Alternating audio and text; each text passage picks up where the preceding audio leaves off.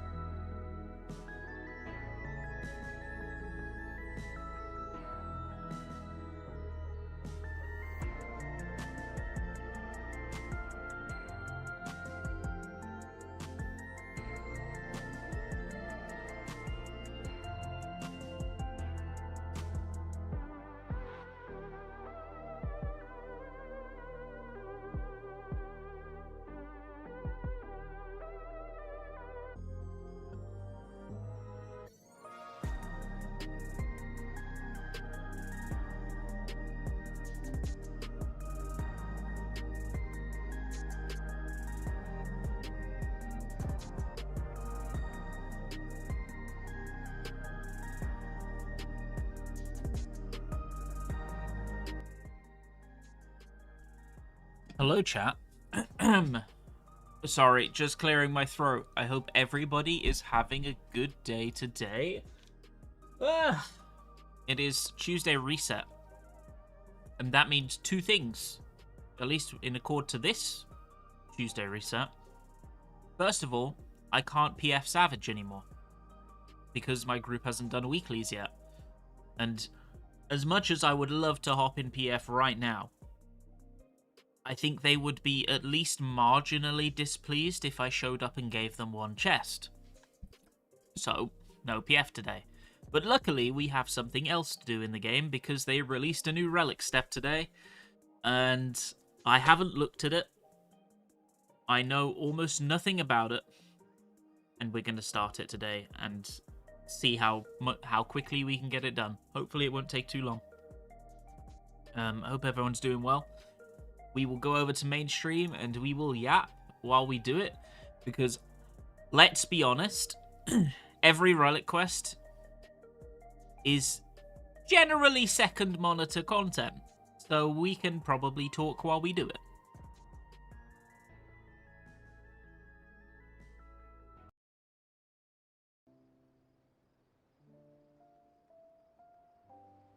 Okay.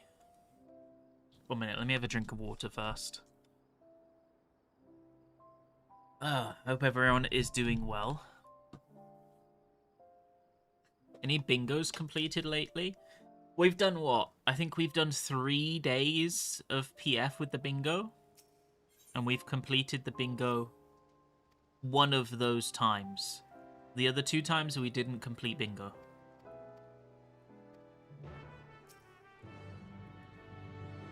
Just as a heads up, I'm skipping every cutscene. I could not give less of a shit about the Relic quest story, I have to admit.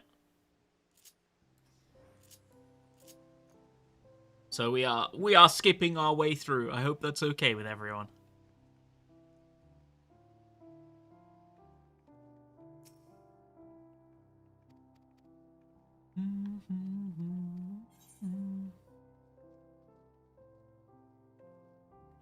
What would I like to ask about? I'd like to ask about the thing that continues on the quest.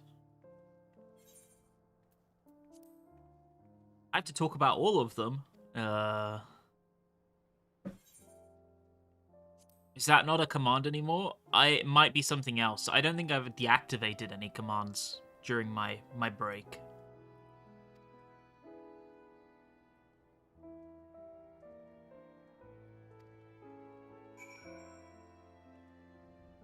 Hello, gamers.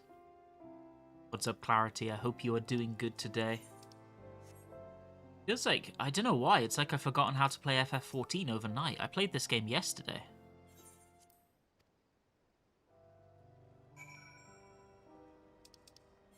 Oh. Deliver the requested items to Geralt. These are crafted. Well, I'm gonna buy them. Is there like a tombstone item? No, okay. So these are just all crafted, I'm gonna assume. Like the last time.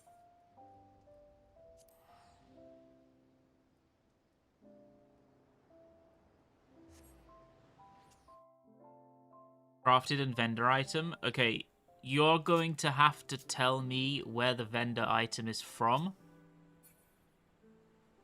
What NPC? Talialau? Okay, I'm gonna go buy all the others off the market board. Aglo. This... Oh. Aetheroconductor. Sure. These are pretty cheap already. Aetherocatalyst. Thank you, Samwise Gamgee.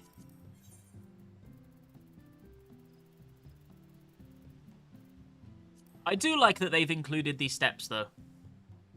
In Heavensward, they had a step like this, which was far more lucrative because, sorry to wax poetic about, oh, back in the old days when crafting was a relevant interest to have in the game. But back in Heavensward, they had a crafted step where you had to, I can't remember what you had to make, but you had to craft Adamantite Francesca and some other shit, right? That was it. Is it this guy? Gotplu? Humble Clay. Sick.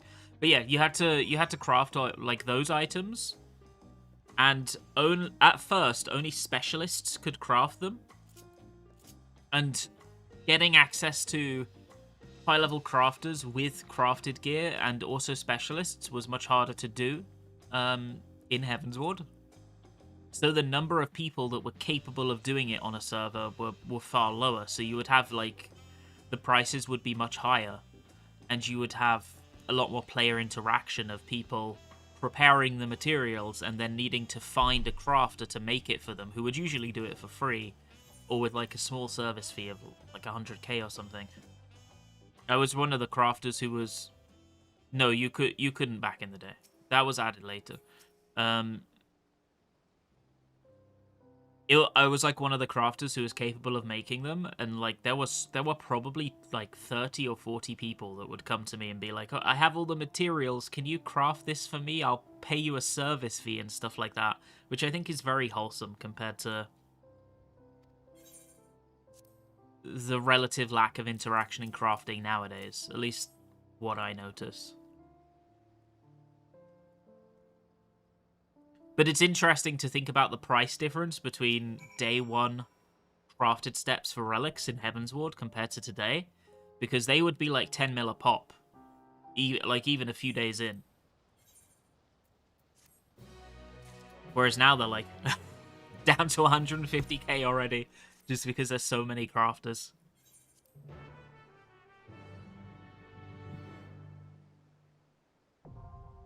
Okay. So now we're starting the actual quest. To enhance Geralt's hammer and imbue your phantom weapon with... No, I'm trying to read! Okay, it's light. It's light. It's light. It's light. Okay, fine. I won't read it because you're skipping me through it, but it's light. It's light.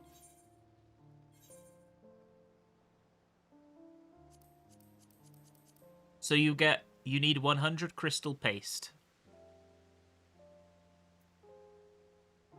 Feel like it's the cousin caused the deflation, if anything. I don't think it is just the cousin causing the deflation, because the deflation has been happening since Stormblood, before there was a cousin. So basically you can get light doing any of this shit, including Savage. Interestingly. Is there a chart anywhere already that tallies up how much light you get from each one of these? Let me have a look. Yeah, I think it is the relative ease. Well, initially, I think it is the relative ease of leveling crafters now compared to then, and also gearing crafters now compared to then. I do not care what they do. Yo, what's up, Ludwig? Thank you so much for the resub. I hope you're doing well, boss. Eurodite_Ludwig just subscribed for 33 months. Okay. Yeah, I'd love it if you posted it here, because I'm literally about to try and find the same thing. Apparently, Expert Roulette gives 15, a normal raid gives 8, a critical engagement in the Southhorn gives 5, a Fate gives 3, a Leveling Roulette gives 20, a Savage gives 10.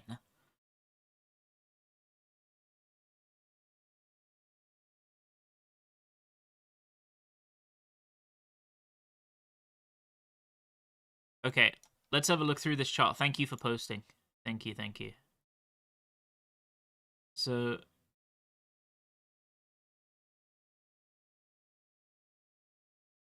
Does the M11S... Yes, it means it's patched. Which I actually think is kind of cool. Knowing that you've directly changed the game feels kind of neat. Okay, so a critical encounter is 5. Expert Roulette is 15. A level cap dungeon roulette is 15. Leveling roulette is 20. Doom Train Extreme is 9. Heavyweight M9 to... I think these numbers are skewed a little bit. M12S gives less than leveling roulette.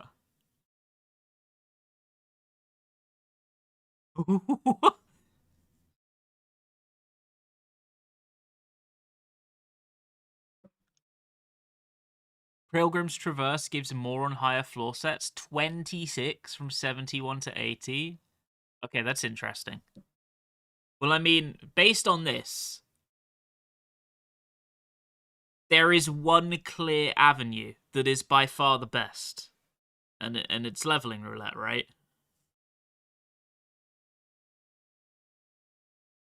Like, based on this, the answer is just you do leveling roulette forehead, right?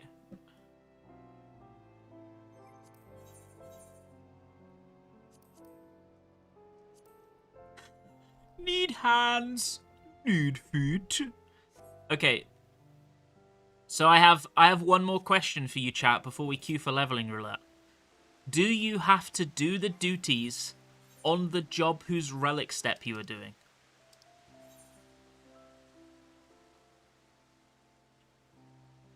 It looks like this is agnostic of a relic step, actually. So we just queue on tank. Okay.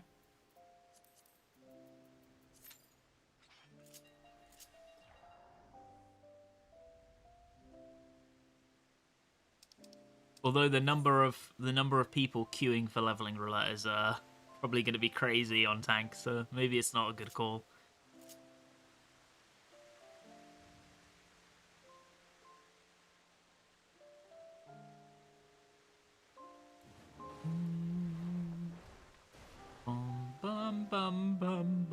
Well, does anybody...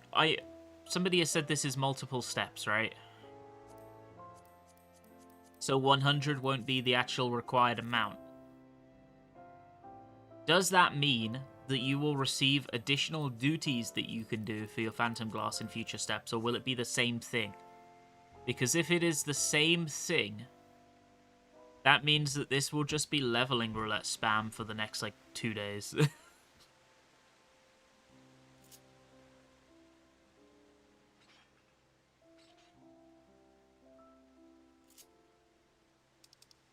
I wish you could queue as anything, man. Let me queue as anything. Why doesn't the game have that? Why can't I queue as any job? I should be able to queue as Flex.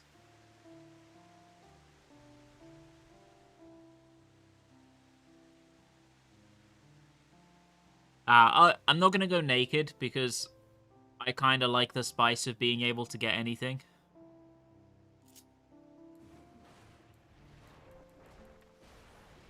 Even if it's suboptimal.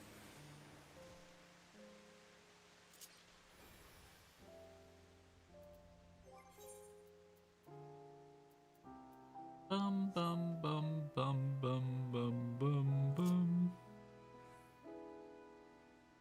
And they find the any key you can have any job. Yeah, this is like one of the things that I roll in waiting 7. Let's see how healer is. This is one of the things... Well, okay, alright, fine. We're queuing on healer then. This is one of the things I find a bit annoying about the roulette system in this game. I really think you should be able to queue as anything. I really do.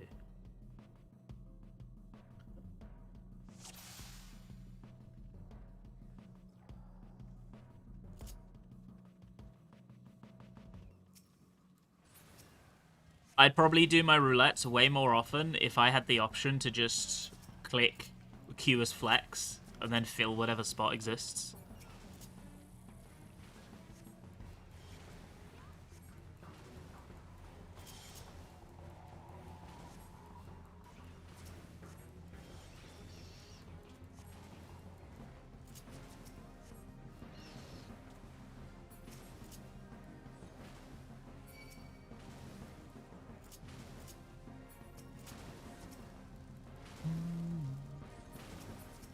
I don't think I've done this since it got reworked. Yeah, I think they did. I don't remember what it's like since rework, so I'm assuming I haven't done it. It's like a whole new dungeon.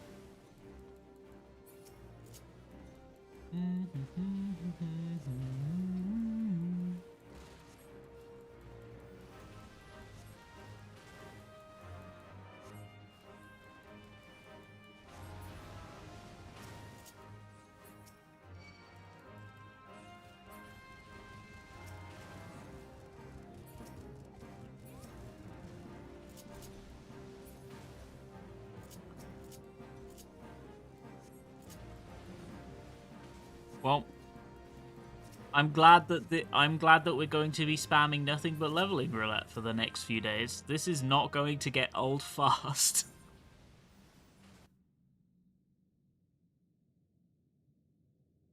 For a split second, you know, when I saw this, I thought it was going to be that you had to complete the crystal paste in each category, which I think I would have preferred. Where, you know, you have to do a little bit of everything.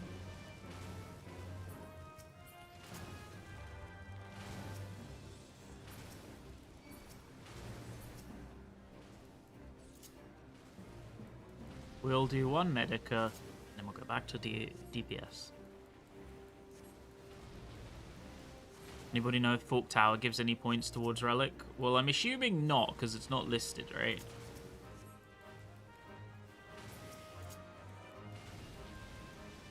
I think if I'm going to be honest, Square Enix wants everybody to forget that Fork Tower exists. Until they release that new difficulty mode. Imagine looking at ARR Relic and thinking that's kind of neat. Let's do it again. Yeah, I do. I think the ARR Relic is way better than what we got in Endwalker and Dawn Trail so far. Am I crazy?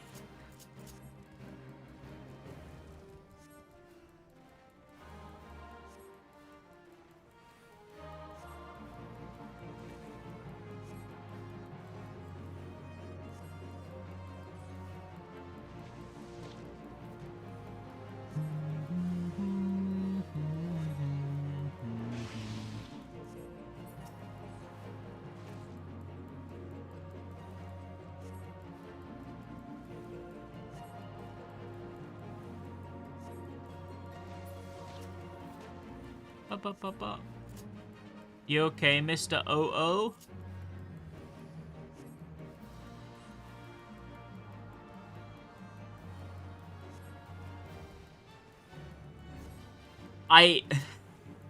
If this like ×3 is the entire relic step, I have to use the dreaded term.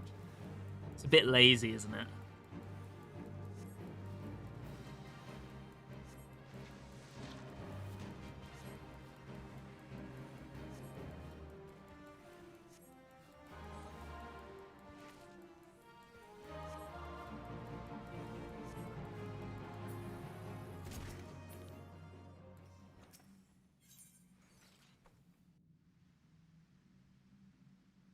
Like, I'll do it, and I'm not gonna despise doing it. Don't get me wrong, but I don't know. What do you guys think the relic quest should be in this game? I've always thought of. I actually think that even to this day, the Realm Reborn and Heavensward relic quests have been the best they've done. And the reason I like those quests is because, oh my god, he just got fucking murked. The reason I like those quests is because every step feels markedly different from one another. It may not now, speaking about Heavensward, because nowadays you can use tomes for everything, but you did not used to be able to use tomes for everything when it was released. That's like a post-expansion quality of life edition.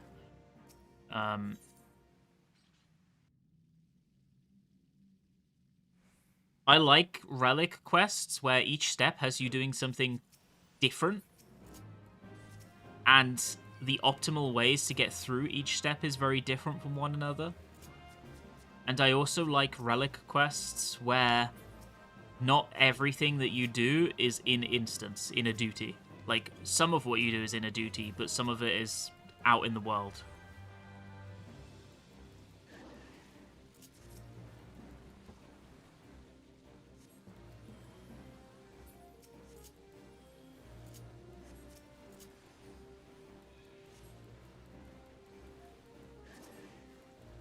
Everybody doesn't like Endwalker Relic, but it is the only relic with exclusive trial. Think about it.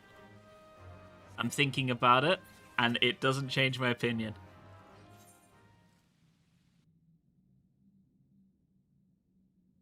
Nobody dislikes the Relic quest because of the fact that it has that trial. They dislike the Relic quest because everything else was copy and pasted by AI.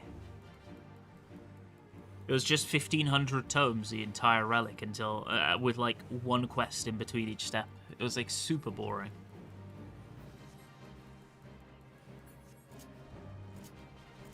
Well, it's downtime, so I guess now is a good time to do this.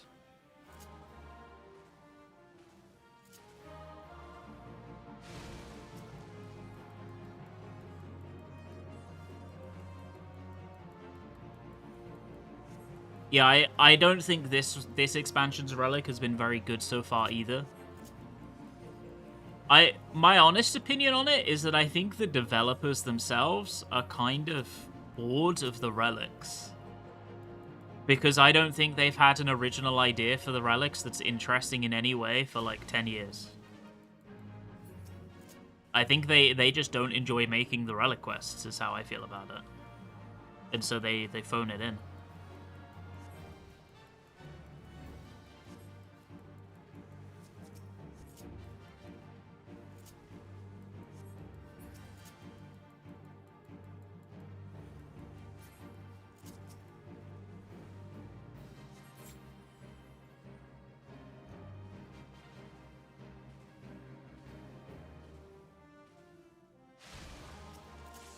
Okay, this boss is still as uninteresting as ever. Did you like the Heavensward Relic? I liked it a lot more than anything since. I think my favorite relics are A Realm Reborn and Heavenswards. And I think then Shadowbringers, then Stormblood, and I think Endwalker and Dawntrail are both kind of arse so far.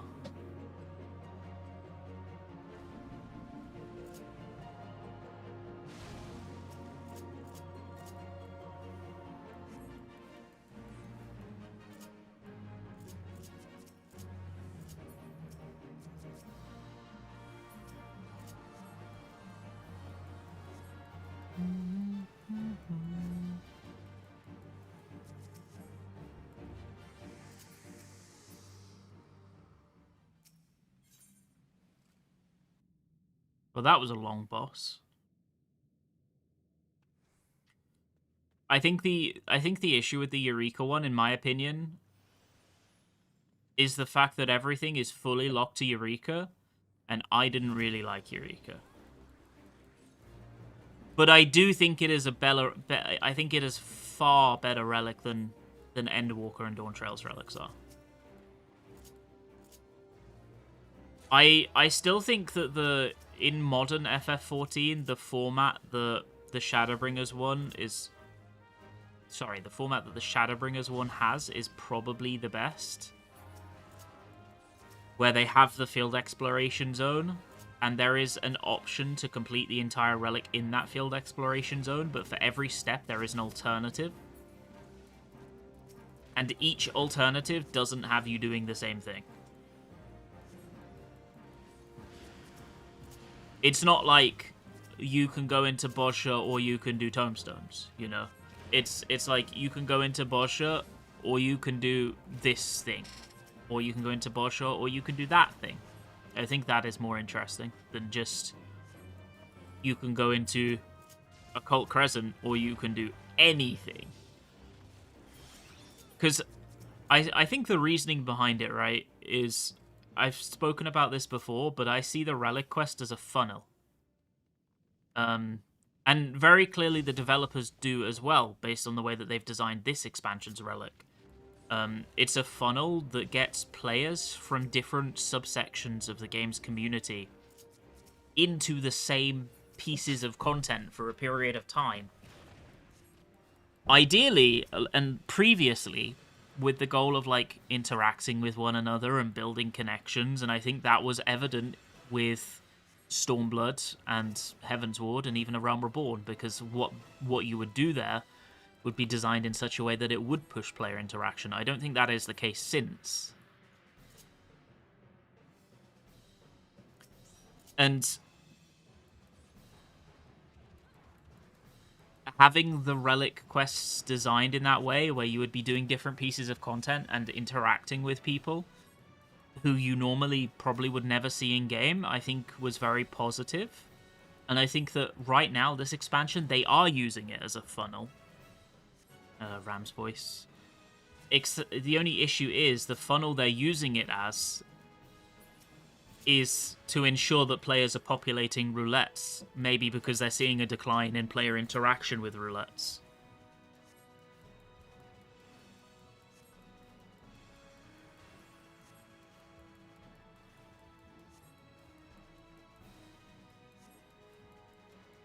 Which is why last step and this step are both extremely optimal to do in either extremely optimal or forced to do in roulettes.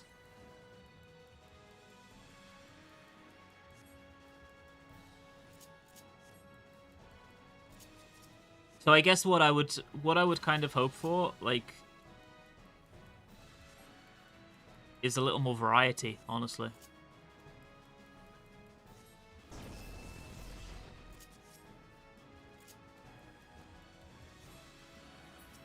Good morning, sailboats. I hope you are doing well. I think Delubrum Reginae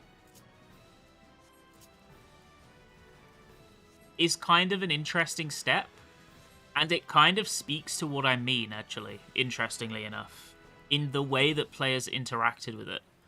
So Delubrum Reginae was a duty that people would occasionally queue for, right? Runs would take forever, it would be pretty slow, it was kind of obnoxious. But the moment that it was implemented as a relic step, suddenly you get these community-managed runs where people would get together in a pre-made and they would work together to play a more optimal run that would be way quicker, and people would get together to organize like 5 runs at a time. It would take like an hour. You'd get an entire relic almost. Well, it depends what time you did it. And this became a prevailing thing in the community for a while, even. For like at least during Shadowbringers. And I think that when the relic forces you to engage with a specific type of content, it suddenly boosts community interest in that content, and it also changes the way the community interacts with that content and makes them take it a little more seriously than anybody ever would if there wasn't some level of optimization behind it.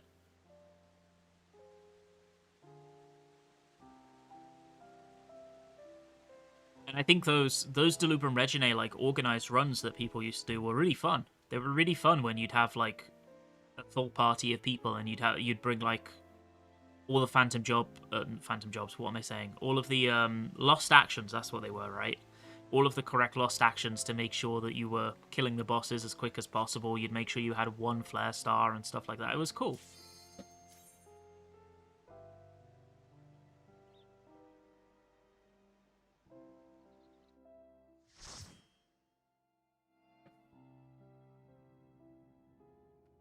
Are you kidding me? What? Again? I've seen this place before! What do you fucking mean? Why is it Cutter's Cry Roulette?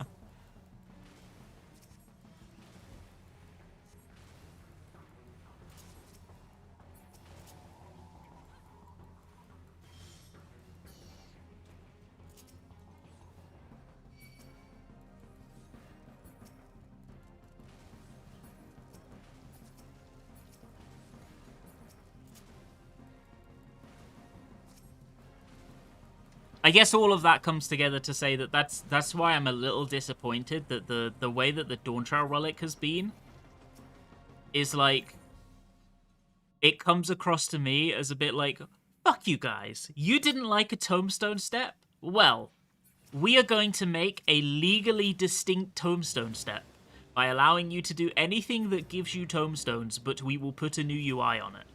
That's how it comes across to me.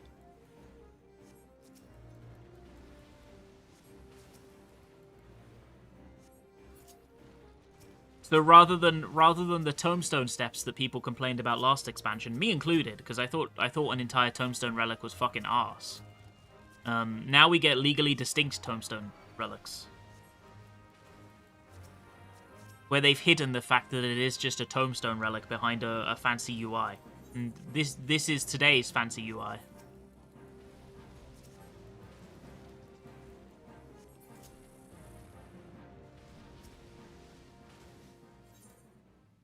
What are the new steps? Okay, so my understanding, the way the new steps work right now, just like the last patch, there is a crafting step at the start where you need 4 items from crafting and 1 item just from Gil. I bought all of them. It cost me about $1 mil combined for everything. And then you get this UI here, which will allow you to queue for any duty in this list.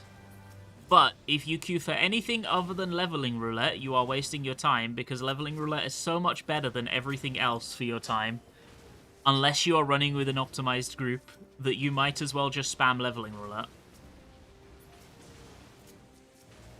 You do 5 Leveling Roulettes and you cap this thing. This thing here, this Phantom Glass, up to 100. I have heard that afterwards there are 2 more steps where you need to cap it again for amounts higher than 100. I think it was 200 and 600 or something. I don't know. But there are 2 amounts more than this. So you just have to cap this thing 3 times. And then after that, you will pay 1,500 tomes and you'll have your relic.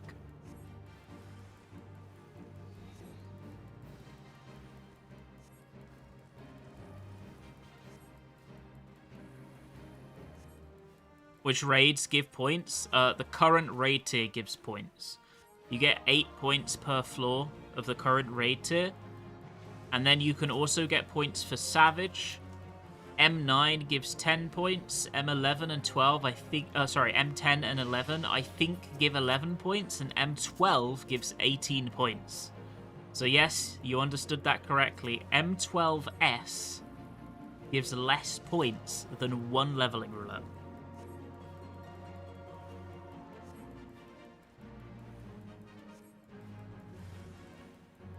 So what I'm doing in this one Cutter's Cry right here is more optimal than doing one M12S.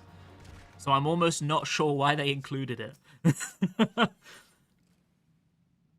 I think if you're gonna allow people to do basically any content, like current content, you really need to consider how many points you're giving players based on the effort investment of that piece of content. Because I do think if somebody was like, yeah, I would like to complete my Relic step using Savage and, like, help people clear, which is something I would have considered doing, actually. You got to make it feel like they're not getting shafted for it. And I don't think there's a single person who wouldn't feel like they're getting shafted for this, you know?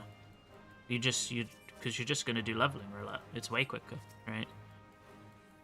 Like, I think the way that most people will interact with the Savage component of this step right now is they're going to do their weekly read clears because they're doing them anyway, and they'll make a small amount of progress on the Relic from that, and they might go, oh, that's nice. Rather than anybody going out of their way to do it that way, right? And I think that if player choice is an option, the player choice should be that the players will want to choose to do one of these options based on what kind of player they are.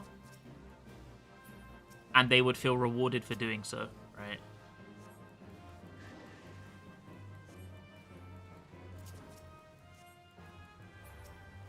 No, you can do it on any job.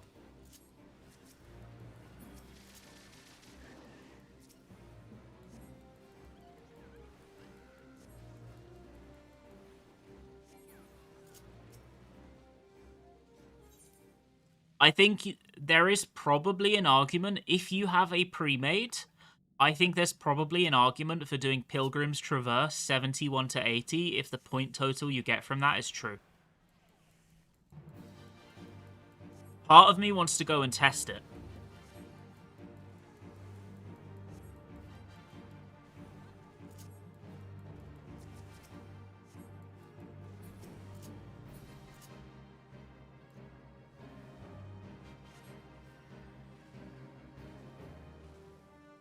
I have to do Cutter's Cry 2,000 times. Oh, shit. Because I think somebody said earlier that they got like 20-something points from what's it called? Pilgrim's Traverse 71 to 80. If that is true, I think doing that with a pre-made is probably the most optimal way to get points. Yeah, it popped up again in my leveling roulette.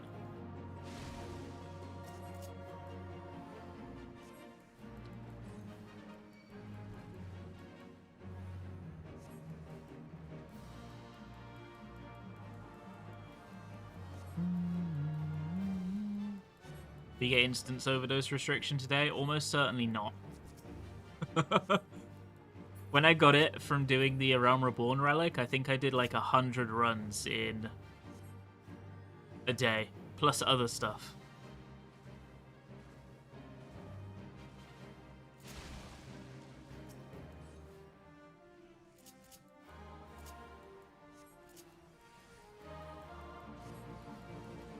I'm just saying, if we get Cutter's Cry a third time in a row, I think I'm gonna need, like,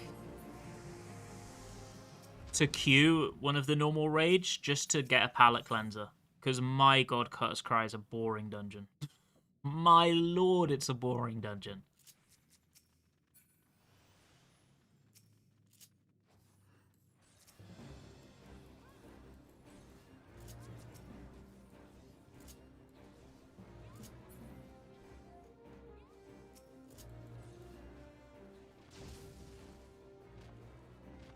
bum ba bum ba bum bum bum bum bum bum.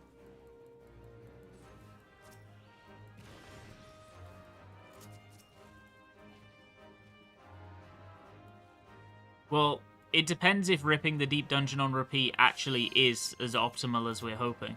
If it is, then yeah. But I would do it with the pre-made, I think, because I feel like queuing for it is probably a bit dead right now.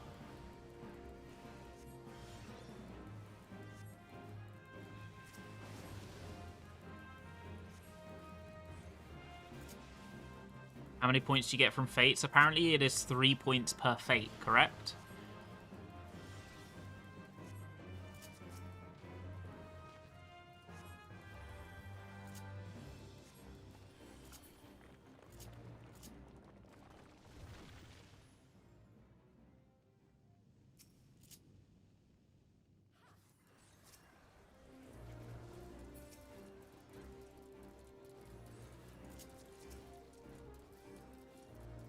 Rinon, why didn't you make a P2 guide? I've spoken about this at length a few times. I'm not going to speak about it at length again. I didn't really feel like it was needed. I feel like people are kind of moving on to raid plans nowadays. And I didn't feel the need to force my voice into the equation when I don't think it was super needed. I also don't really enjoy making guides. And realistically, there's no upside for me from making guides. All I ever get is harassment. So I just didn't. Simple.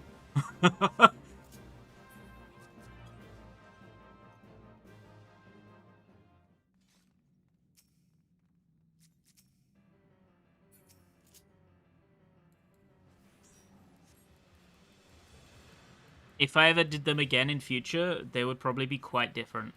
Because yeah, I'm not really interested in the rat race of people rushing out raid plans for fights they haven't done and stuff like that.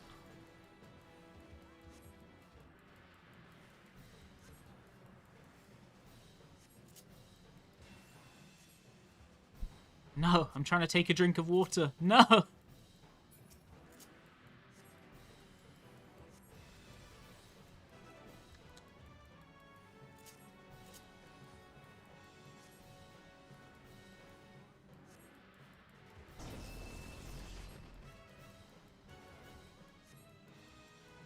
But yeah, those are the reasons. You're not the first person that has said, why didn't you make an M12 P2 guide? You're also one of the most polite, because some people have been quite rude about me not making it. So it turns out that even if I don't make a guide, I will still get people being assholes to me about it. Whether I make one or not nowadays.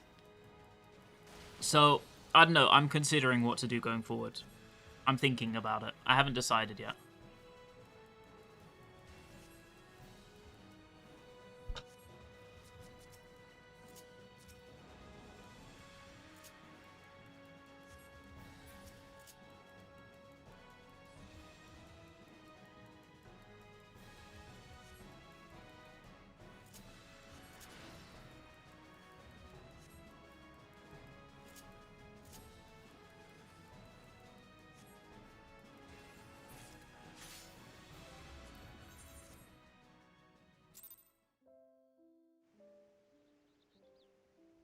So yeah, I don't know, basically. I'm not going to make an M12 P2 guide, at least. It's too late now. I'm sure Hector will in a week or two. But what I'm going to do in the future, I haven't decided on yet. I'm thinking about it.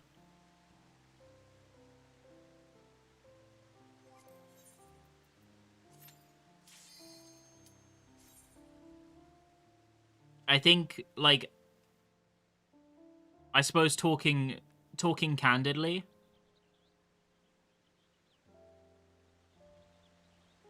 for me, guides are a weird thing, right? Because they've never been something I enjoy making. I don't enjoy making guides. And when I started making them originally, the landscape of FF14 was a very different place, because I started making guides in Shadowbringers, and this was before the rise of Party Finder being like the primary way that honestly most people clear their content. It was back in the day when PF was a very, very small slice of the pie, and most of it was people in groups and statics. And my guides were intended for statics, right? To take what they want from it, and to lead. That's kind of with the intent that I made them. But the landscape has changed a lot now. Like I said, I think the average FF14 Savage Raider nowadays spends more time in Party Finder than in a group.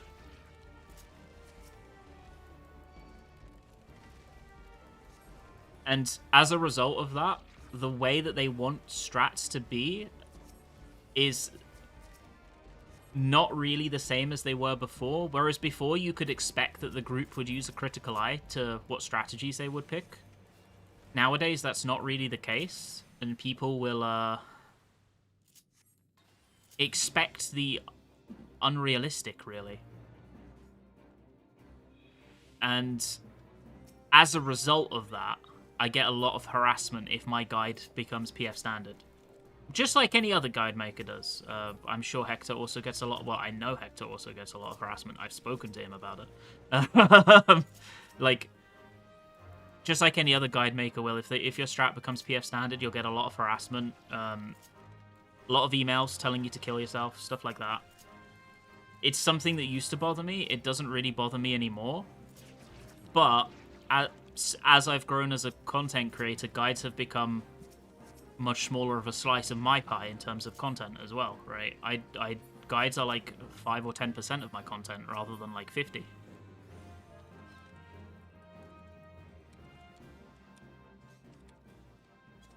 The things I prefer to do nowadays are make discussions about the game, make videos talking about the game's past or cool events that happened in it, like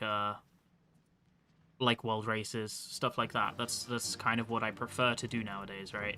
And I don't get harassment for doing that, and I have fun doing it. So, like, to me, like, guides are something that I started off doing, and I kind of begrudgingly continue to do, just because I would occasionally get messages from people say, oh, that helped me, and that was enough that I would be like, oh, I'm gonna keep doing it. So it leaves guides in a weird spot. I don't really know what I want to do with them. I haven't really found, like, a way that I enjoy doing them. You know what I mean? So yeah, I don't know. What is Eyes on Me? Oh, it's just a raid rider, okay. And, like, speaking pragmatically, guides get me the most harassment. They make me the least money. They are something that I feel that a lot of other people also do. So it's like, do I feel that they're a net positive? I don't know. So that's why I kind of stopped this time.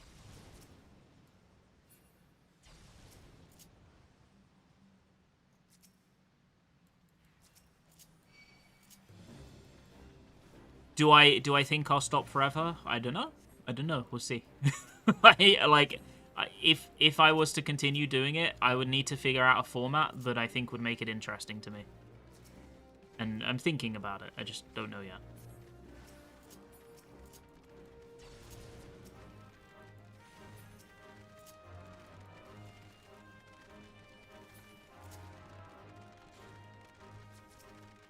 Should I give my goat a new regen? A fresh regener? So, I know that you probably asked a simple question expecting a this week answer. I do apologize, but I thought I'll lay it all out for you.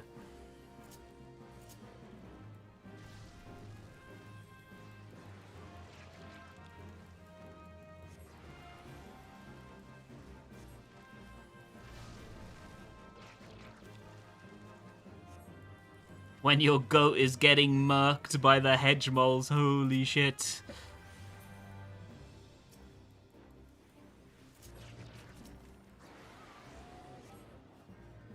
We need a highlights of the Bingo PF adventures. Well, you might be happy to know that there is a highlights of the Bingo PF adventures releasing tomorrow.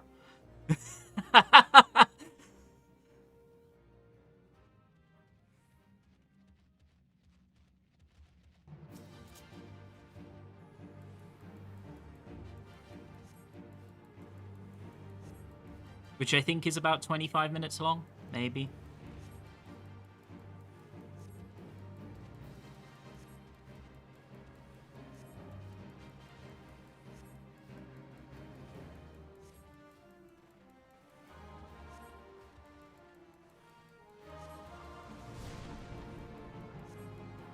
That the no marked tank equals I leave stream is not in there yet. That would have to be in a future one.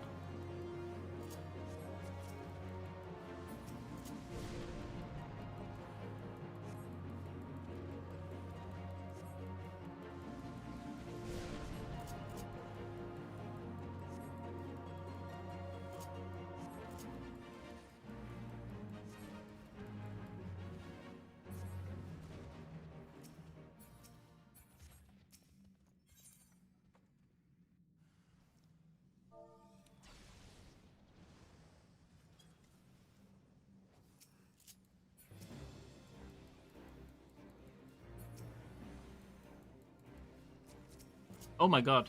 Shit. He's getting murked 1 minute. Whoop, whoop, whoop.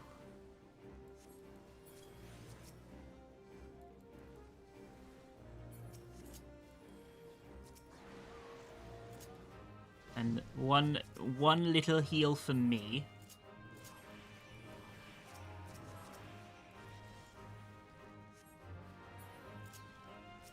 Bro, I should make a Hall of Fame of the PF goats, actually. What a good idea.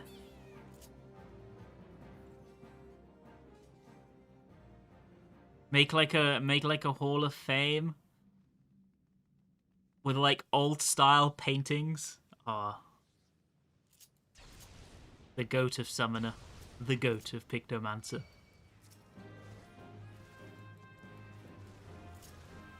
I feel like there might be somebody that would think it isn't lighthearted though, so I don't know if it's a good idea. I don't want somebody to like get upset about it. Because we just joking around. We just joking around.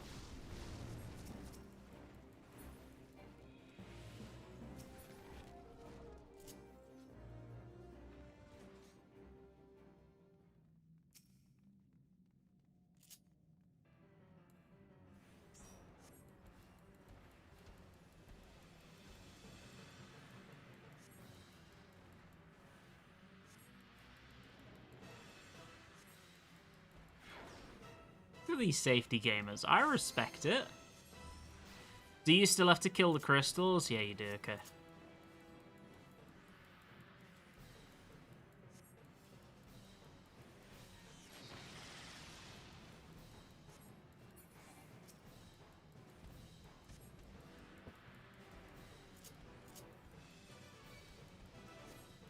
You know, I've only got like 6 people on my blacklist.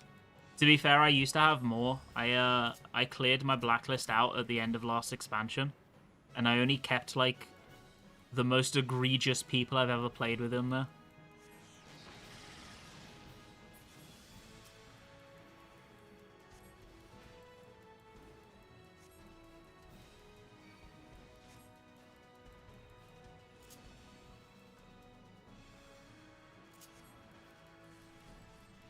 I kept the people... Some people might remember the Uwu incident. I kept the people from the Uwu incident on there.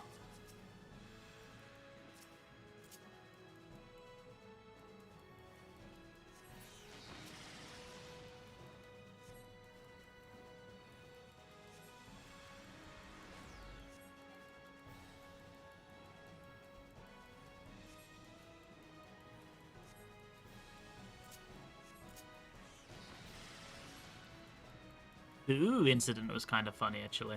So this was a long time ago. This was when I was doing Uwu on every job. You like a party? Have a good day. This was when I was doing Uwu on every job, and I ran into the most toxic people I have ever seen. There was this female Aura and her partner, the male Vieira, dressed like an emo boy. I know, you've never seen an archetype like this before in your life. They are a very original couple. Actually, I think they invented the concept. Nobody has ever done this before. And they were like, we joined a clear party, as in I joined a clear party and they were there. They were incredibly toxic to everybody. Like, whenever there was a wipe, they would fucking verbally harass whoever caused the wipe. They were shit, secondly. Like, turbo griefing. The girl was the other healer, and I was one of the healers. And the girl would, like, use no mitigation and turbo grief for dosis.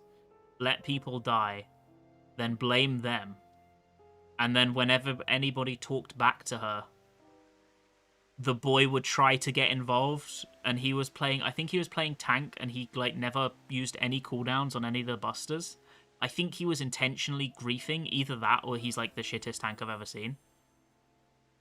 I'm not going to out their names. We don't do that here. But they're on my blacklist, so if my blacklist ever comes up, it'll be one of those. So the party quickly disbanded, right? The party very quickly disbanded. They were fucking her. They were so shit at the game, and they were so horrible to be around. And then I left, and I joined another clear party. And 4 other people from the PF I was in joined that clear party as well. And the person who was sat there as the leader of this clear party was like, "Oh, you guys just came from playing with X and Y, didn't you? My condolences." And everyone was like, "Oh my fucking god, they've got a reputation. They're known for being cunts." Hit us with the "my condolences" for having to be in a party with them.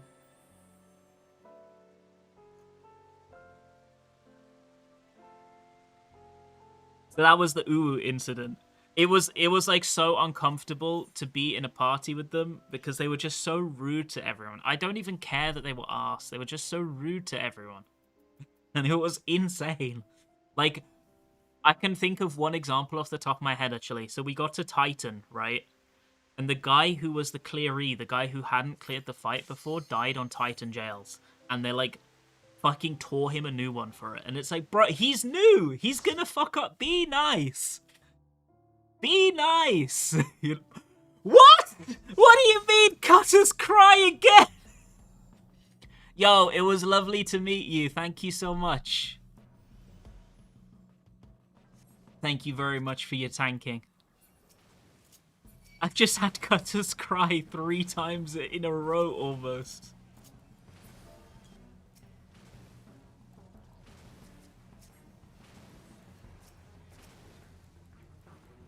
Is this real? Do you think they've upped the drop rates of Cutter's Cry? Chat, is this real? What do you mean?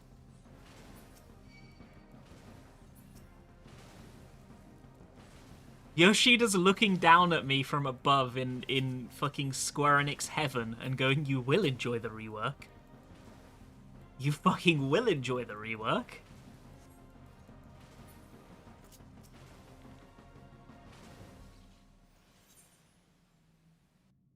All of these bastard FF14 players coming into my game and telling me there's no content?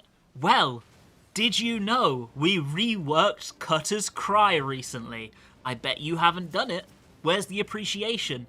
Now you're going to queue into it every roulette, all day long.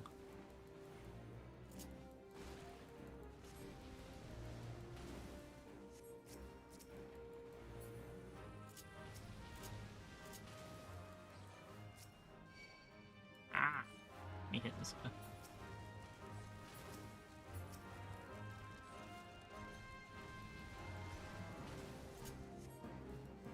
I'm doing it. I'm putting the ants in the bag.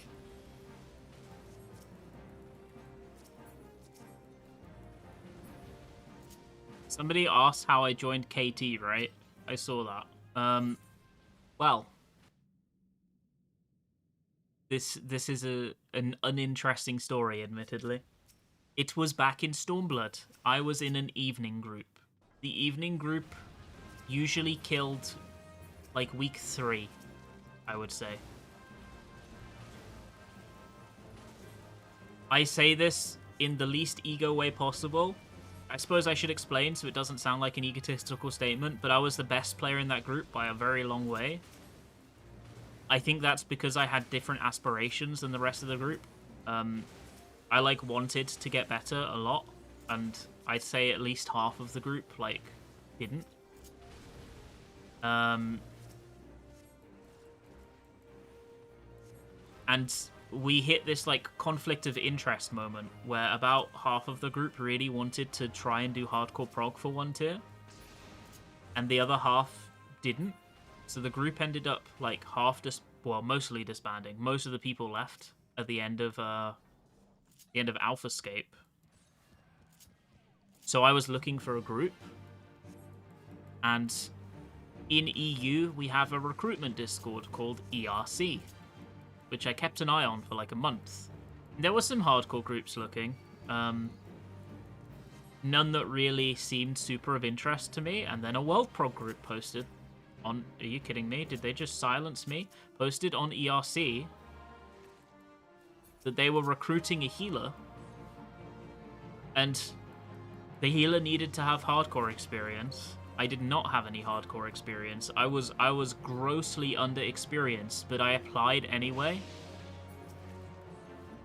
And somehow I convinced the group leader to give me a trial. And I did well enough at trial that I got the spot.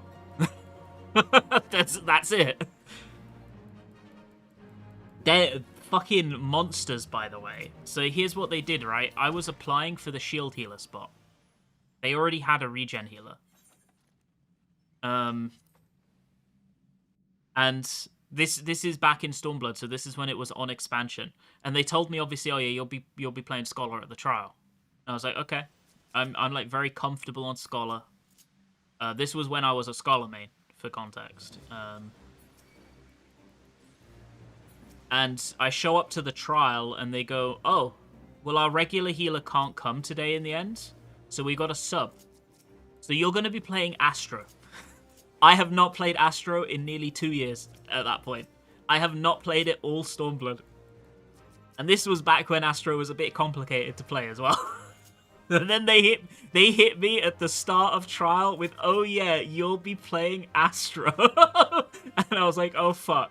Luckily, I knew just enough Astro to pretend that I knew that I knew what I was doing. I knew just enough to like play the game.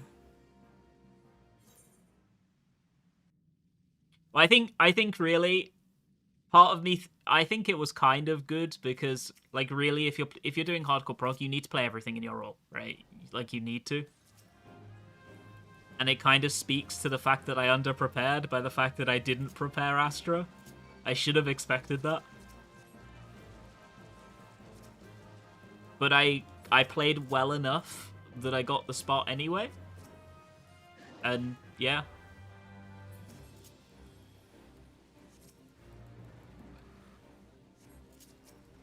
How did I get into raiding to begin with? Okay, I can tell you the thing that made me want to raid in this. Because I had a bad experience raiding initially, right? I've told this story before as well. The first raid I ever did was Bismarck Extreme when it was on content, and I got flamed out of the duty because I didn't know something. I didn't know you were supposed to watch guides before you went in, so I didn't do one of the mechanics, and I got flamed out of the duty, and then I quit the game for like 3 months. Oopsie. TLDR, healers were supposed to do the Dragon Killer in PFs, and I didn't know that. And I didn't know you were supposed to watch a guide back then. I didn't know. So I joined a PF and I got flamed. And they were very mean about it. It wasn't just you should know this. They were like, you're so fucking stupid, blah blah, and all this, you know. So I was like, okay. But then I came back, and Thordan Extreme had just released. And I spent the entire week in Thordan Extreme progging it with random people.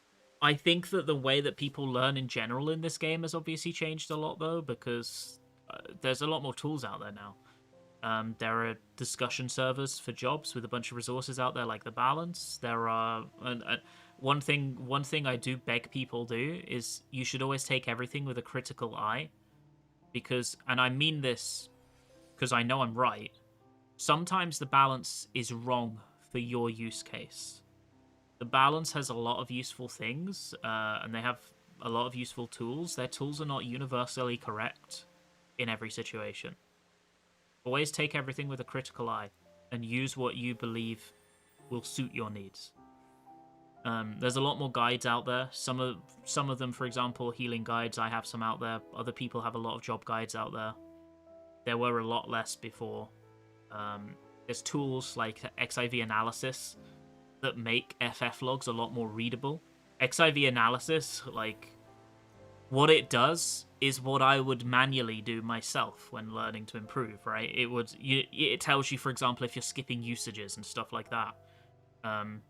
When I was learning to get better at the game quite intensely, that's what I would sit there and do manually on an FF log. Like, someone would link me a log and I'd sit there looking through it. Oh, I wasted an assize here or something, you know? Stuff like that's very useful. XIV analysis makes it very readable. When it comes to fights, there are simulators nowadays.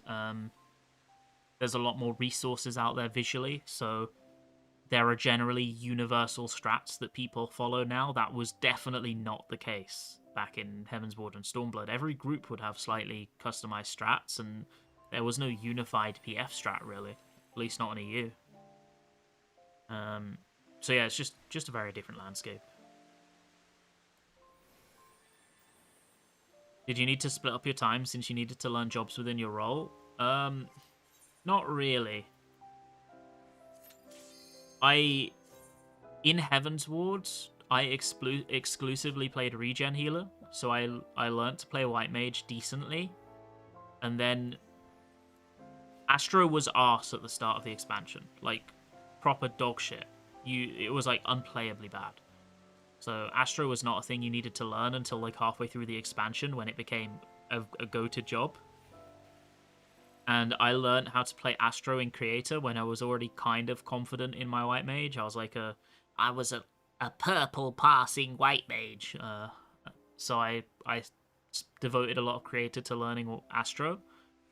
And then in Stormblood, I swapped to shield healer, so I learned Scholar, and I like basically played exclusively Scholar all through Stormblood. And then when I joined my current group, like a World Pro group, that is when I was like, okay, so I actually need to be able to play every healer. That was the only point where I was like, okay, I need to be able to play everything. Before that, I was just playing whatever I wanted, and I just happened to play all of them over time.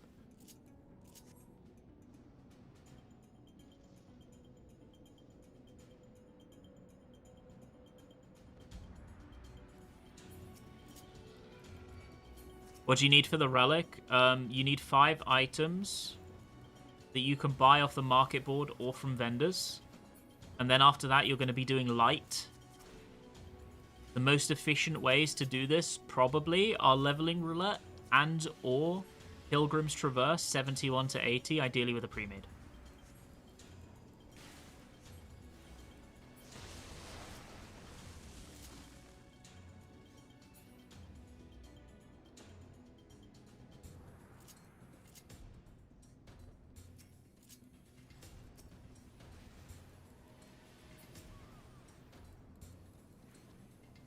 What would you do in terms of recruiting or trialing? Well, I mean, nowadays KT is my group, right? So in a lot of ways, we kind of do what I want, honestly. But I think the most important thing in a static, which is a thing that I've learned over time, is that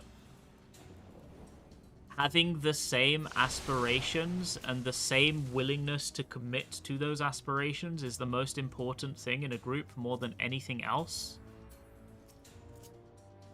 If you want to do everything you can to go for world first, everyone in your group needs to want that bad.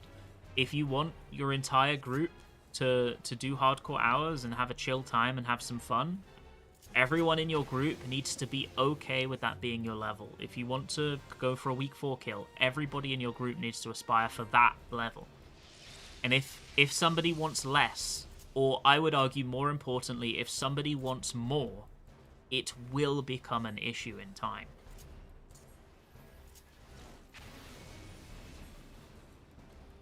I think that skill disparity is something that is much more easily fixed, personally. I think that this game is not naturally difficult enough that somebody can't learn to be super good at it. So I think that aspirations and willingness to put a level of commitment in to hit that aspiration is the most important thing in a group. And everyone having an equal level of both of those things is the most important thing in a group. So, for example, my group is we do hardcore progression. We expect people to be able to take 3 days off for prog for Savage without fail. You will sacrifice, like, if you wanted to go on vacation that year or you wanted to stay in the group and do prog, we would expect people to pick prog. Because that's what you agreed to do, you know, stuff like that. If you got enough vacation to do both, hell yeah, go enjoy your life. But I mean, if you make the commitment, we expect people to stick to it. You know, same for Ultimate. Like, we expect people to take a week and a bit off. And like everyone in my group will obviously do that without complaint because they like raiding. They find it fun. It is a fun hobby for them, so they do it happily because that's what they want to do. But we're not really going for world first. We're just going to kill as quick as we can, right? So that's like my group's aspiration. Our aspiration is not world first. Our aspiration is we will do hardcore progression whenever there is something to prog together, and we will go as quick as we can.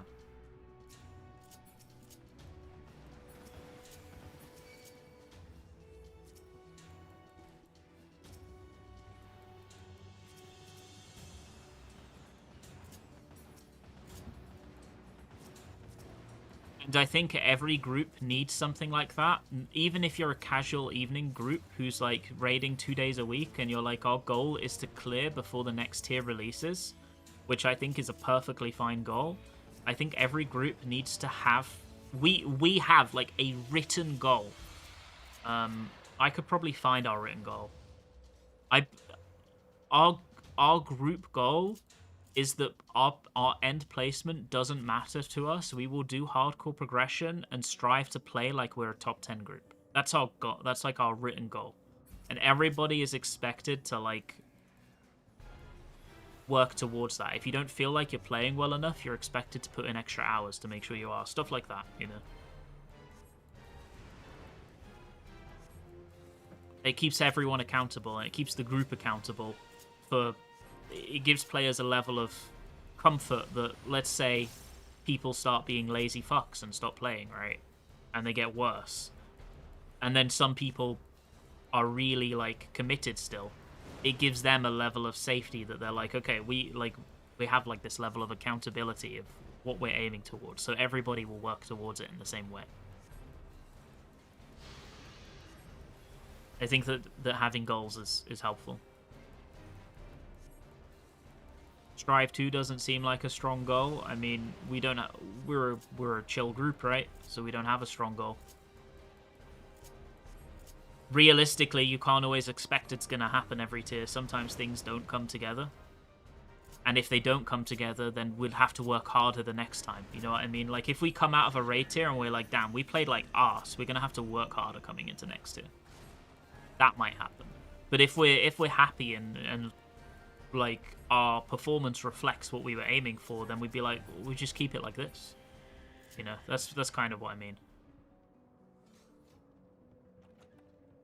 What are your hopes for the next Ultimate? I hope it's better than Fru. Sorry, Fru lovers. I didn't like Fru very much.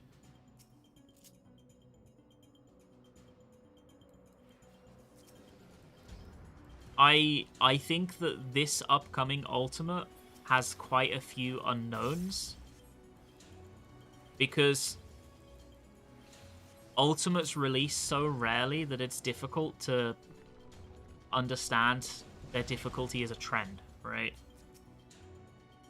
We have DSR and Top that are both very difficult fights that would take most groups, aside from maybe World First, I'd say about a week and a half to beat. It took us about a week and a half to beat, right?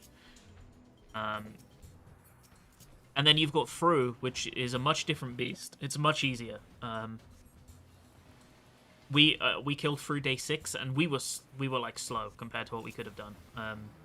We had some group issues that have since been resolved. I think we could have killed Fru day 4 or 5, honestly. If like the group that is playing today did Fru, it would have died day 4, I think.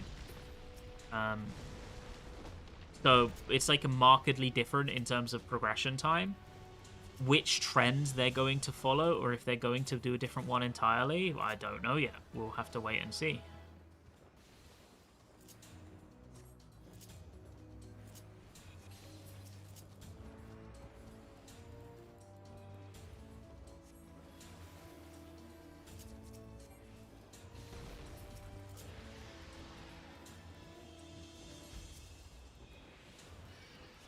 Would you say Fru's a good starter ult?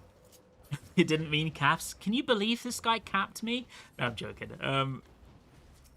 I think Fru is a good starter ult. I honestly, people may disagree. I always think the most recent ultimate is a good starter ult because it gives you a good expectation of what you're going to get from the difficulty level.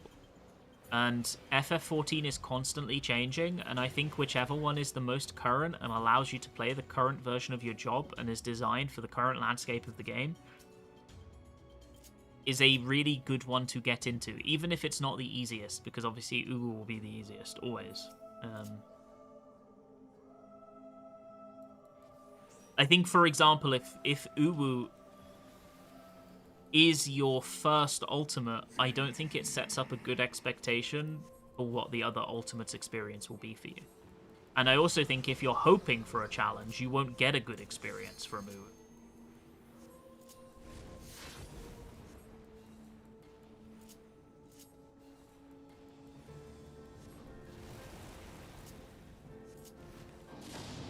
So I think yeah, like I think you should do whichever one you want, but I always think that doing a current expansion one is probably a good place to lock in.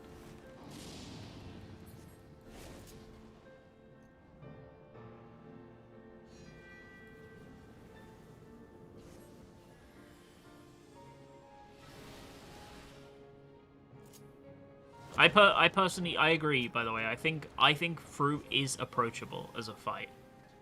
I think it's a lot more approachable than DSR or Top were. I actually think that is the thing that it does the best, is that it is an approachable fight, whilst still feeling somewhat ultimate-y.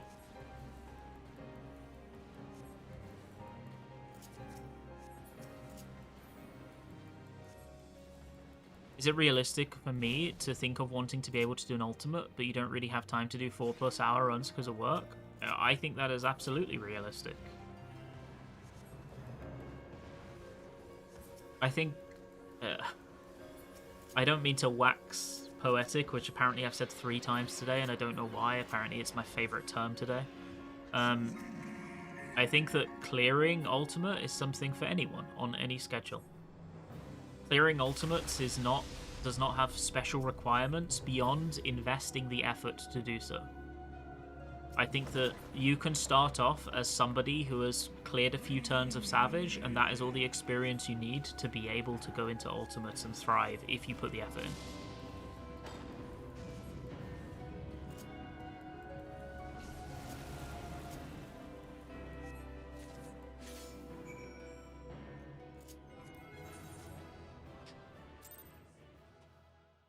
And realistically, there's a few things you could do. You could join a static and do like 2 or 3 hours on the nights you can. You could do PF and you could do like a lockout a day or something. The main thing about PF is you have to bear in mind that, especially right now while Savage is popping, there will be wait times. But yeah, I think I think you absolutely can. If you want context, I cleared my first ultimate doing 3 hours, 3 days a week. So I did 9 hours a week, 3 hours an evening. I cleared my first ultimate like week 7 or 8 doing that, which was Uwu when it first released. Uwu was a lot harder then than it is now, to make it clear. And I found that schedule was totally okay to prog an ultimate. Okay, so we need to go deliver this paste. Tyrant time, good luck.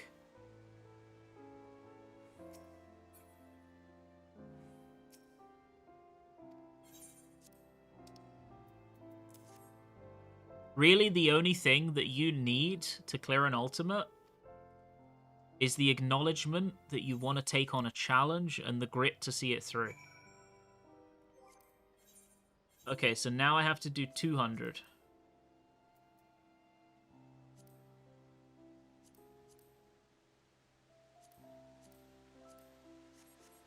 Like, obviously, there's a lot of additional things that are helpful. Like, if you already know your job very competently, that's good. If you don't, put the effort in. Shit like that. Pretty simple stuff, right? Collaborate with the people you're playing with. Sometimes you might criticize each other. Do it in a respectful way, but also if you get criticized, take it on the chin. A lot, you know, basic human interaction, all that stuff, and you have no problem clearing ultimates.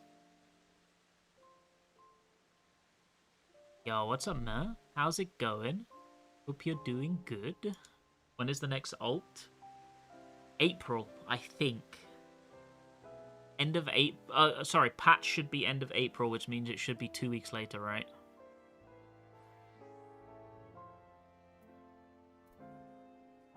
Pretty sure.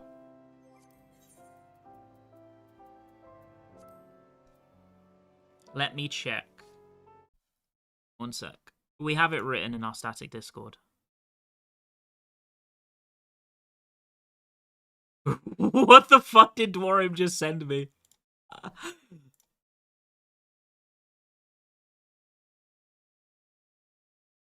Dwarham's just sent me a weird string of letters 3 minutes ago, and I have no idea what they are.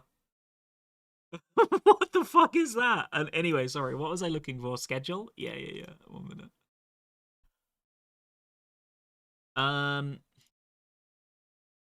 So this is what we have. I'm gonna show it on screen real quick.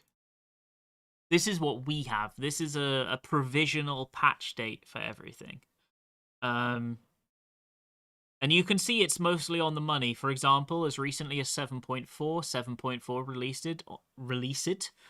released on the 16th of December 2025, which is indeed when it released. This is when we would expect Criterion to release based on that. And this would be when we would expect 7.5, and Ultimate would come 2 weeks after 7.5.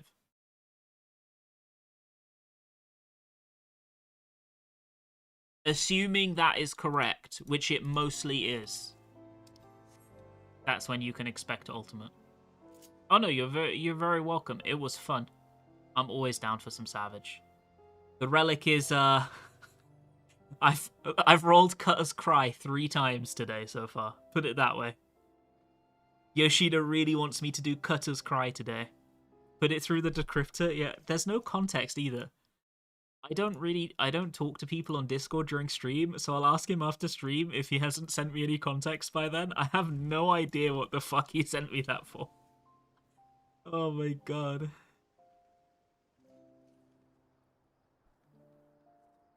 We should hear something about the next Ultimate before that? Yes, we should. One thing I'm a bit worried about, well, I say worried, but I felt really positively about Square Enix's early communication when it came to patch 7.4. And I would really love if they kept it with the early communication, because I would love for all of my group to be able to book time off of work for Ultimate. Because we have a lot of people in our group with jobs that make it difficult to get time off. Like we have a doctor in our group. We have a guy who fucking manages the postal service for his section of the country in the group. It's hard to get time off. And knowing as early as possible helps you get that time off easier. And I would love to know as early as possible when the dates are so that we can get that time off so that everyone can prog. At least it's not Aurum Vale. True, the next one is going to be Aurum Vale. What's needed for the Relic? You get... There are 4 crafted items, which you can buy off the market board. I think it cost me 600k for all of them. And then you have to buy another item from a vendor. It's like the last step, basically. I spent about 1 million gil on that. And then after that, we are doing light farming. And from the light farming, seemingly, by far the most efficient way to do it is to spam leveling roulette, because you get 20 contribution each time. So far, I've done 5 leveling roulettes and completed the first step.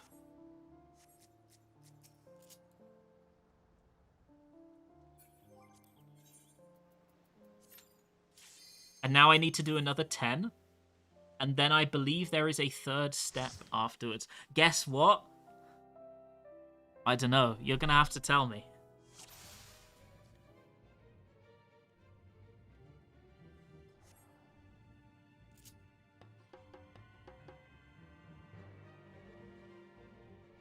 Chicken butt.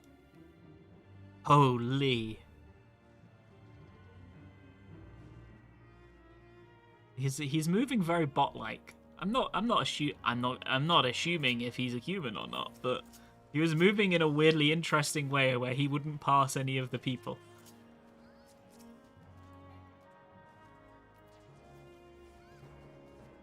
It's only once. After that, I'm pretty sure it'll be tomestones again, like 1,500 tomes.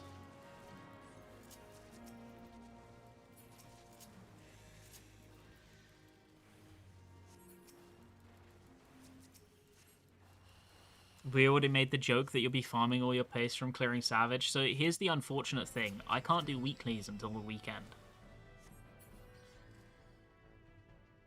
So the downside of a lot of people in my group having important jobs that are very demanding, okay, is that they have a difficult, shall we say, schedule outside of prog. It can get a little difficult. So often we don't get to raid until late in the week.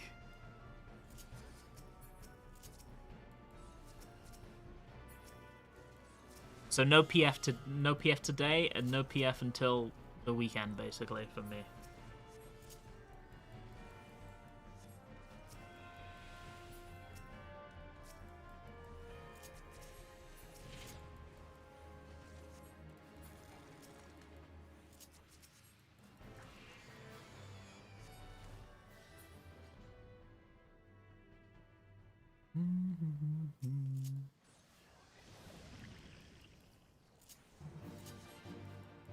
Did they rework this dungeon? They did, right?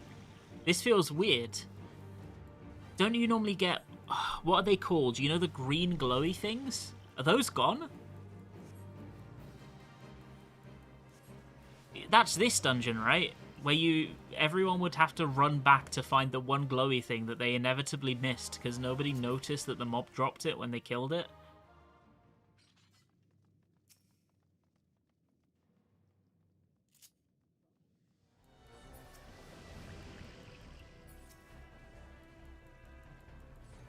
It's been streamlined? That's messed up. I mean, I'm not going to say that I liked that bit, but... You never know what you had until it's gone. You never really know what you had.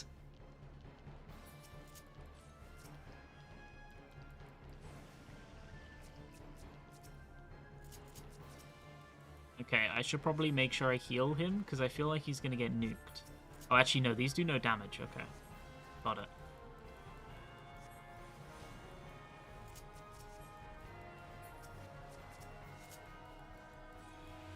Wait, he's DC'd! Do we need that guy?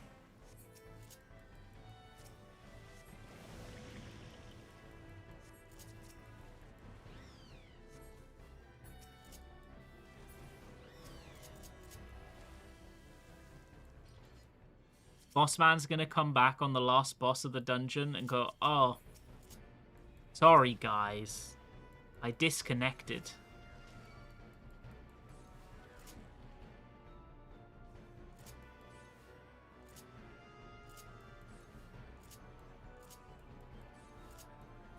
Salamud is very unstable right now. Does it work, like, on a patch? I'm a law-abiding citizen, shall we say. So I use default launcher, so I don't get crashes.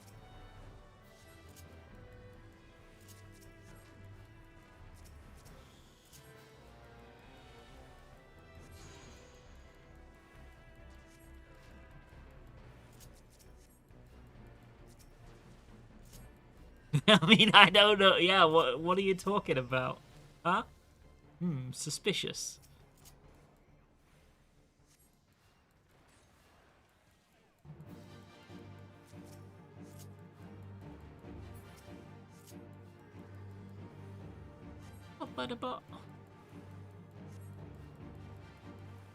What?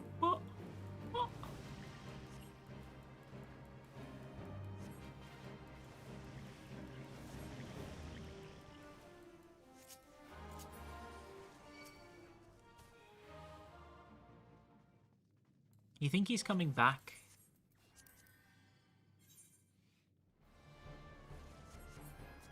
My goat. I thought you were saying I miss her, the Dragoon who left. Are they Dragoon? I don't remember. It says they're Dragoon here.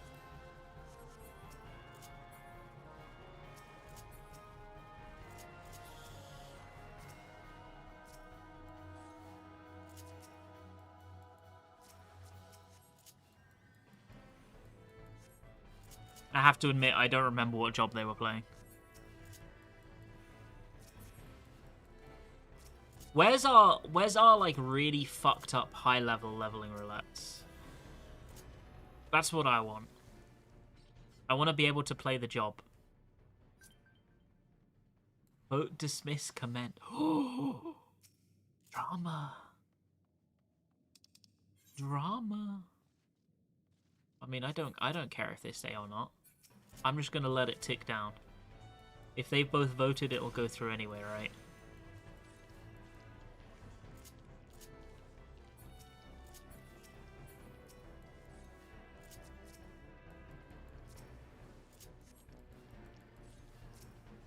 Party member has been dismissed. No free rides!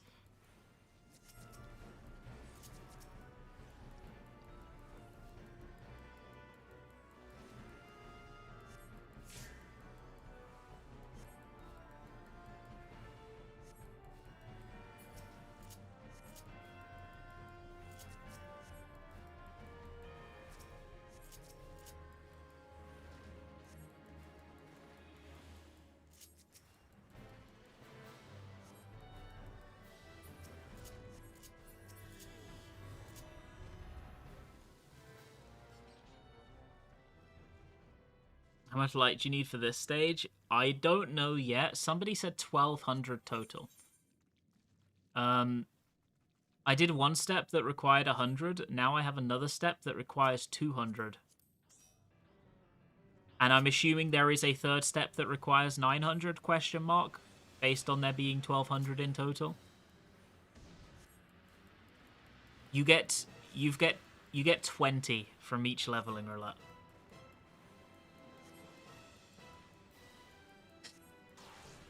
One, two, three, six. That makes sense. Okay, so there's 4 steps.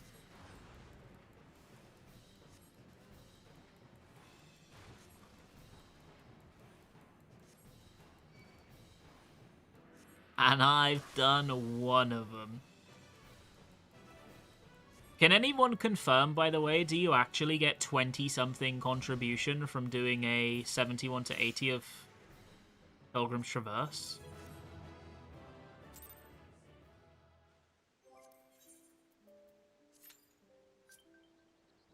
My god. 26. 26 is pretty nice. What if we did speedruns of 71 to 80? I feel like a 71 to 80 speedrun would be more efficient. right?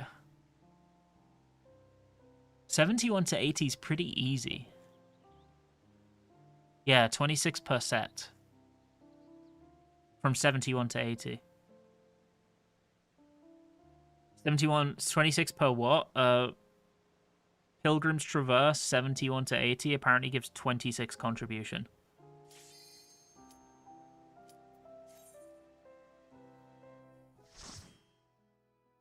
Which I think if you have a pre-made, that's probably the optimal play.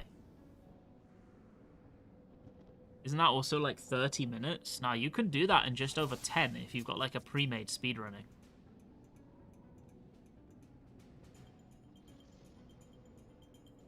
It's like 10 to 15.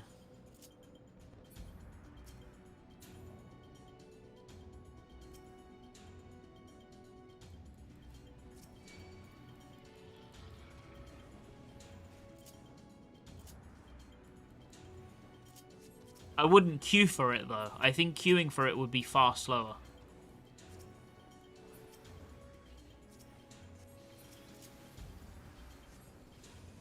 Because you have to do the queue wait times, but you also will probably have people that are not going to be speedrunning it.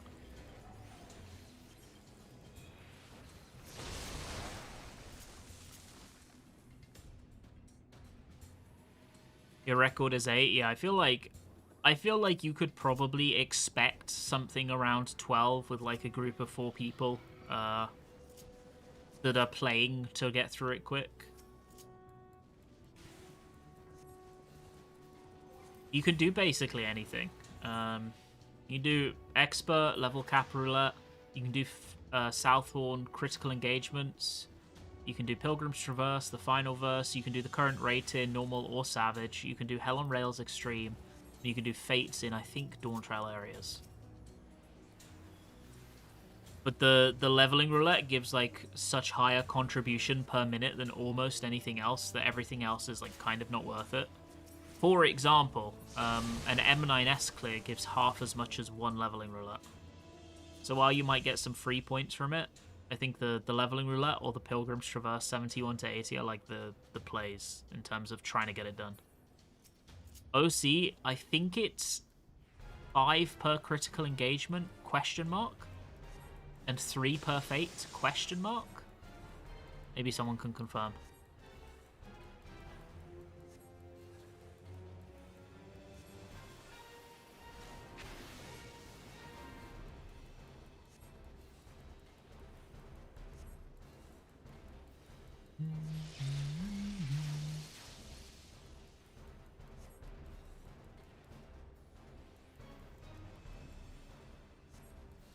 He is not interested in mechanics. Nah, you shouldn't get banned. I don't have links auto turned off. I just tell people off if they take the piss with them.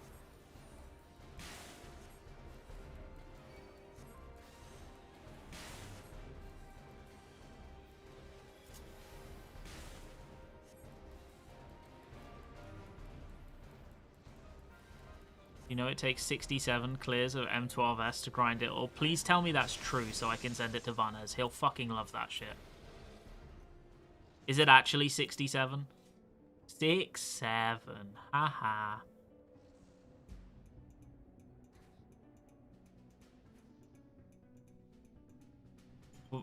Me and Vanez have made it a goal to ruin 6-7 for everybody else in our VCs.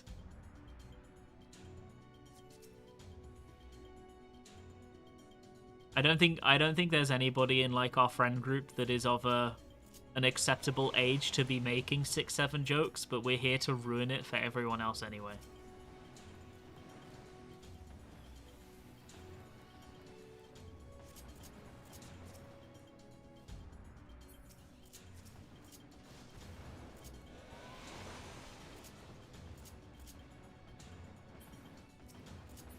Because whenever anybody makes a 6-7 joke, you've got the fucking 40-year-old and 30-year-old man going 6-7 really excitedly. Guys, we get it, guys. We're not that old, guys.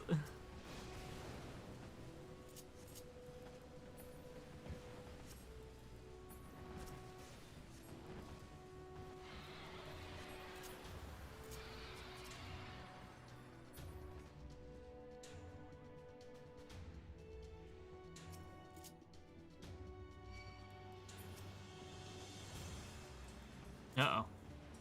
Okay, I'm sorry I pulled early. Please, please save me from the dragon. The what old? The 40 and 30-year-old. Vanna's the 40-year-old, me the 30-year-old.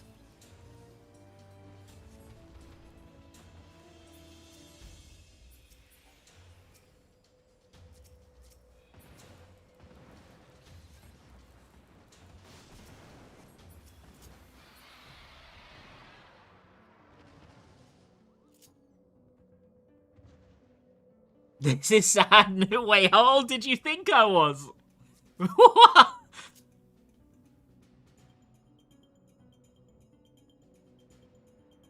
Bro, I've been playing this game 11 years. Do you think I was like 14 when I started playing?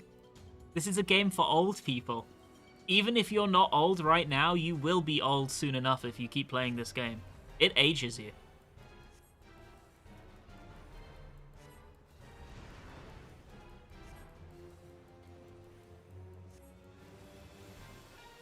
I'm sorry to disappoint.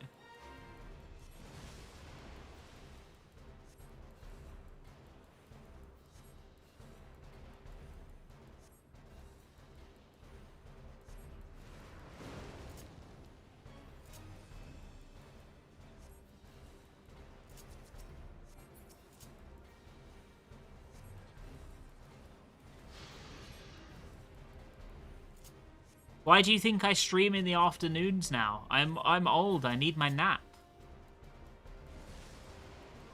Us geriatrics can't stay awake all day and all evening. We have to pick one or the other.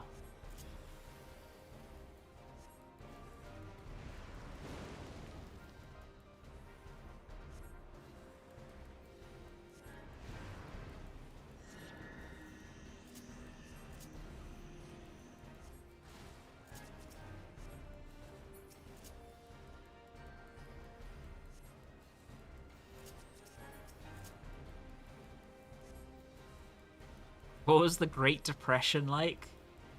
Pretty depressing.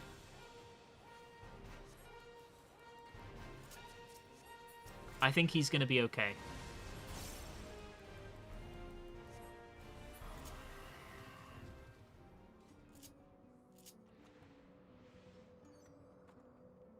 Okay, you wanna know something fucked up? Actually, this is so messed up. One of our new players in our group is 23 years old. And the idea of that, okay, I mean this with all the love in the world, the idea of that disgusts me a little bit. Like, what the fuck do you mean they're 23 years old? That's basically a child. What the fuck?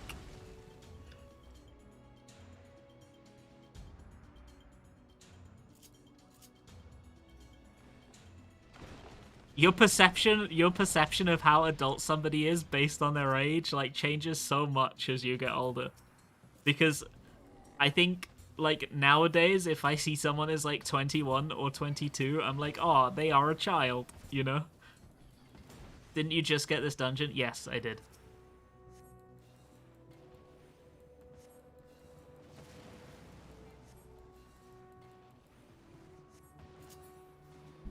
So the concept of having someone in my static who's 23 like fucks with me a little bit because it makes me address the fact that I am like fucking 10 years older than them, you know.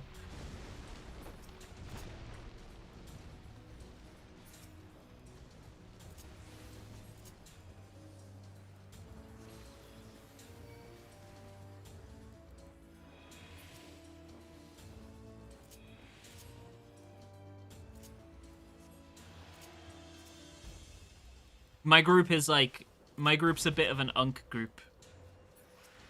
Like, almost everyone is late 20s to 30s in my group. And then Vanes is in his 40s.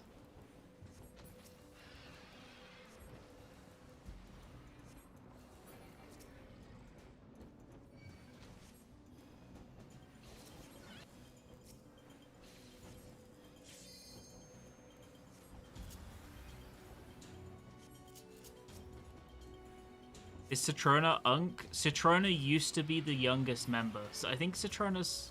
How old is he now? He's 26 or 27 now. But he's been in the group a long time. Like, he's been in the group since before me. So he was like... He was very young. He's not now.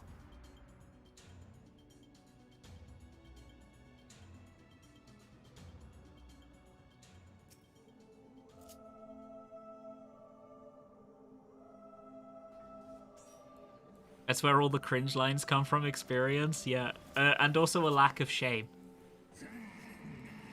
That's how he is the one person genetically predisposed to write those cringe macros. He has the experience to back it up.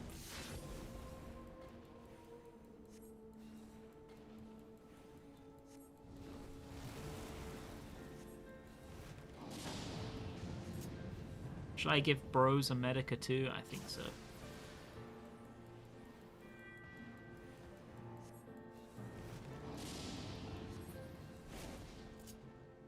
"40-year-old SMH. The age of 40 is in demand."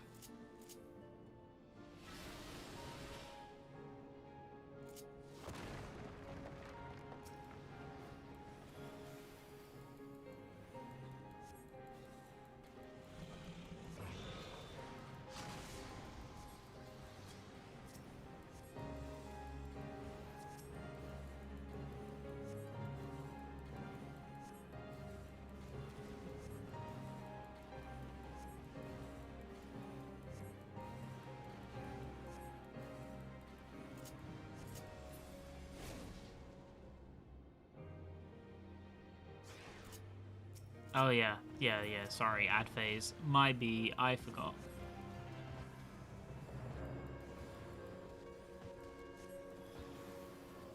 I will say one thing though, I think the fact that my group is like, what do we say? A mature vintage is probably one of the reasons why we're able to stay together so long without like imploding.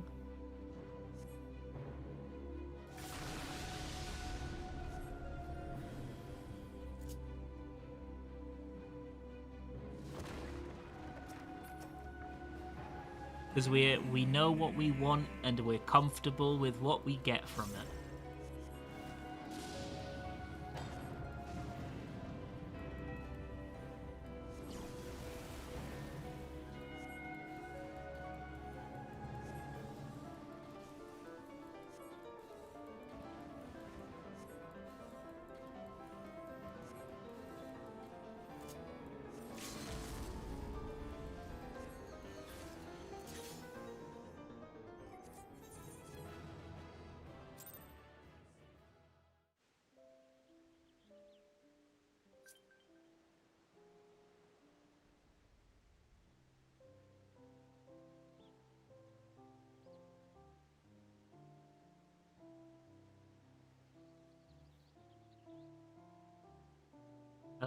The likelihood of getting a stroke is higher.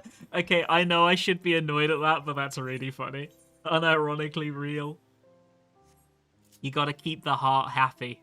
Otherwise, it's gonna cost you. Yeah, I feel like MMOs in general are kind of an aging genre, right? If you've seen... Well, you haven't. I've seen my demographics on YouTube. You would be surprised. 1 minute. Let me bring them up. I'm not going to, like, leak them for you. Let me bring up my demographics. You'd probably be interested to see this.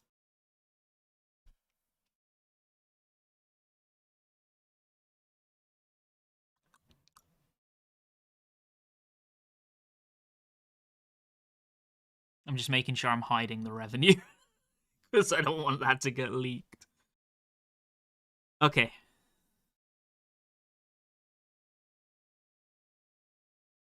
Should we do last year or last 28 days? Let's do last year. Okay. So, I'm going to bring it up on screen real quick. So these are my age demographics on YouTube for the last year. This is an exclusively FF14 channel, right? 0%. 13 to 17-year-olds. 0. There are no children watching my videos. None. There is a higher percentage of 65-plus-year-olds watching my videos than 17-year-olds. I actually think this is somewhat representative of what the MMO market is. Like most of my viewers are 25 to 44, with a slightly lesser being 18 to 24.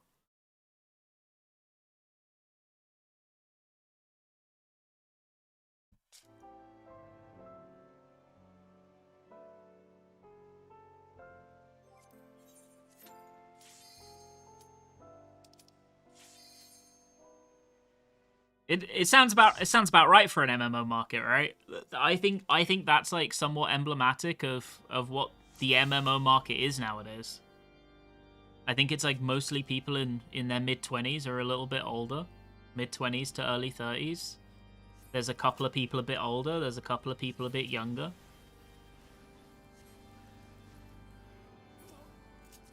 And yeah, I think it is due to game design primarily. I think long-term investment video games have definitely fallen in popularity over the last decade or so.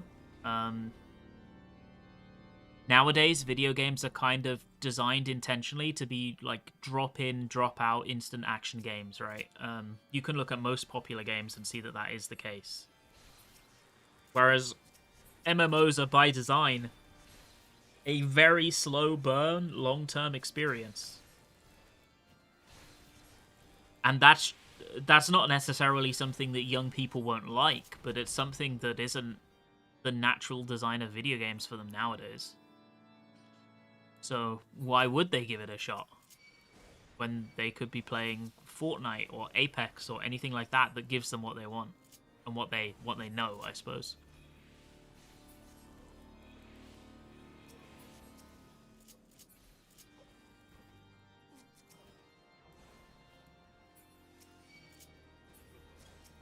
Your son is now 18. He likes playing FF14. Yeah, I think that's cool. I think that when younger people do get into MMOs, it's probably not like the standard thing that people their age do, but I think it's neat.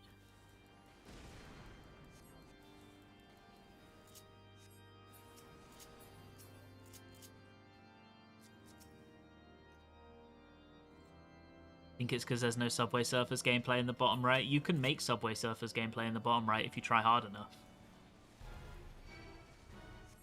I would be so cooked if I was a teenager nowadays. I'm gonna be so honest. I have, like, cripplingly bad ADHD. I think that today with, like, shorts and TikToks and Subway Surfers and shit like that, I think I would be cooked. I think I'd just be done. I'd be cooked.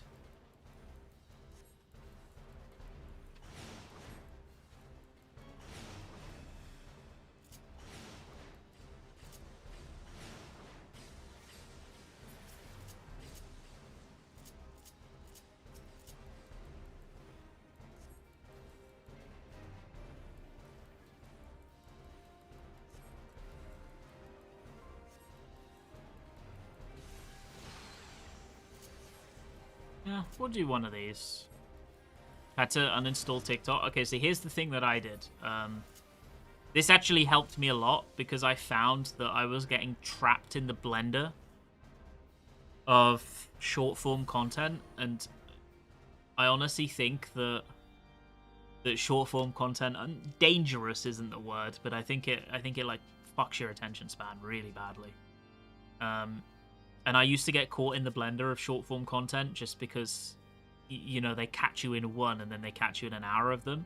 I installed a plugin on my computer that deletes YouTube Shorts from the YouTube homepage. I don't see them. They don't exist for me. YouTube Shorts aren't real, so they can't hurt me. And my lord, the day that I did that, my productivity went up so much.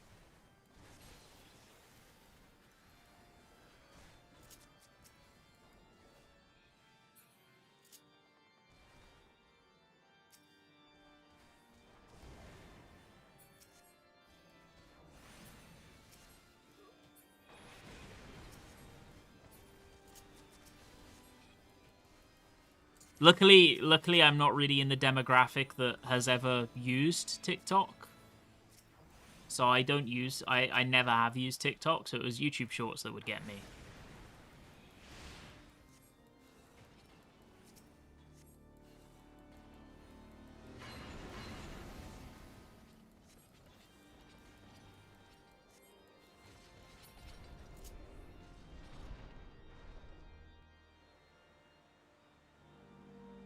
I should delete Twitter. I like have cut down my app usage a lot though. I think it's better for your mental health as well, actually. Social media pages like TikTok are so fucking depressing nowadays because it's literally just it's people fighting or calling each other slurs or trying to get one-ups on the internet. It's like such a fucking cringe platform, man. I think like the amount of positivity that you can take from it that makes your day feel better is so negligible in comparison to the amount of negativity.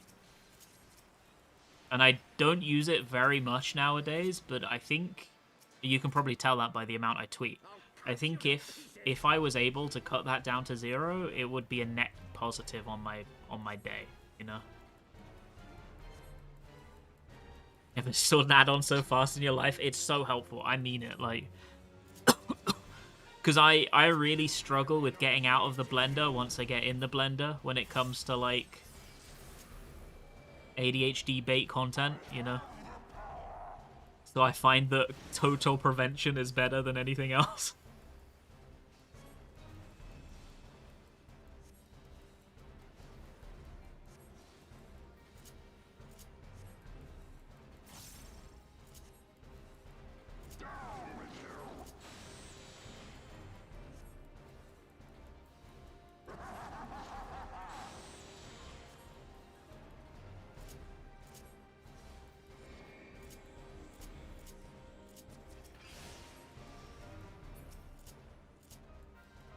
Bum, bum, bum, bum.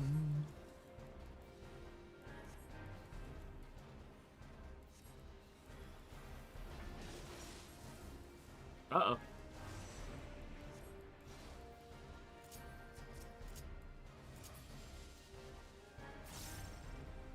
It's hard to get get news in a niche space like 14 without it, though. That is true. Yes. It has definitely come at the quote-unquote cost of being very disconnected from, like, the community of, say, for example, FF14.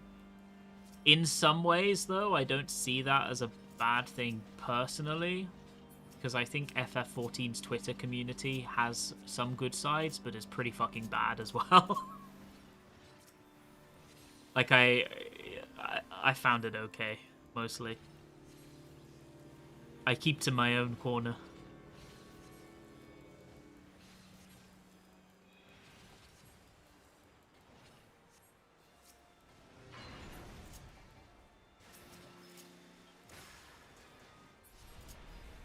I think FF14, not just the FF14 discussion Reddit, but I think conversation about FF14 has hit a bit of a weird spot because wait, is this just Graha Tia? Is he like open shirt Graha Tia? I think he is. I think FF14 conversations in general have been a bit soured because it is such a solved game at this point. And I think Square Enix patch cycles are so incredibly formulaic and expected that there is actually not as much to discuss that is super fruitful as one might hope. Based on what they have said in interviews, though, I have hopes that will be somewhat shifted next expansion.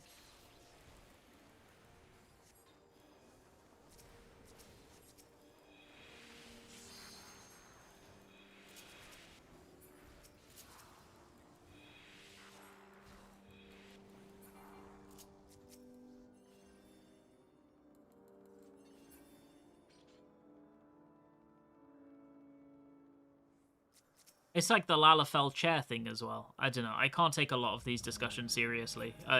Maybe I'm just too old for it all. I don't know. Like a lot of my answer to a lot of discussions in FF14 subcultures are that I don't care. So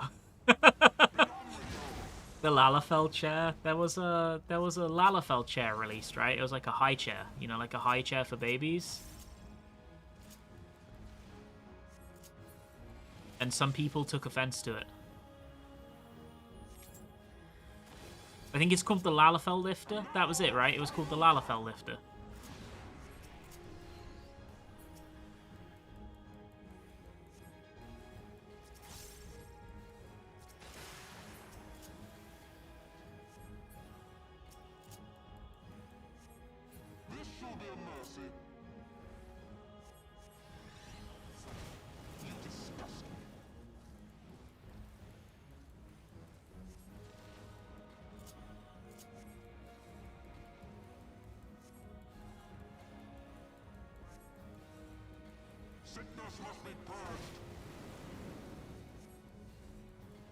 Sickness must be... He's right, you know. Sickness must be purged.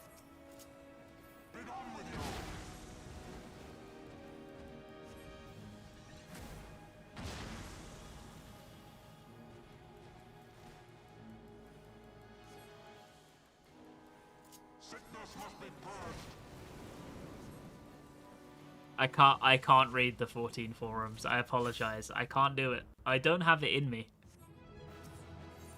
I think the 14 forums are the worst for that. Like, it's just like the most serious conversations about things that I don't think anybody could ever care about. Like, and it's always like adversarial and argumentative. At least for me, I wanna in general, I don't mind if people are critical about things. I think that's fine. I'm critical about things too. But I just want to talk about things that I find interesting, or talk about things from the standpoint of it being interesting rather than from an argumentative baseline, I suppose.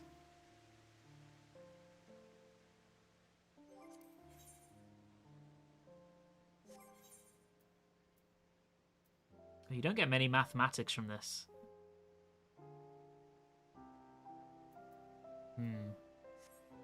Oh, yeah, we can cap. Shit, I forgot. Dead internet theory, innit? Okay, how many have we got? 60 out of 200. Oh, we can do some more.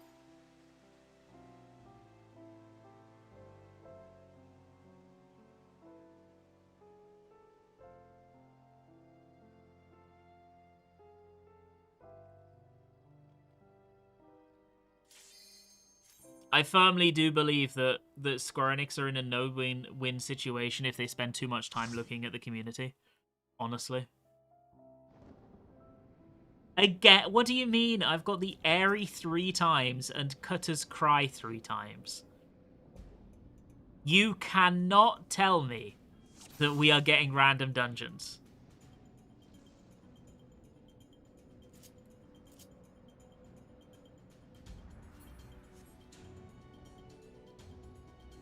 There's definitely some weighting to this.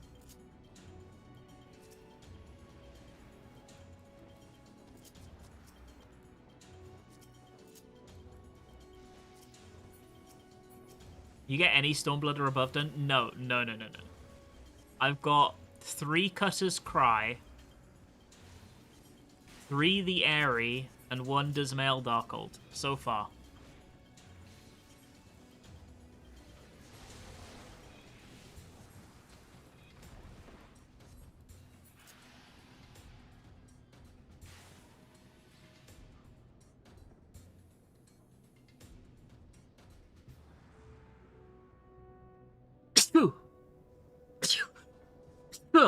Sorry, bless me.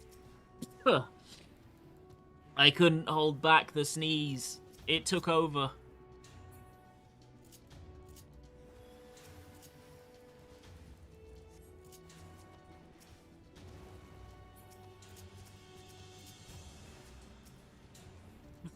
Don't bless me, Unk. Oh my fucking god.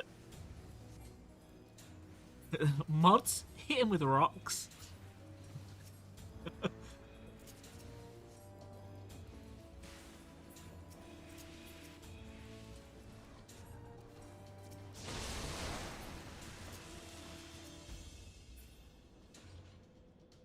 Got Hawkeye Manor. Is it Hawk Manor or Hockey Manor? I always used to call it Hawkeye Manor. I think it's Hawk Manor. I think I'm just wrong.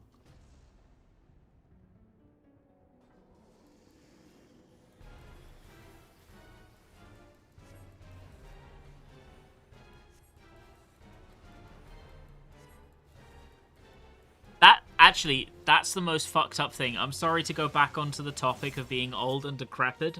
That's the most fucked up thing of it all. When I see that somebody was born with a 2000 as their birth year, like 2000 or after, that makes me think, damn, they're so young. But actually, there are 25-year-olds with their birth year being from the 2000s now. That messes me up.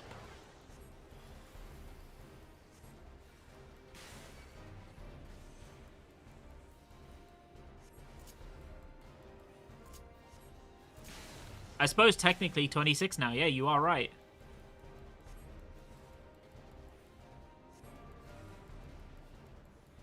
Imagine, wait, are you younger than 25, Mira? That's fucked up.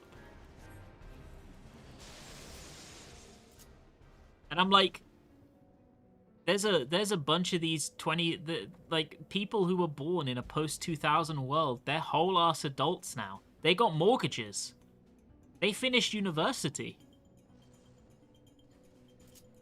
And that, like, conceptually, that messes with my head a little bit.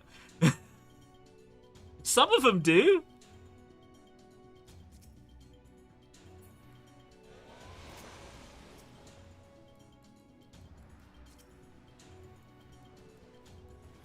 They don't have mortgage money just like us. Yeah, unfortunately real.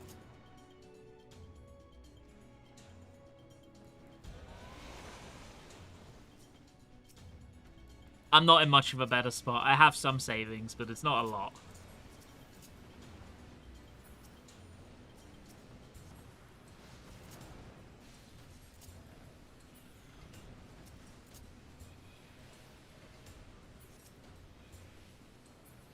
Ah.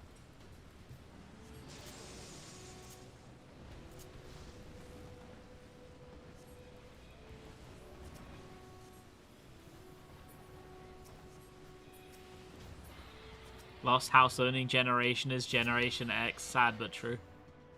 Would you have a Fantasia? No, I'm happy with my character.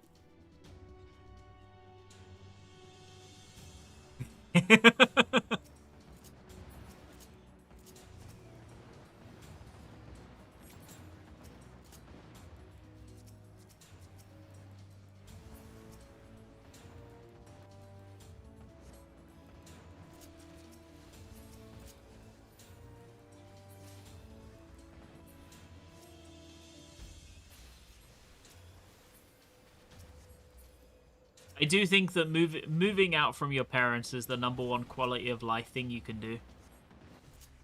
I suppose it depends. I didn't have a super good relationship with my parents, so moving out was the #1 quality of life thing I did.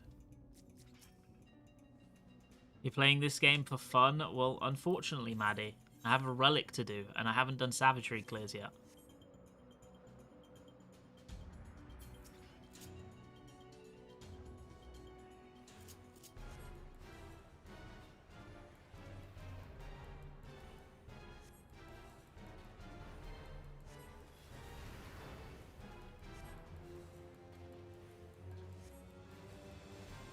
What the fuck is low genuinely? Okay, you're gonna have to translate this for me. The fuck is low genuinely? You have to. I only discovered what low key was this year.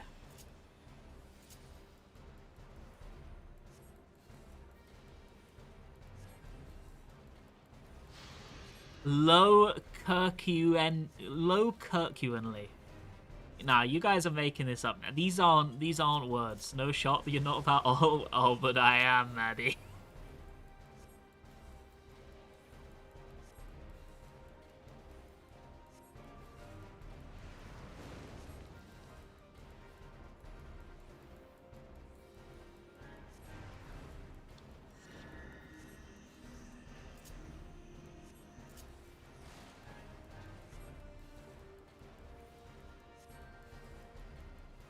Is this an actual... Did you make this up, or is this a real saying? I know what chopped is. I'm not that old.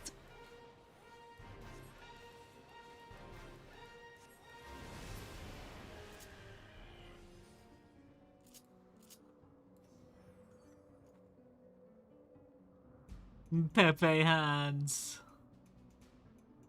It's okay. It's a sign of pride. You too old for Peng?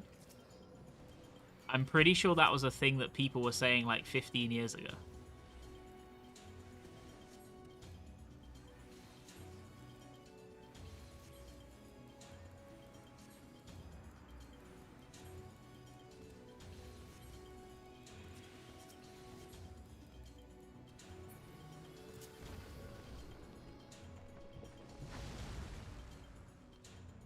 It's come back round. They go. I think these things are cyclical. They go in circles. It's coming back round.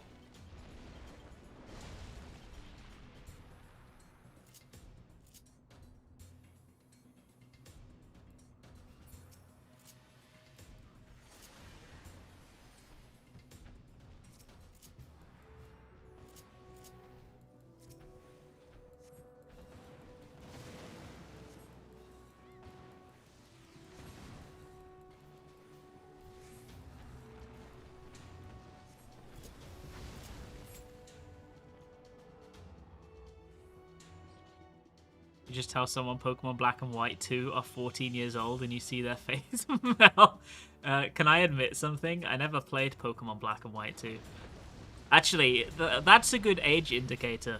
So, my childhood was the generation where Pokemon like Red and Blue released, right?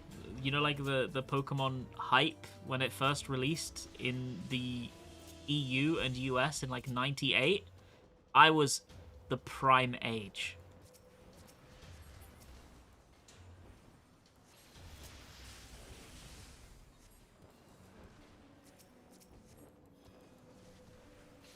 I think I've told this story before, but I remember everyone was obsessed with Pokemon cards, right? At that time.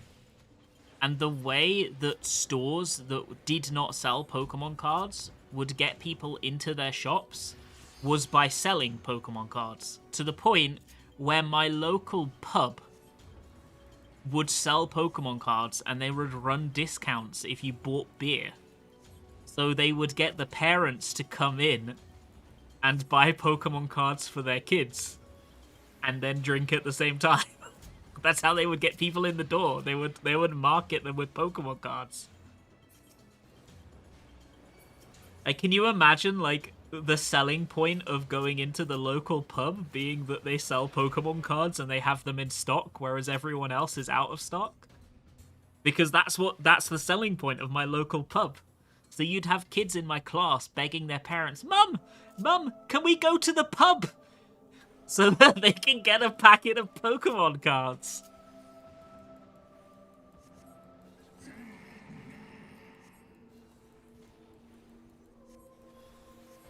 Nah, yeah, this was like way before cards were kind of accepted as being a gambling practice. What's your go-to pub order? I haven't been to a pub for like 4 years.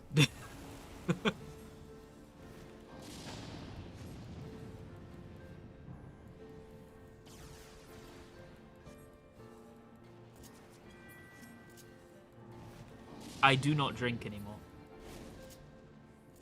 I don't like the way it makes me feel afterwards.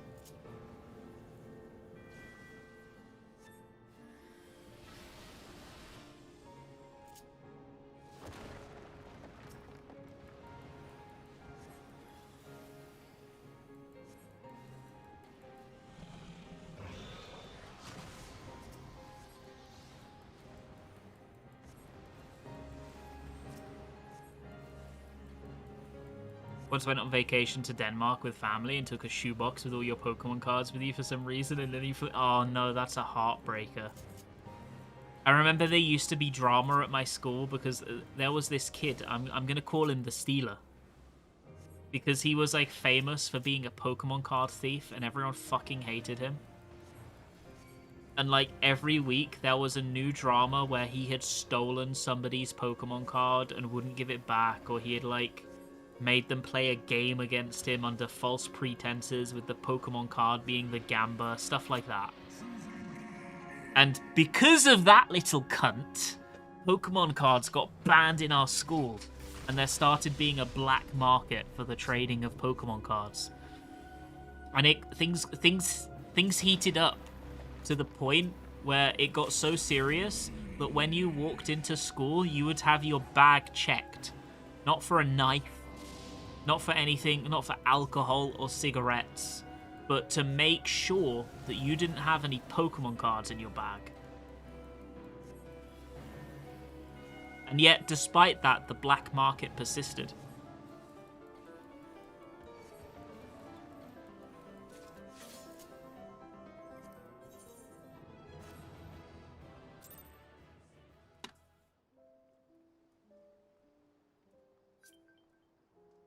Kids were getting frisked down for their OG Charizards. Yeah, real.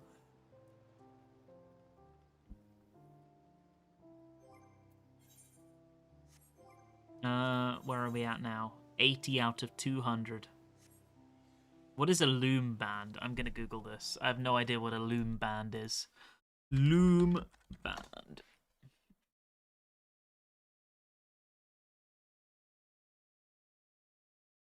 Oh, I know what these are. I've seen these. He really is that old, yeah, unfortunately.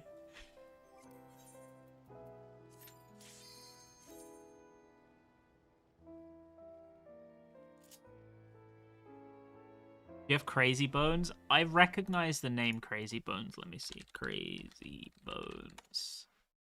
Yeah, we did have these. These weren't very popular, though, in our school.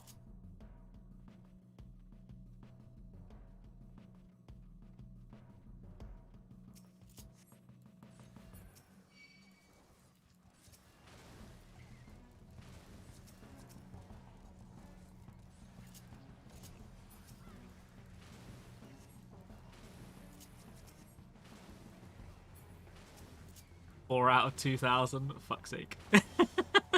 Fuck's sake. I'm telling you, this is not RNG.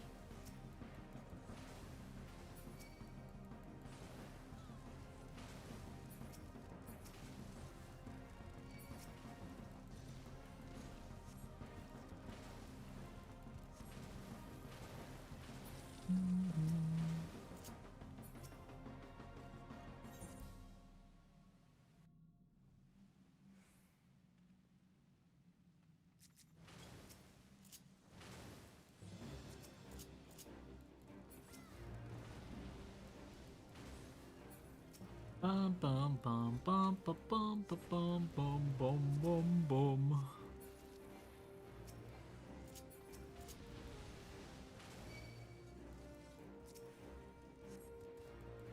I remember Pogs as well.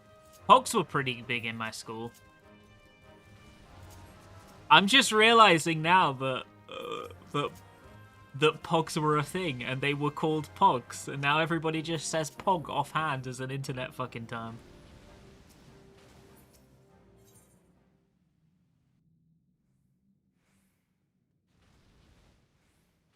They really could have capitalized on that, made a comeback.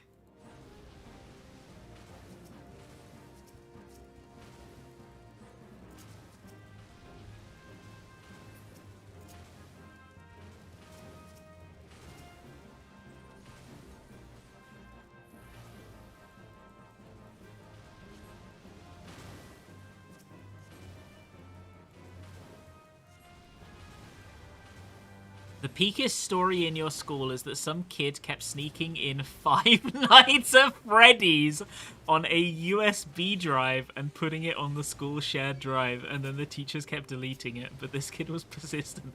He kept putting it back on. Oh my fucking god, man.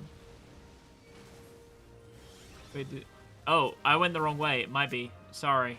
I was reading Maddie's message. Might be. I was reading Maddie's message. That's my fault. I take the L. Sorry.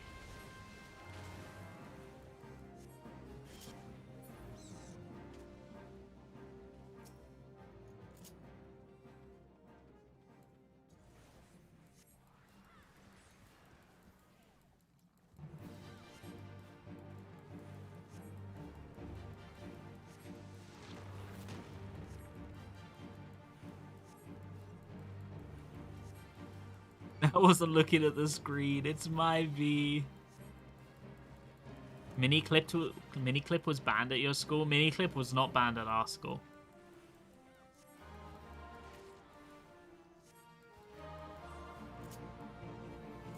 I think our school made a big mistake in terms of student management, because if we were in the computer room, you were allowed to play on Miniclip if you were done with all your work. So people would just not do their work and just play Miniclip all lesson and get yelled at by the teacher every 10 minutes, but they would just keep doing it.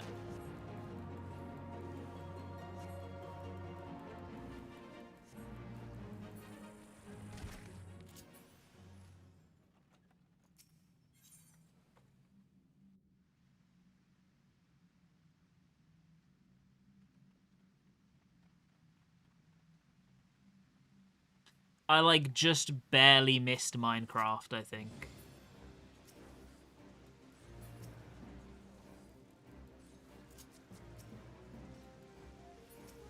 Because Minecraft was, like, what, 2009, 2010 when it came in beta?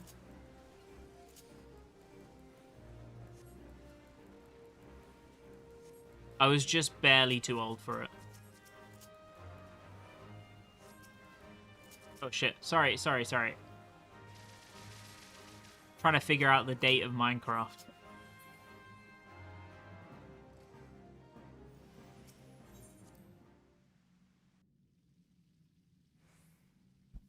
I remember my first introduction to Minecraft was one of my internet friends who was like 2 years younger than me. He made me buy Minecraft with him and some other friends while it was 4 copies for £10, was it? So it was like £2.50 a copy when it first went for sale. It was like a limited time deal or whatever. I bought the game and played it once.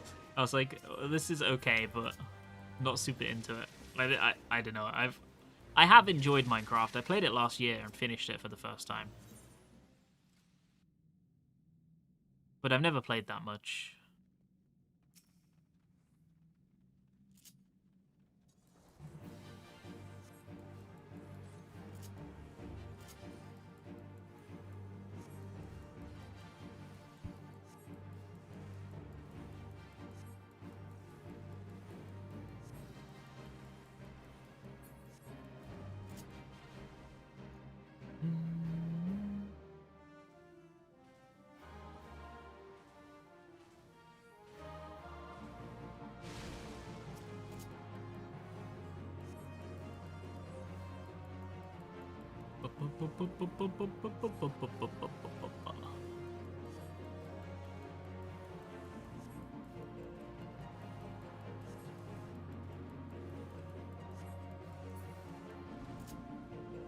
You know, one thing I still really regret is missing RuneScape.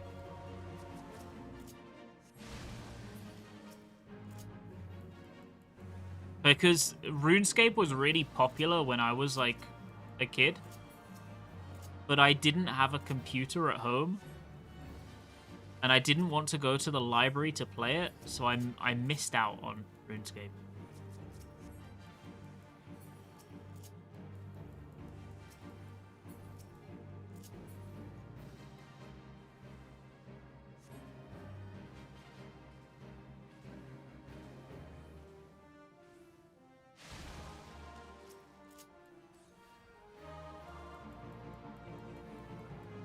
Wait, you were playing WoW at age 7? Maddie, you might be cooked. I'm sorry.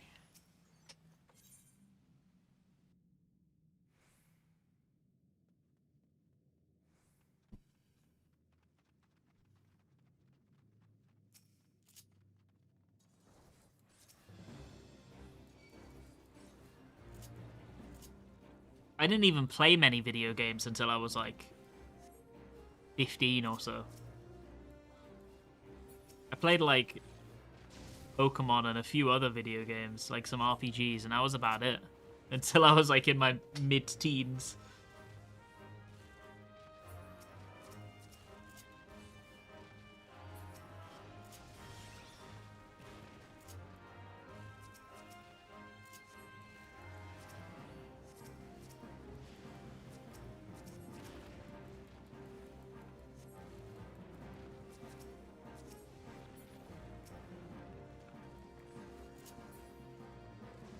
Started FF in your second year of late. It would fuck me, man. I can't imagine having to do school exams while playing like an MMO or something like that. Or even like modern gacha games and trying to stay focused on revision. I really feel like I would be fucked.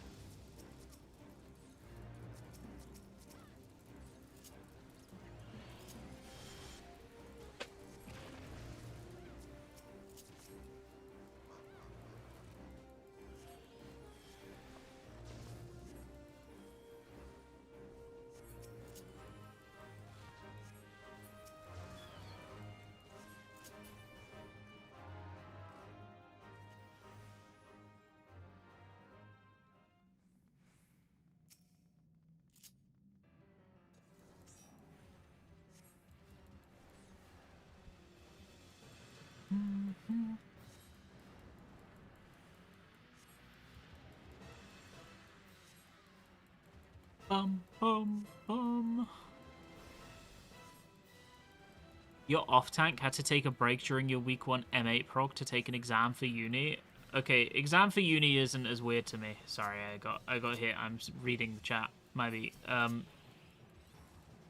Like, you run into a number of uni students, at least. If you said that, but for GCSEs or secondary school exams or something, that would fuck with me. The concept of somebody playing this game, but being like 15 or 16, that would mess me up.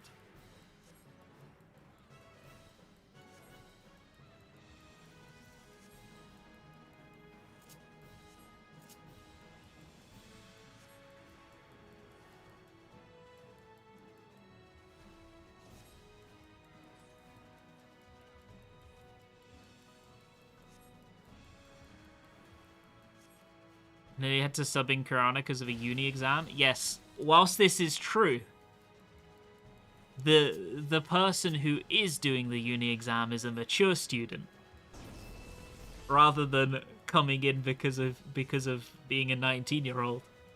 So it doesn't feel as weird.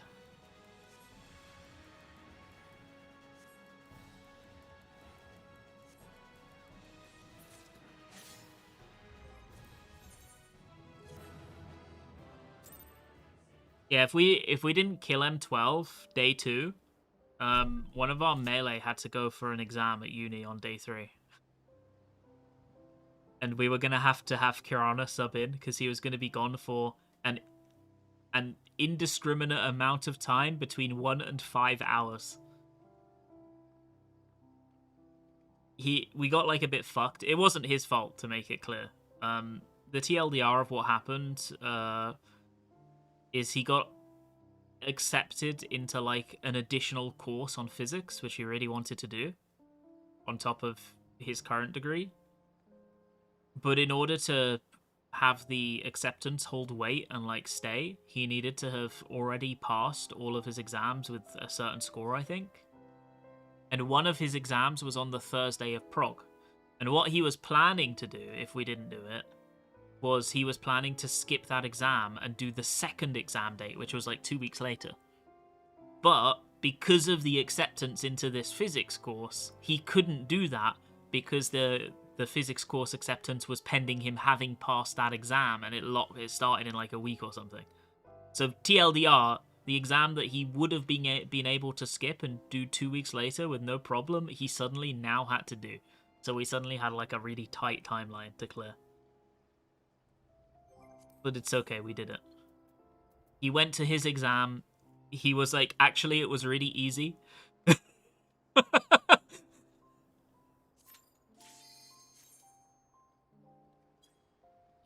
So everything worked out okay. We killed before his exam. He got to go and sleep for like 6 hours, then wake up and do his exam. He passed his exam. He got on the course. Everything's good. Oh my god.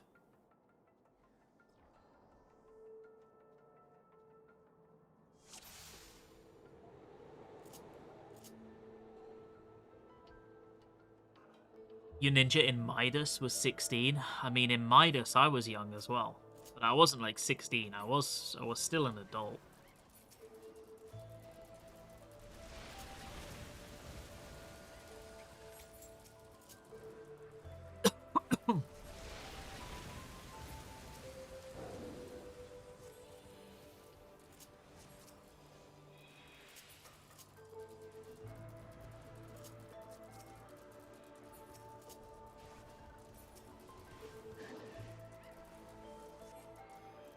No ass eyes. Why live?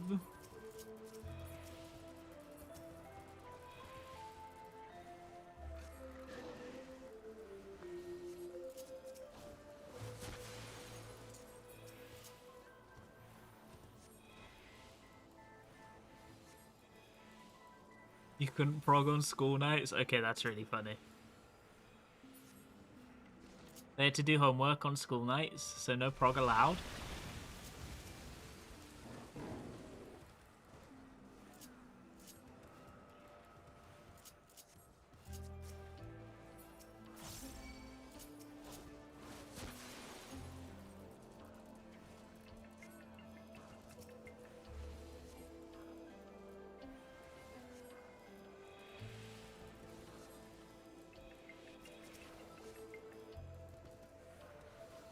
I wonder if DPS queues will pop quickly. Probably not, right? The only reason I'm queuing as healer is because, my god, at least it's instant.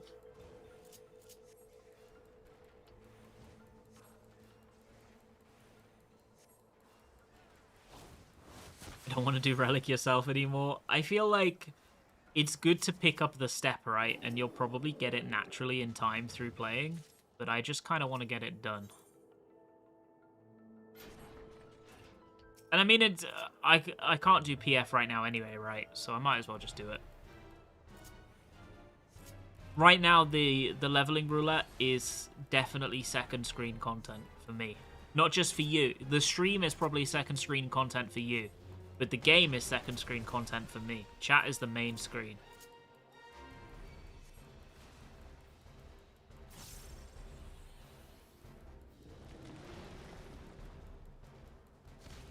Ow, ow, ow, ow, ow.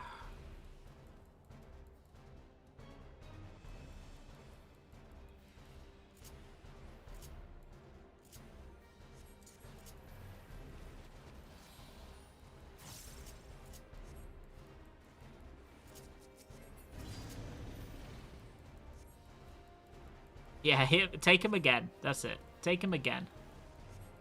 Don't let him play the game. That's it, Woolly Inspiration. You're my inspiration.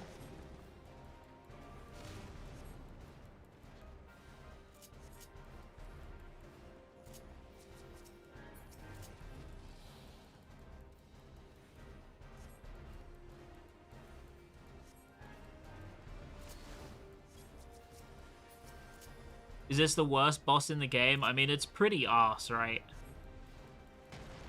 He just does the button that means that half of the raid doesn't get to play half the fight, and he doesn't do anything else.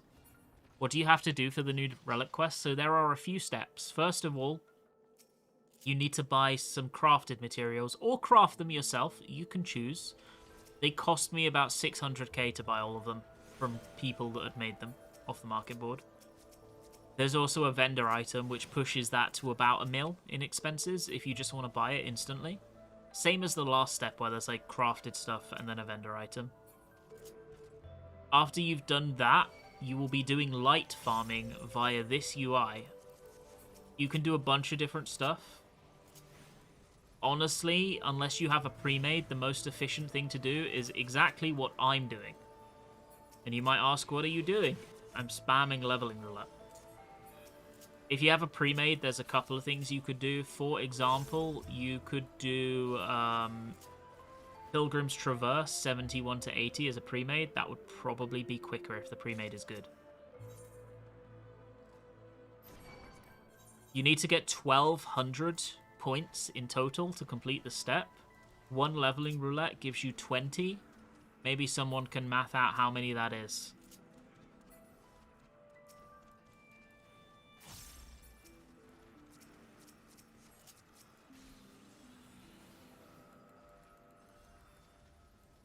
$60? Well, there you go. 60 leveling roulettes. Yes, paste is the points.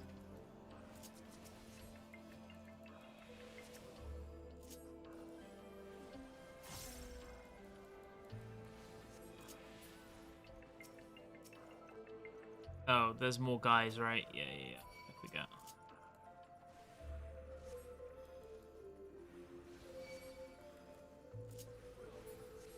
One thing that's important is that normal mode and savage of the current raid tier count. They don't give you a lot of points, though. They give you less than a leveling roulette. But if you are doing your savage weeklies, you will get something like 55 points from one set of weeklies. How much is it actually? It's 40 plus 8. I think it's 50 actually. I think it's 50. You get 50 from doing a set of weeklies, not 55. Because it's 18, 11, 11, 10, right? So it's, yeah, 50 points.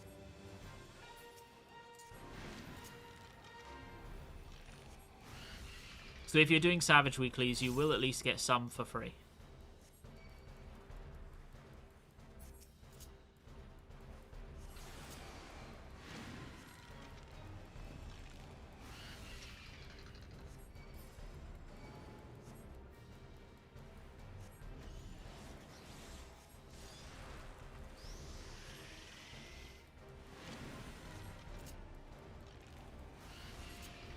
Yeah, I just think most people aren't going to spam their savages for them, just because it's so inefficient time-wise. Some people might, though.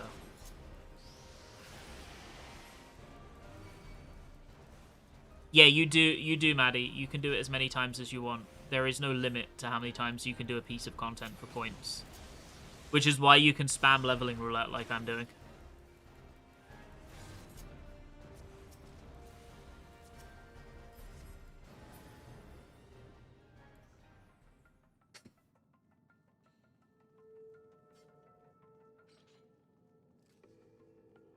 Yeah, I kind of want to get the relic done before that, though. I feel like it's going to take forever to do otherwise. So that's why today we are doing leveling roulettes.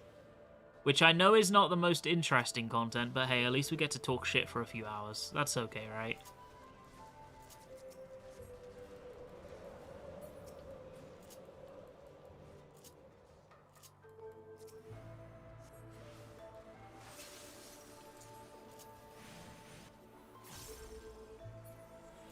I feel like when I'm savage PFing, I can only half focus on chat because I need to actually focus on the fight.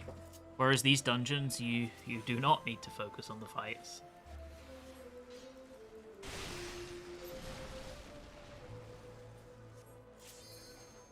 You know, you might have mastered the art of clickbait. That's a good clickbait title. Mental roulette. I don't think it gives any, no. Unless you get a duty within it that gives the points.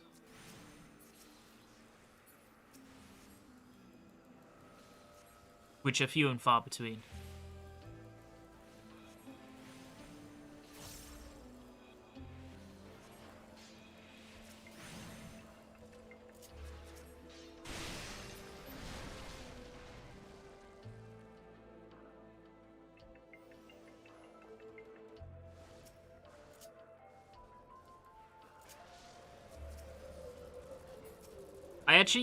I think the step in itself actually isn't bad inherently. The only thing I don't like about it is how the balancing of the points versus effort ratio is completely fucked and skewed so heavily to leveling roulette.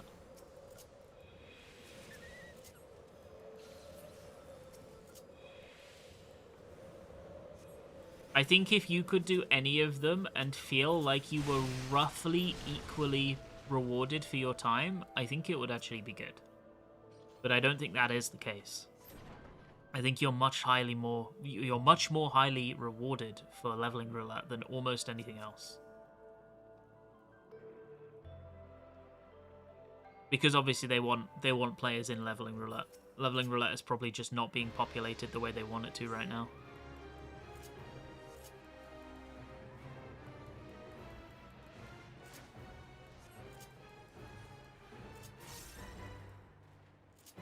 Am I gonna break that? No, okay, good.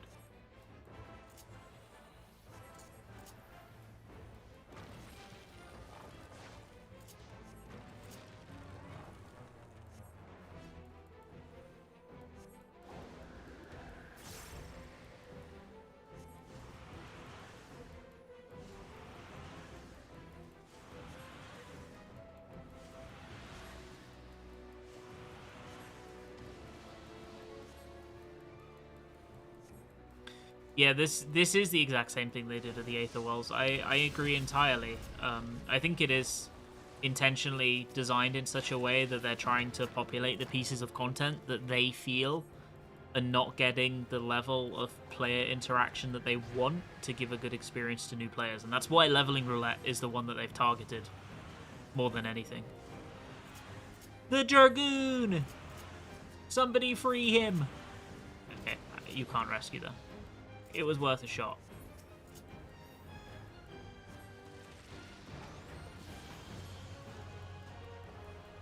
I think Mental Roulette is another piece of content that Square Enix kind of pretends doesn't exist.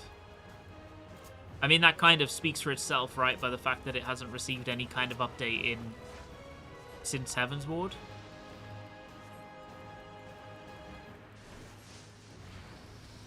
It's okay. You can die. The boss dies in one GCD anyway.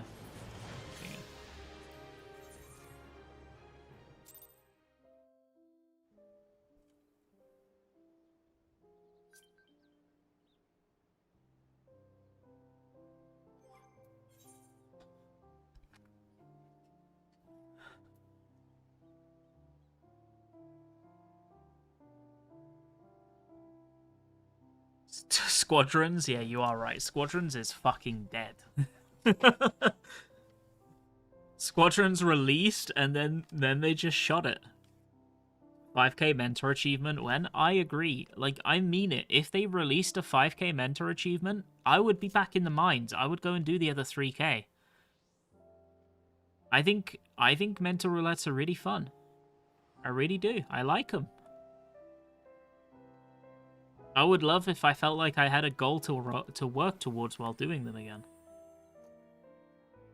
Like, the thing that makes Mental Roulette enjoyable is those are those moments where you get an extreme.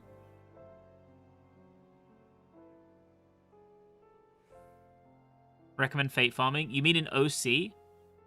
Because I could see it in OC. Those moments where you get an extreme and the groups, like, they wipe a few times and then they clear and they're super happy about it. Fates in OC don't count? Wait, what? That sucks. So OC is, like, really arse to do this step.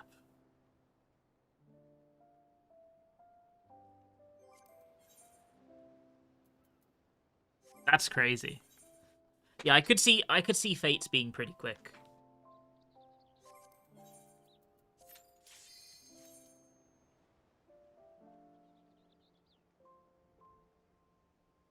I thought that Fates would count in there as well.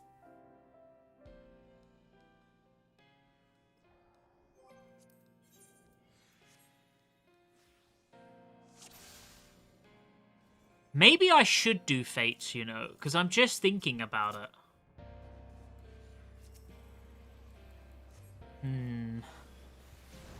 That's why I'm thinking about it, because I'm like halfway towards the squirrel right now. You do double dip on your productivity. I've got what? I have 267 to rally bicolor gemstone vouchers.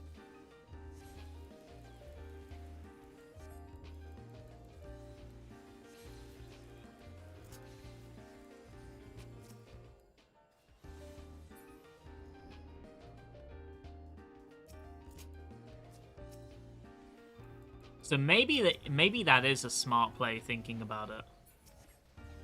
I get that the individual contribution per fate is very low, but it might end up roughly as quick, and you are double dipping.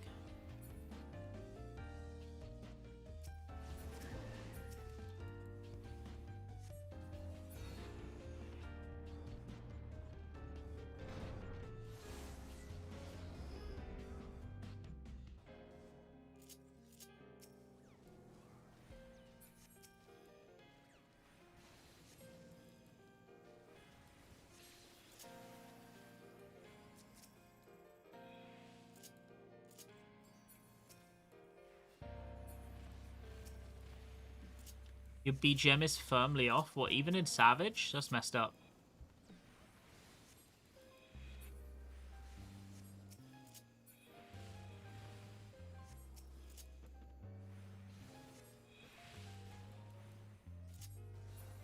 Maybe we'll do a bit of both. You know, variety is the spice of life and all that.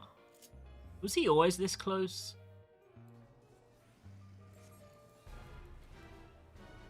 You don't like the M10 OST? Bro, I think the M10 OST might be my favorite. I like the M10 OST a lot. It's just Blink 182.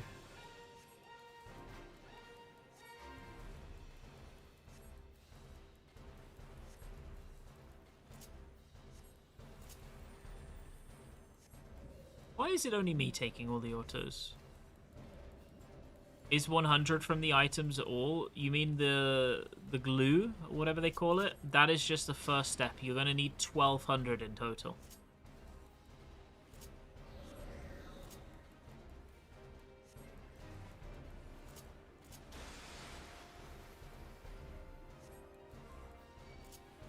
Right now I'm on the... You're going to need 100, then 200, then 300, then 600. Right now I'm on the 200 step.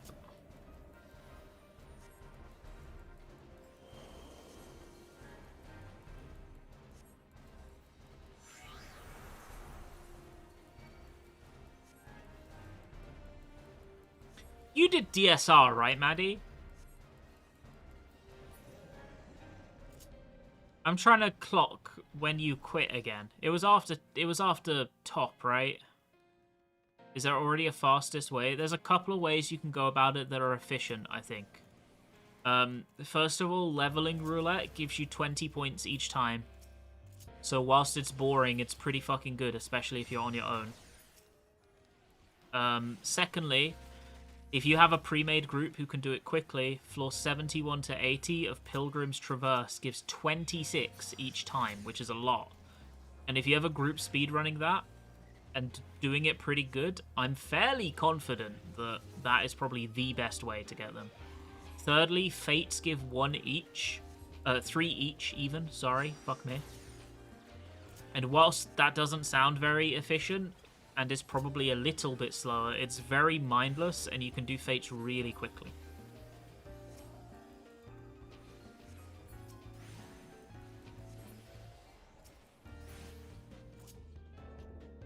So pick your poison between those, basically, and that's what I would do.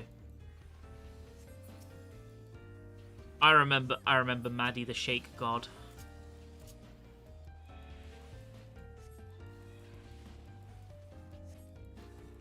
Yeah, you can... I think, realistically, if you're trying to keep your sanity, try and double dip with something you want to do anyway. So if you're leveling a job, spam leveling roulette. If you still need to farm Doom Train gives 9 each for doing the extreme, which isn't super efficient, but you can farm at the same time. If you're trying to get Fate bicolor gemstone vouchers, or bicolor gems in general, you can do Fates. If you're trying to level in Occult Crescent, you can do that because critical engagements give you contribution. Just try and pair it up with something you kind of want to do anyway.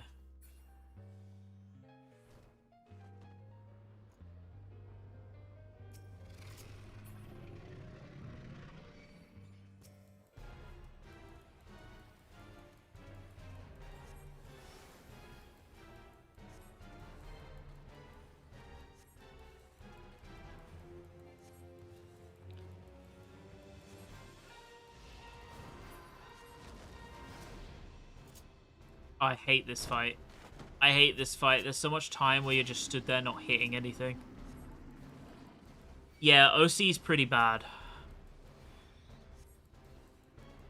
It's ironic that the Relic that is supposed to be like half OC, half outside is like just so bad to do if you do all of it in OC. So I suppose impossible to do if you do all of it in OC, actually. Because some steps are not doable in OC.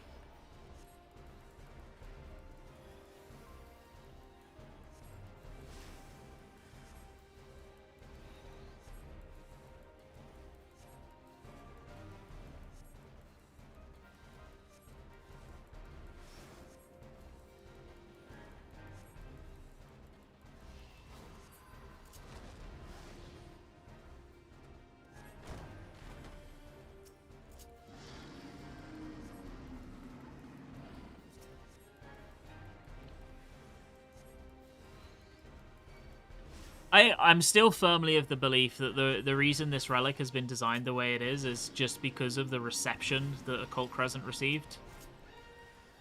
And they're kind of holding off until the next Occult Crescent zone to really attempt to garner goodwill with the piece of content again. For now, they're just letting people avoid it. I really believe that's true.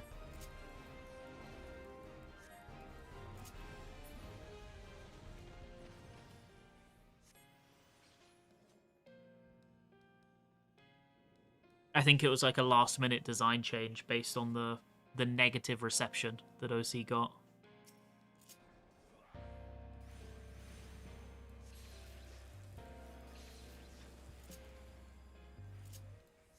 Here's what I think we'll do, chat, okay? Here's the plan I've decided.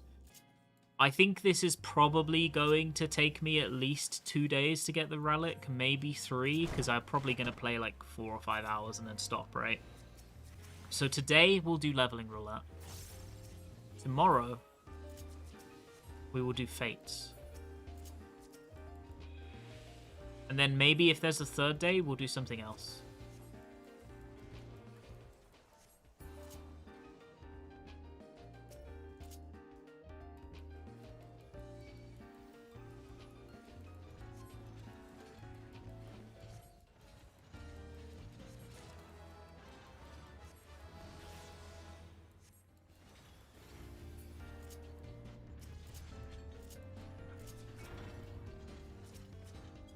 Because I think it will end up a little bit quicker to spam leveling roulettes, but I think I'll do my nut in. So I think we'll have to do a bit of a mix.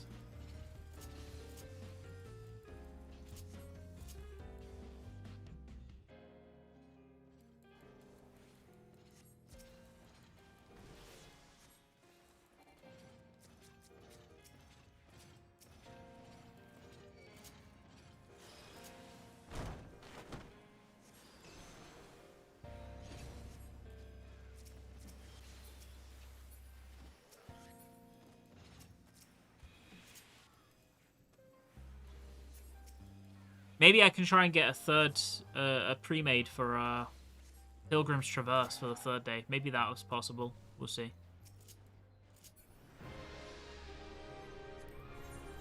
Either way, we are over halfway through the second step. We're at 120 right now, about to be 140.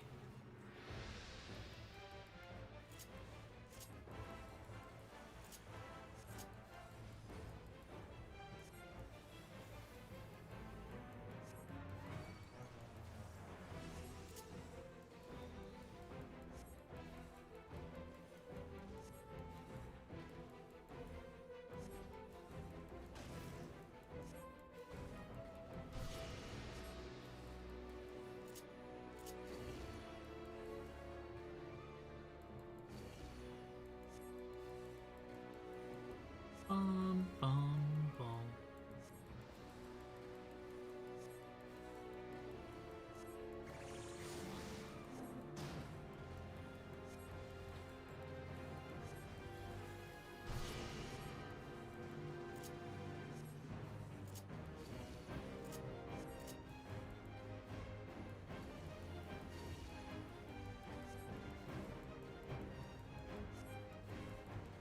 Do it! Blast the limit break!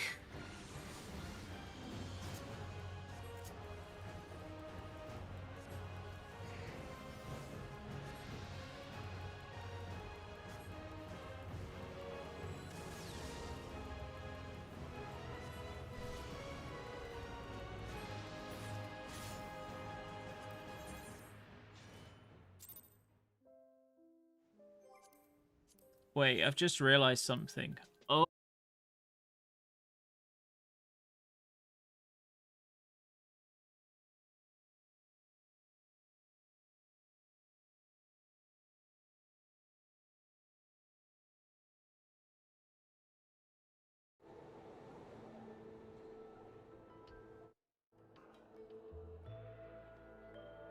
Dusk Vigil again. Kill me.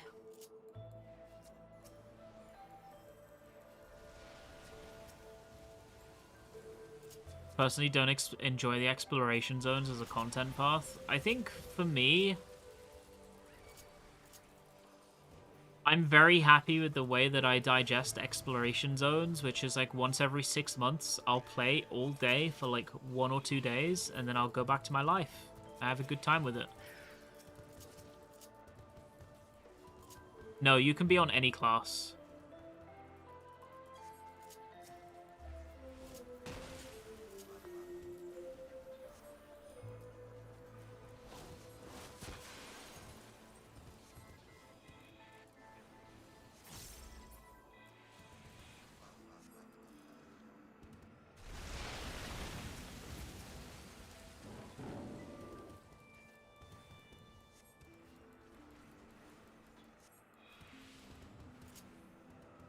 Oh, don't run through me, you bastard.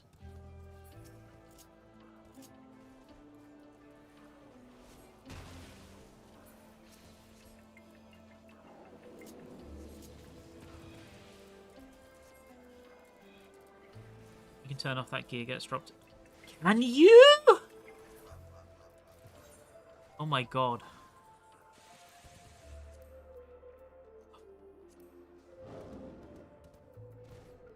It's that, right? Oh my god, you've saved my life. Thank you. I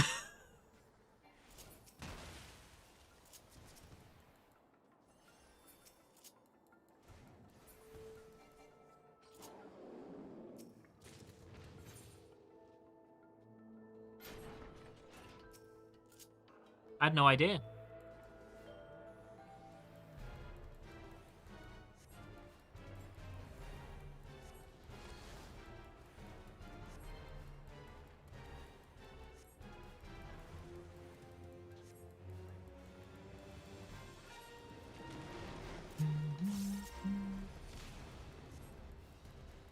Where they remove living memory instances? Well, they're probably right now isn't the player base to need instances, right? To be fair, I do think... I haven't looked at player counts, but it feels like the game is much more alive again since patch 7.4. It really feels like it's brought at least a decent number of people back to the game.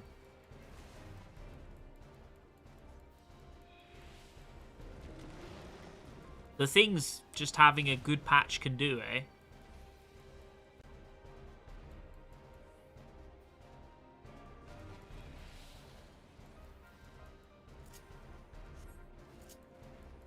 Glam's unlock, yeah. Glamour unlock plus a good raid tier coming out at the same time. I think those two things combined are pretty positive.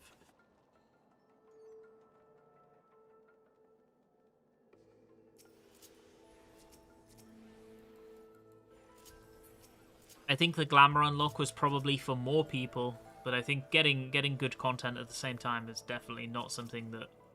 is definitely something that helps.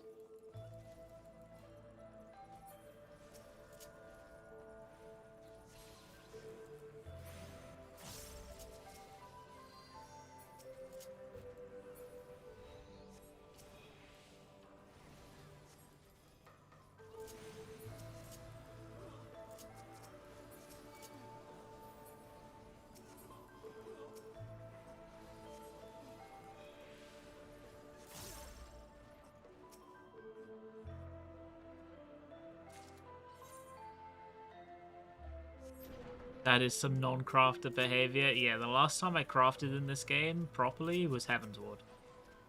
Maybe Stormblood Launch, actually.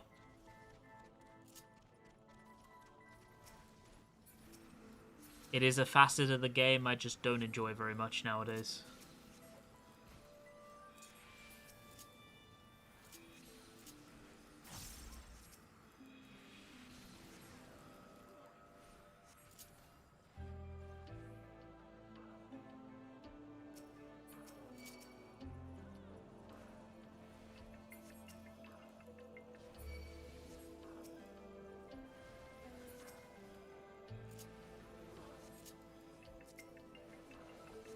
My bad. Okay. Moment.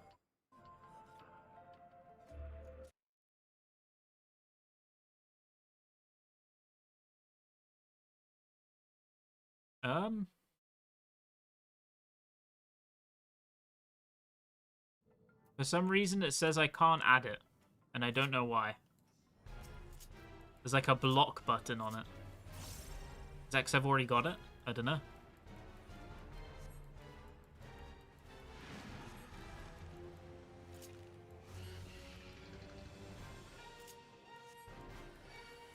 I'll have another look after this dungeon. I've got it open right now. So. What is the relic weapon step this time? It is light farming. If you've ever heard of light farming before, it's just like every other light farming step. You can do content and get points, and you trade the points in for the next step of the relic. There is a crafted step right before this, and a vendor step. Exactly the same as the last relic step, basically. You spend some gil or craft some items and spend some gil. Then you're farming light. There are a few efficient ways to do this. Number one is probably spamming leveling roulette. You get 20 light per, which is pretty good. You could also do fates. You get 3 per fate, but fates are really quick. And you could also do Pilgrim's Traverse, 71 to 80, which gives you 26 a pop, which is also pretty efficient if you have a pre-made. You need 1200 light in total. So that's what? 400 fates, 60 leveling roulettes, or something else. I don't know. I don't know how many Pilgrim's Traverses. And then after that, 1500 tomestones. Smile.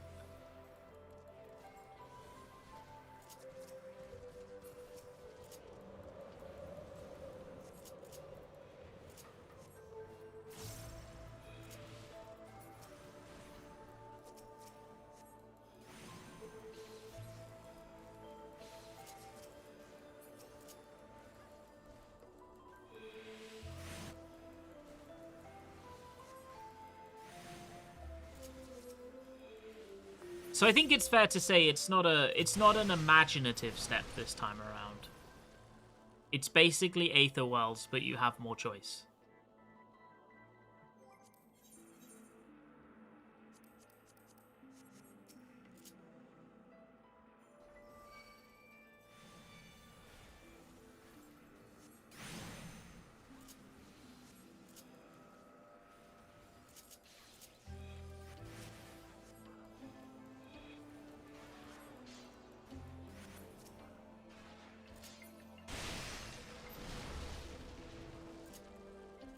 Wonder how much Q40 gives? Yeah, I'm not sure. I'm sure someone will do it at some point to figure it out.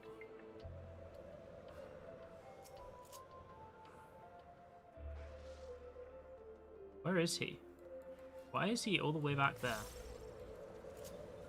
Why is Blood AFK?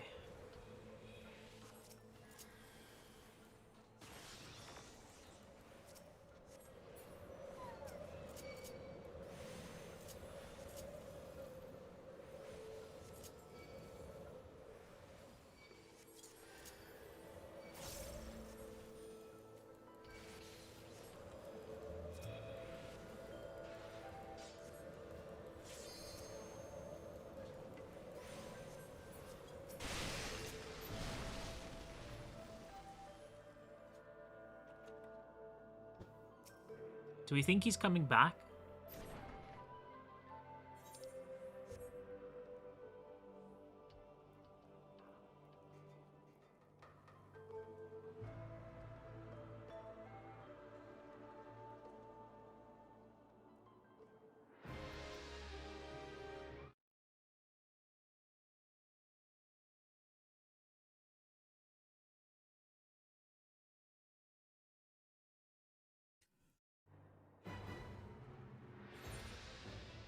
It's just gone.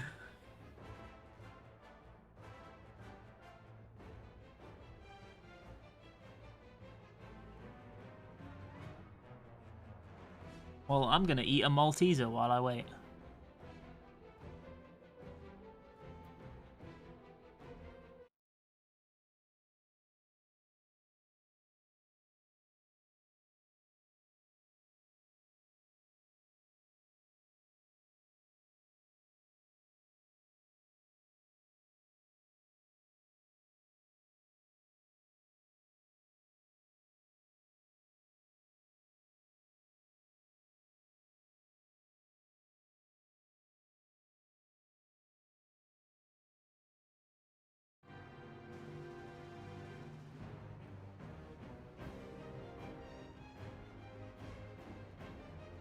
We think he's okay.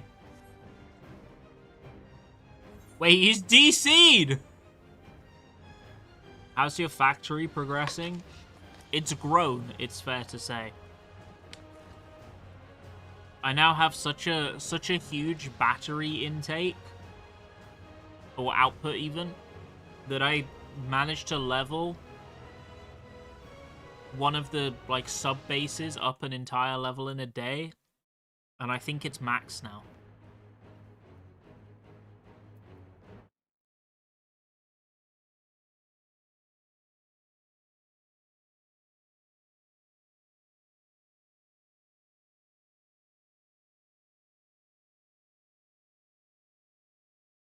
Okay, I found out what the issue was, Disuse.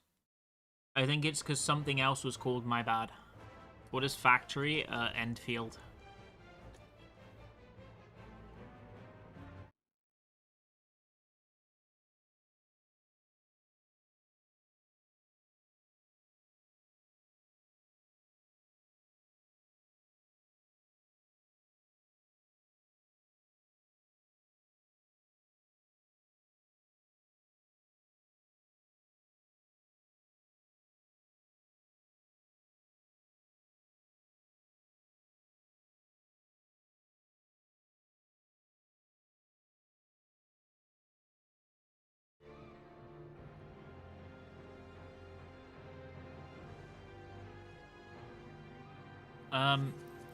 Well.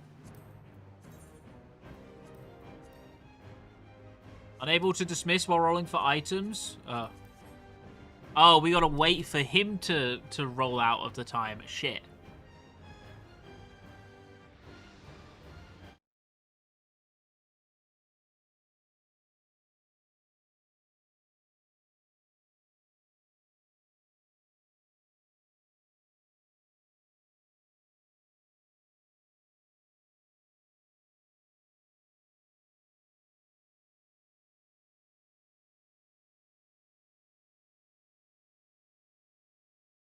Toxic streamer kicks new tank, yeah.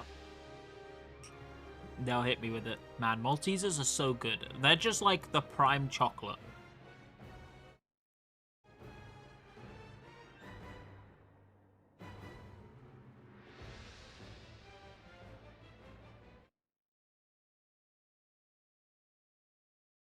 Yeah, it doesn't even go in your key items either. Which is fucking insane. Like, what do you mean it just goes in a normal inventory slot? You eat your peeled orange yet? I haven't had an orange today. He's back. That's goat.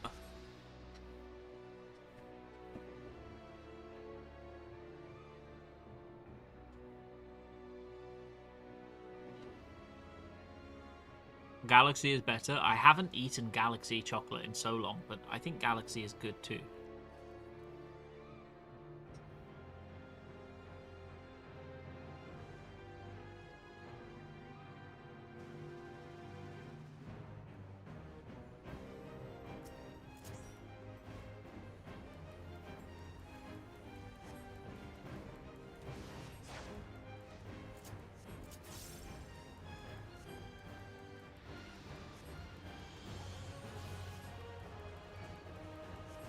Bum bum bum bum.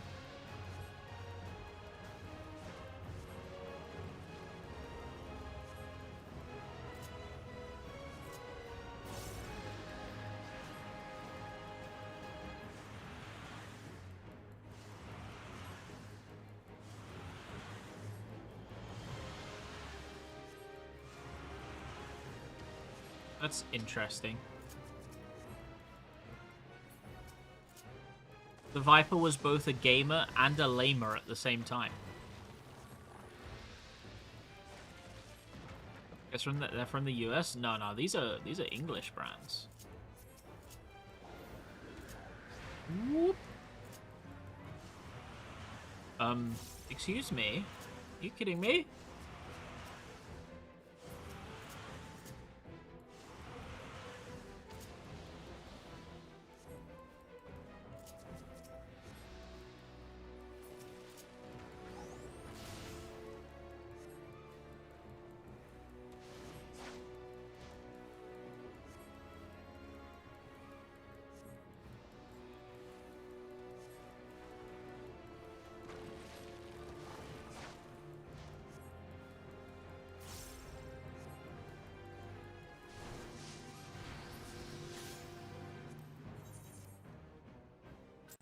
Okay.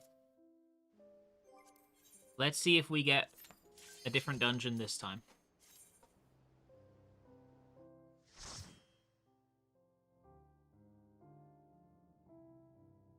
Ah!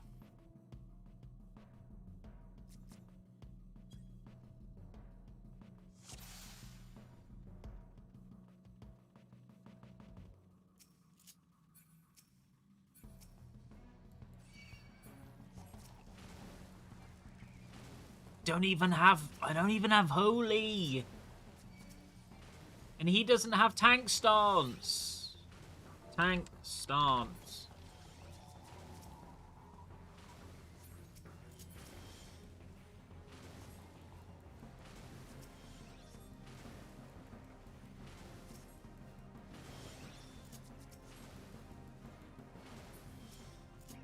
What is this? The fourth or the fifth cutter's cry?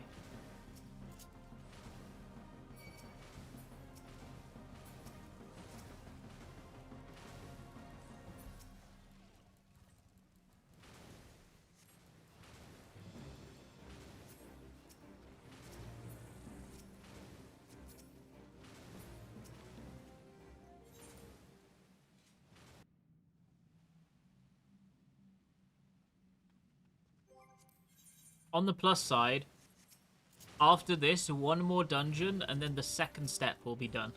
And we will be on to the third step.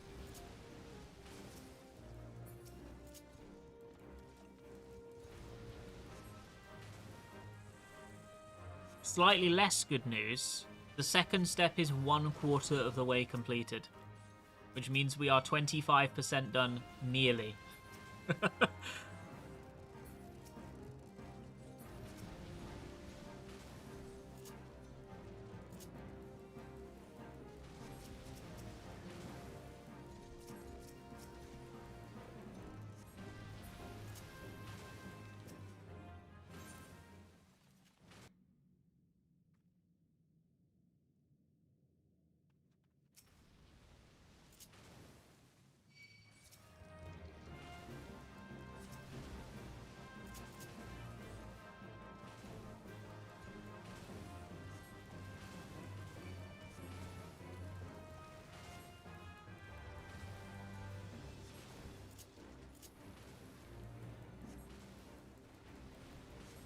Have we got a you pull you tank guy? Cause he just watched the pull because we pulled. Which is kind of insane.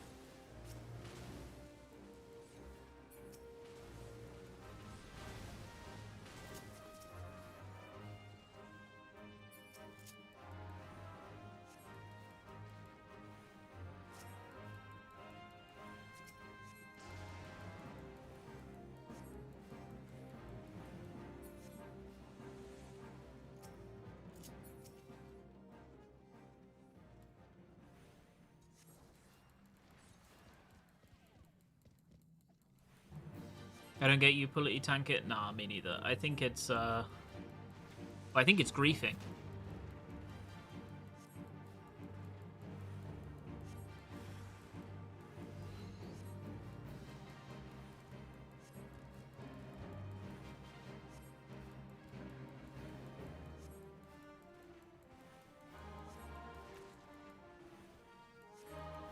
Boom, boom, boom, boom, boom.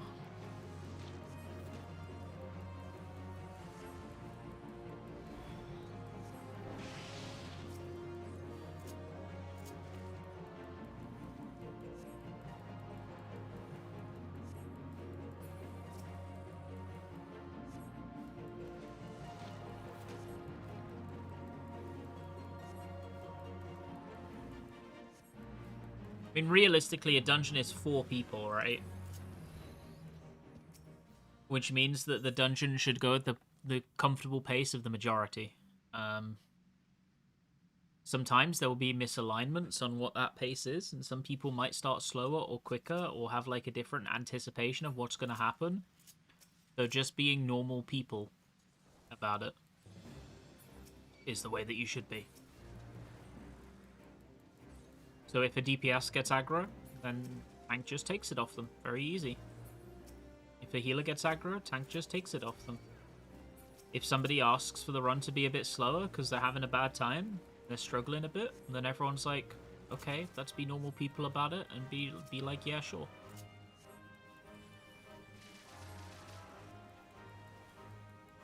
I think it's pretty simple, right?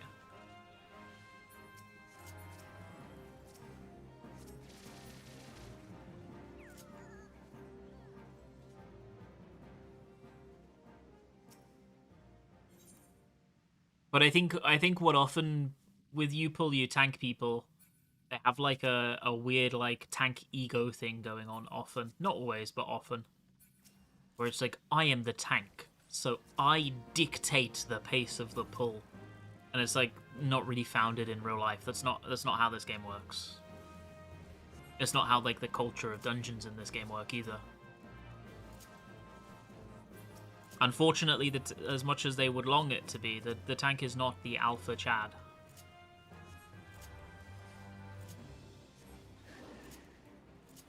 So I think a much healthier approach is just interact with people. If the pace is like not to your liking, you're not. No, unfortunately, Mira, you're not. You're not the alpha Chad. Unless you're playing monk, then maybe.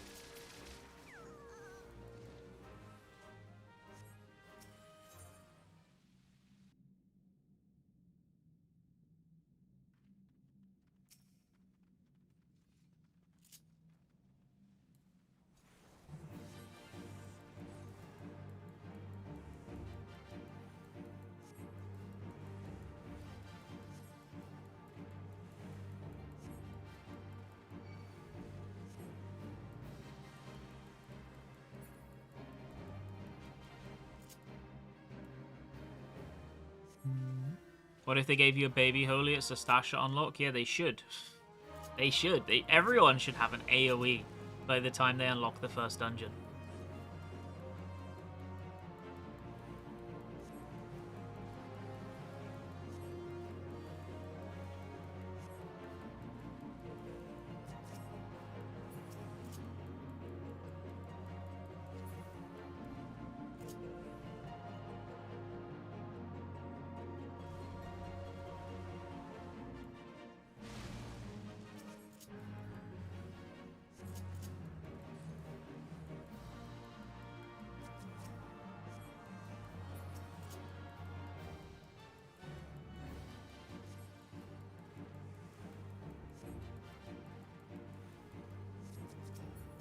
And the boss is bullying him.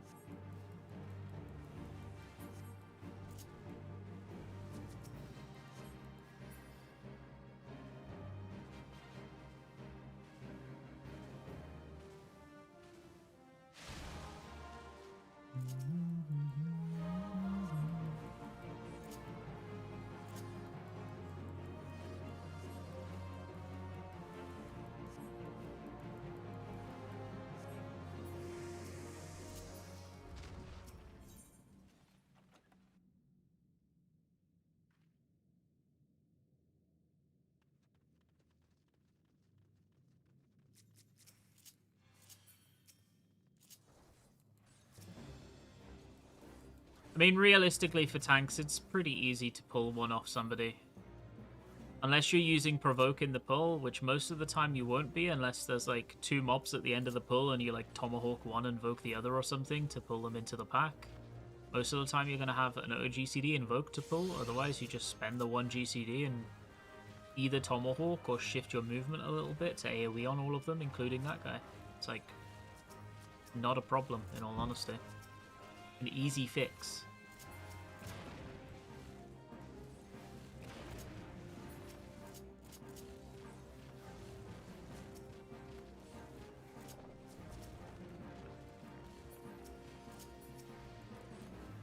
If people are running away with a mob, I'd say that is a them problem. Like, you sometimes get cases where one guy will he'll like pull aggro of one mob because he's like single targeting or whatever, and then he just runs away back to the start of the dungeon with it. I've seen that happen before. I mean, in that case, it's a bit annoying, but I mean, I would just do it. I'd just grab it.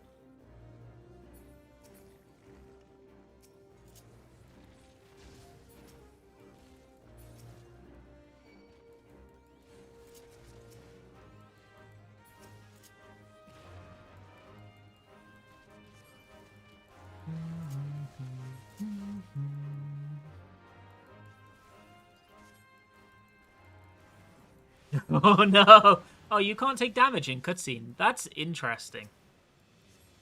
I don't know why I didn't know that. I was expecting him to take damage from that.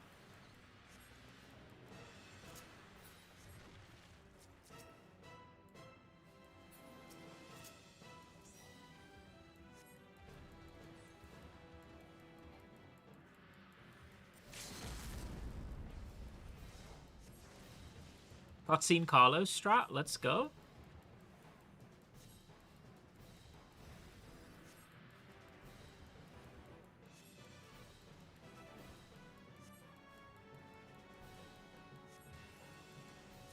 He does not care.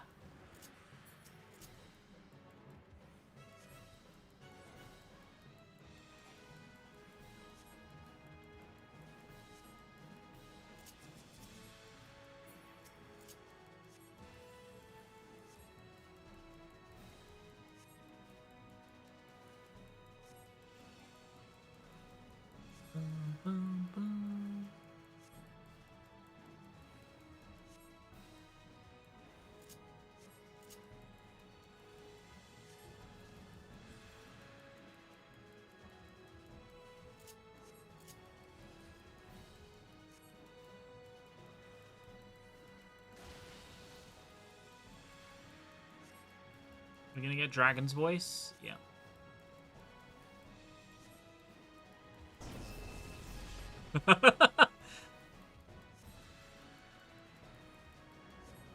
I love that. He's like, quick, disconnect the cast bot. Oh no!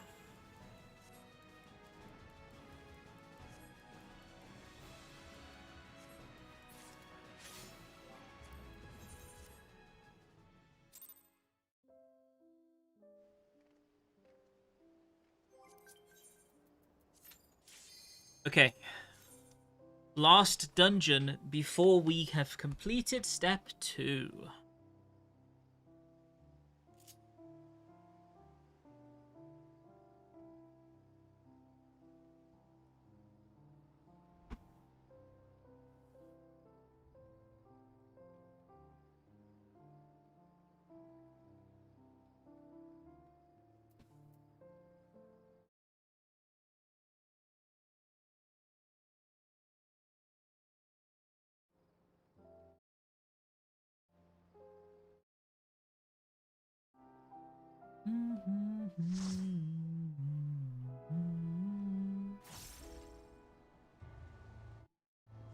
Oh, wow. Finally a dungeon where I get to be higher than level 54.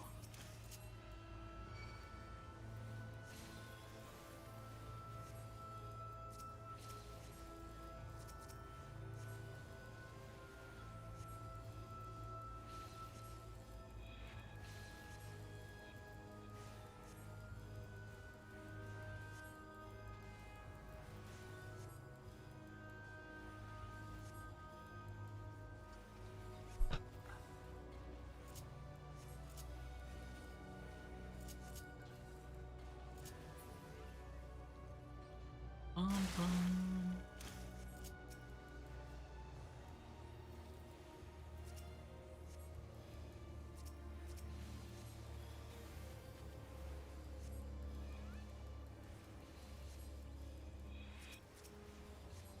Well, at least I can use some of my skills now. That's nice.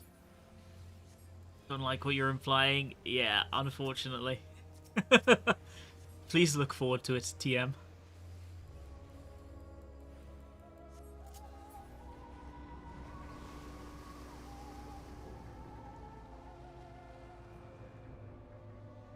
Let's just say I don't think this Relic step is winning any awards for Square Enix's most original Relic step.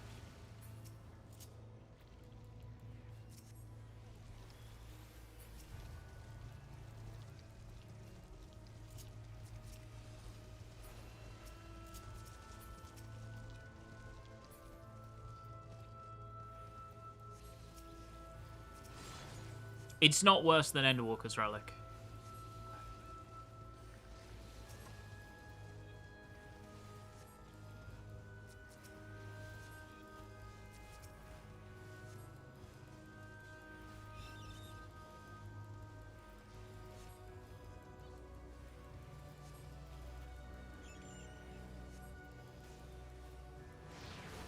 You're worse than Endwalker's Relic? Yeah, you and me both.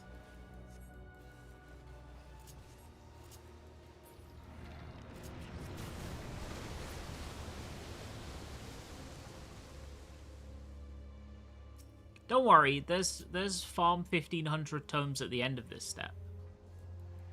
It's a nice little capstone to your journey.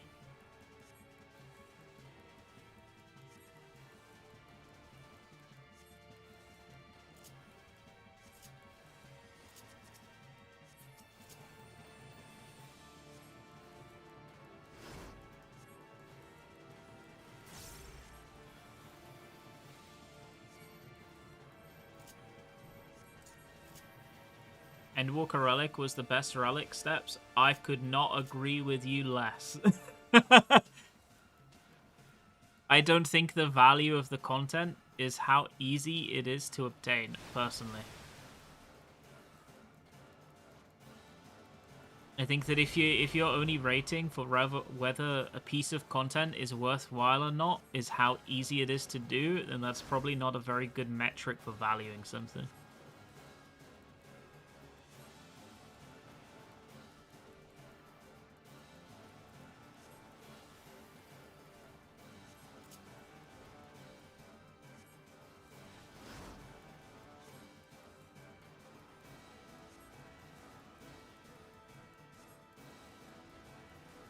For me personally, I don't care how easy or grindy or difficult or anything in between the Relic is.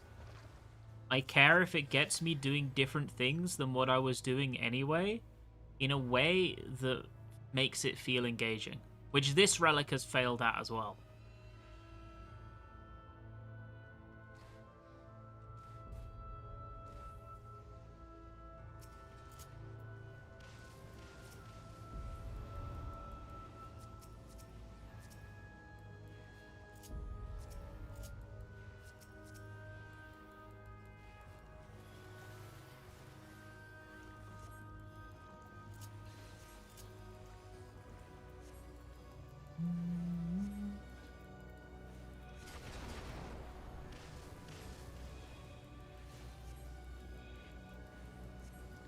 Shadowbringers had the best Relic grind. One thing I will say, I'm not sure I agree that Shadowbringers had the best Relic grind, but Shadowbringers is the one time ever where I've did all of the Relics on the expansion they released. It was actually the first time I did all the Relics ever, because I never finished all the Relics on any other expansion. But Shadowbringers I did. Would you classify this as Type 2 fun or Type 3 fun? It's not Type 2 fun, because I'm not going to look back on this and go, damn, I'm so glad I did that. What is Type 3 fun? Is that where it just never becomes fun?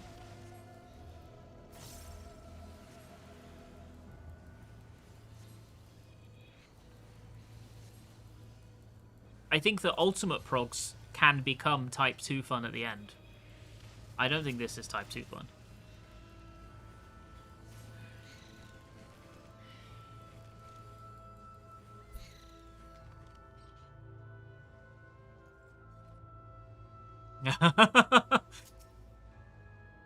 I see. I don't think this is any of those types of fun. This just exists, and it's something that I'll do because it's something to talk to chat while doing. It's junk food content. It's second screen content. I don't think it has any value in my feelings. I don't have a single feeling about the content.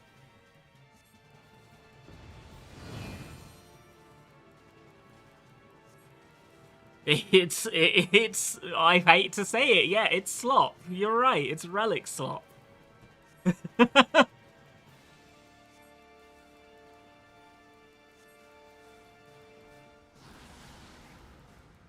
I mean, that's okay. It's like chill to do some roulettes and yap with chat. That's fine enough. But I'm not gonna like pretend it's like high quality content that's being added to the game.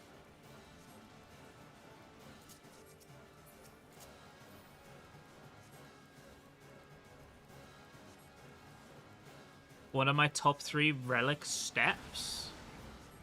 I don't really think of it in terms of individual steps, personally. My favorite 3 relics to do were Realm Reborn, Heavensward, and Shadowbringers.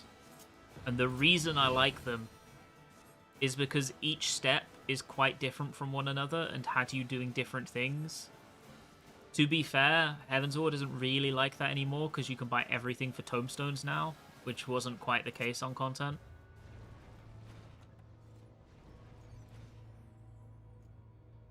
I just like when every step has you going in a different direction and doing a different thing, even if that different thing is like not something crazy, which with relics it never is.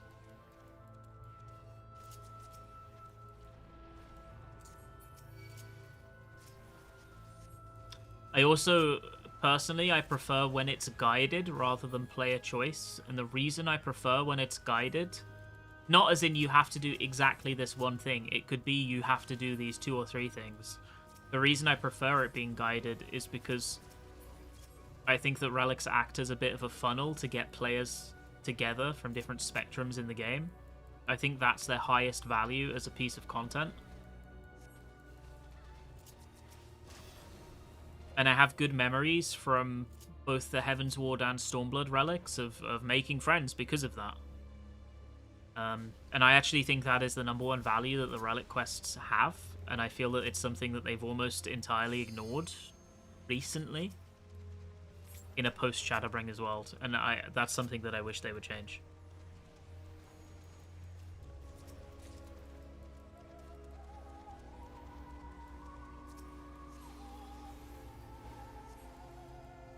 That's why I like the Realm Reborn, Heavensward, and Shadowbringers relics a lot. Because they each, whilst all the steps were like pretty simple, they each did different things. They didn't give you too much choice of what to do, but most of them gave you at least some choice on what to do. And it acted as a way to get people together. Those are like all the ticks that I care about for a relic. Everything else I'm like fairly easy.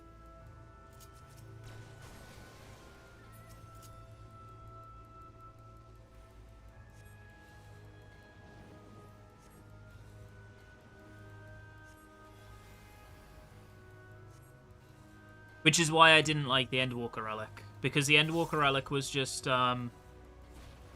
it was essentially, you will just receive the relic if you play the game a bit, right? Because it was just exclusively tombstones. So it's just, if you are logging into the game and doing some content, you will just get the relic forehead, right?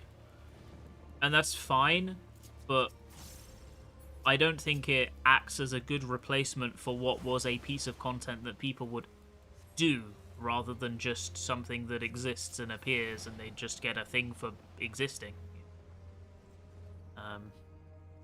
I think in that case you are explicitly receiving less content, you know?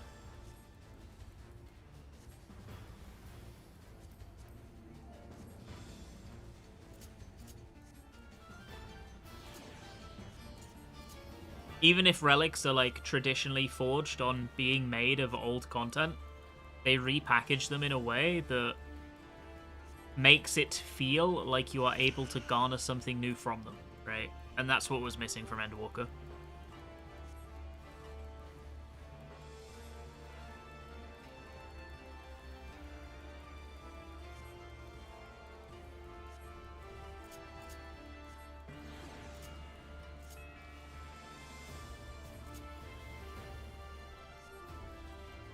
Man, this combat music was so peak, man.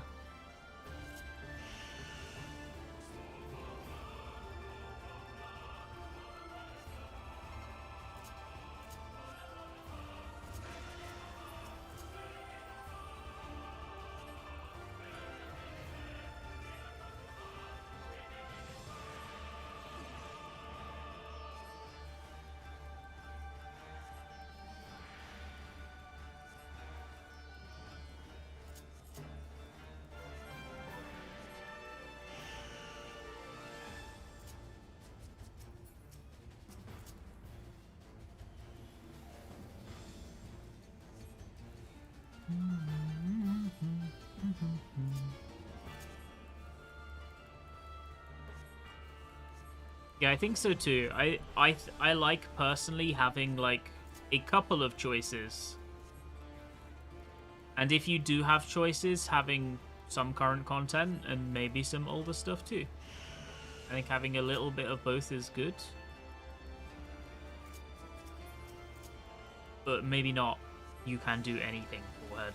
Because then it kind of misses the point of bringing people together, right? Because if everyone is spread out doing anything, then you're not funneling players together in any way. I understand that this expansion, the reason is very clearly because in Dawn Trail player counts have dropped a bit, and they need to keep funneling people into leveling roulettes as interest dies off, because new players need to get their roulettes filled. I like totally understand that, but not sure I love the solution they came up with. Wow. 0 out of 300. I wish not to face my underlings with an unseemly visage.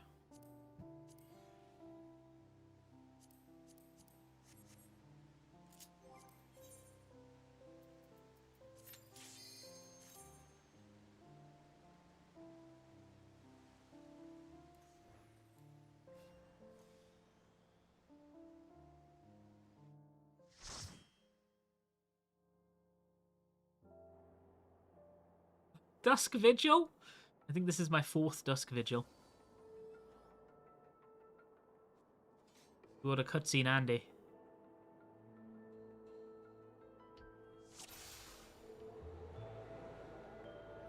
Are queues bad? They're not terrible, to make it clear. They're definitely longer than they were, though. I think that is a natural progression. Like, obviously, the further into an expansion you get, generally, in a pre-0.5 like world, you're gonna have less players. That's just how it is. Like, I think the peaks of player rate for pretty much every expansion is the start and the end of the expansion. That makes sense. Start of the expansion's hype, the end of the expansion is people preparing for the next one. And Dawn Trail has been hit harder than most in terms of like the difference between that launch and now, but it's still active. There's still a lot of players in it. It's not bad or anything, you know.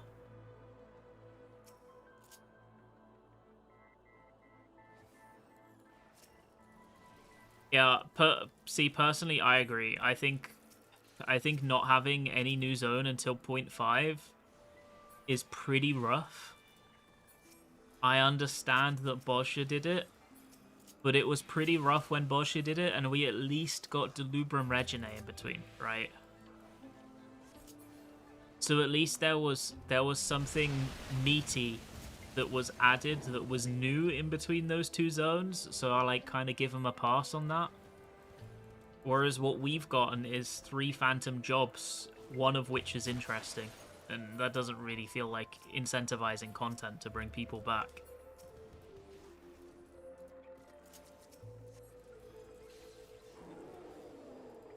Like Eureka, it's fair to say, had by far the best depth and breadth of content of them, because they just gave you a new zone every patch.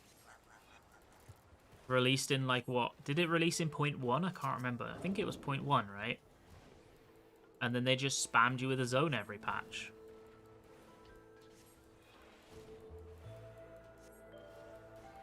I would love an in-between. Like, if we got 3 zones instead of 2. Or even like Boscha, where we got 2 and then like a cool, casual, and also more difficult dungeon in between, like something like that, either of those would have been okay. We don't have the new special job? No, we don't. That is also scheduled for 0.5. You mean Beastmaster, right? Beastmaster is also scheduled to release in the 0.5 patch cycle. Yes, it is a bit different. We did... we did get Forks Tower right away this time. That is true. So I think this whole thing didn't really go down how Square Enix were anticipating, because I think they were not expecting to get the general community feedback that they got from both Occult Crescent and Forks Tower, which were pretty mixed, edging towards bad.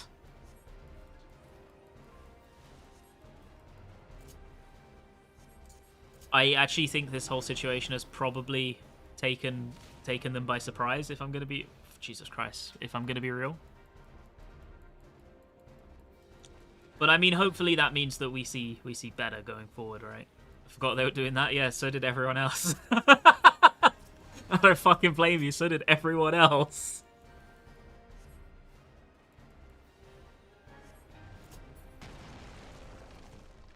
So 0.5 is going to be an insane patch if they actually deliver everything that they've promised, which I'm firmly of the opinion that something is getting delayed or cancelled.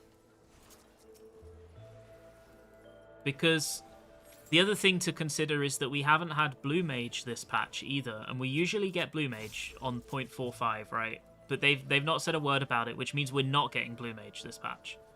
So is Blue Mage delayed until 0.5, or is Blue Mage cancelled for Dawn Trail? Variant is not even out? No, Variant is not even out.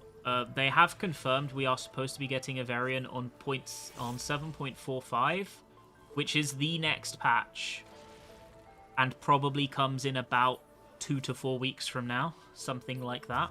But they have not given a date yet. But yeah, in 0.5, there is supposed to be a big housing update. There is supposed to be an ultimate. There is supposed to be all of the release day stuff you expect from a 0.5. There is supposed to be a new Occult Crescent zone. There is supposed to be a new Cosmic Exploration zone. There is supposed to be Beastmaster, the new Phantom job. There is supposed to be another major Relic step. There is supposed to be Blue Mage because it got delayed out of 0.4 without a word, so we are still expecting that unless they say otherwise. All of this is supposed to come in one patch. Like, question mark? You know?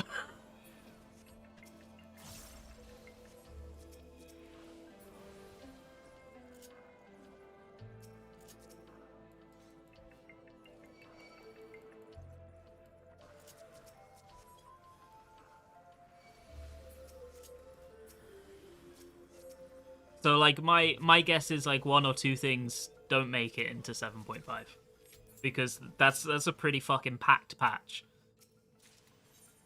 It might be the biggest patch in FF14 history if they actually released everything and it was, like, meaty. So, we'll see if it actually happens. I'm skeptical. Especially when you bear in mind that they are working on the next expansion right now. You know, like deep into work on the next expansion. And pieces of content have fallen to the wayside before because they have been in crunch for the next expansion.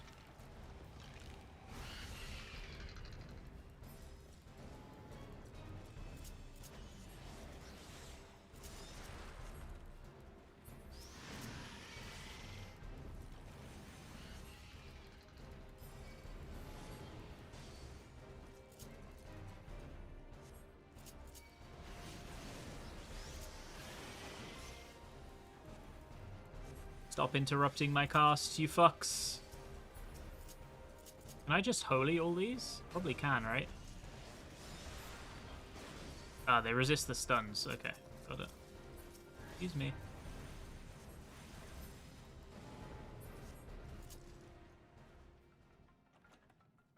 It's mostly sad they seem to only make one variant this entire expansion. Yeah, I'm pretty sad about it too.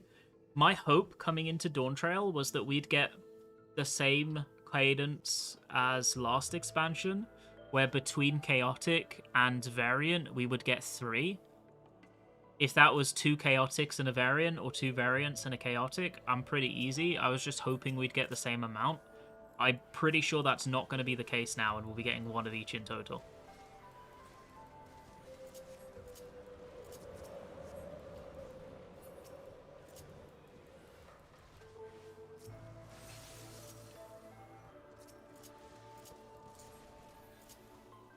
Yeah, I have a feeling chaotic is scrapped.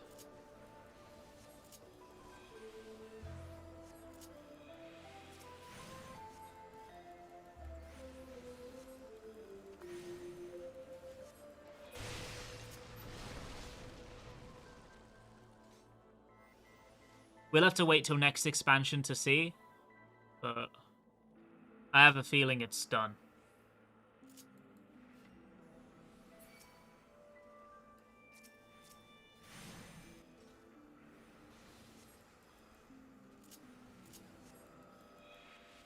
Like, it's totally possible they just release 1 per expansion from now on, but I have a weird feeling that based on the player retention for that game mode, I don't think it's coming back, honestly. Because it fell into a lot of FF14's pitfalls. I think one of FF14's big struggles for endgame content is getting people to have any incentive to play them after the patch they are released, and also funneling newer endgame players into them even on the patch they're released. I think these are 2 problems that Square Enix struggles with a lot. And in some ways, I really do think that Chaotic was a good gateway drug to get into grading, and I felt it was intended to help with that issue, but it didn't do enough. And now, because you need so many players, it's like fucking dead, and you struggle to get into a run now. Like, there are still runs that exist, but it's just like Forked Tower, it's just like Baldessian Arsenal, like it's pre-made duty most of the time.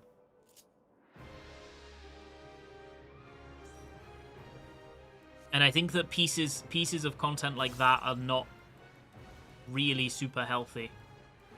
Is it really more dead than Variant? I'm not sure. But Variant is another one that had that same problem, right? Which is a shame, because I fucking love the Variant and Criterions.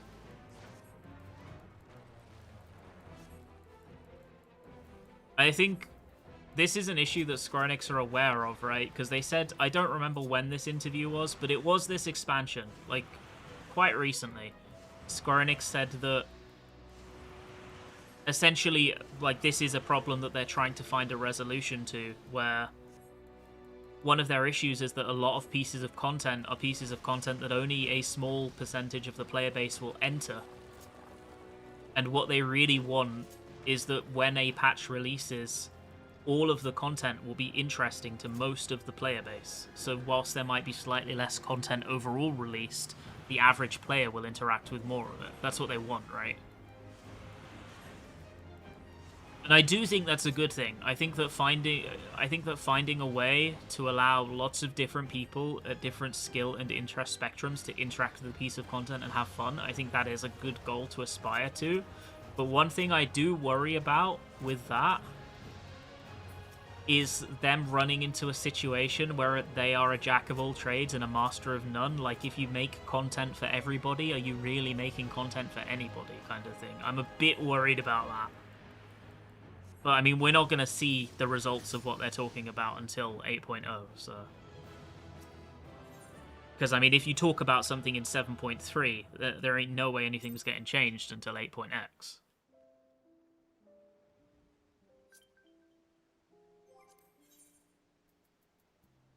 So we'll see. I'm pretty sure the context of that was Quantum. And Quantum is another one. Like, did Quantum flop? I don't know. I don't think it has a very high player interaction rate. I think the clears of Quantum have kind of shown that not that many people are doing it. And the biggest issue that Quantum is having is that most people are only doing Q40. They're not using the scaling, which is what Square Enix hopes they would do. So, I don't know. Wow, we got the other Vigil. Let's go.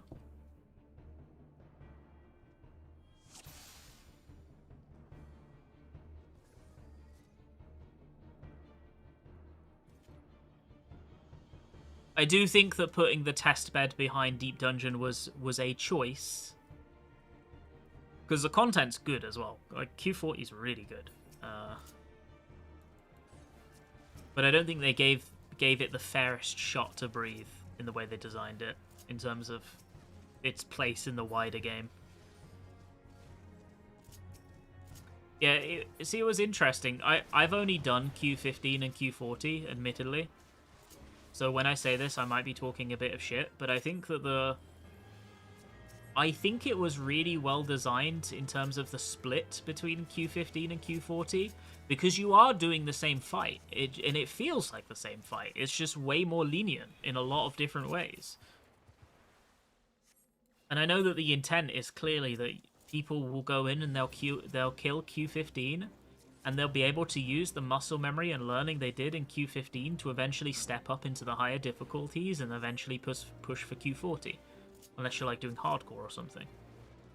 And I think that is a cool aspiration, but the reward structure and the way that people would interact with the content just didn't really support that goal.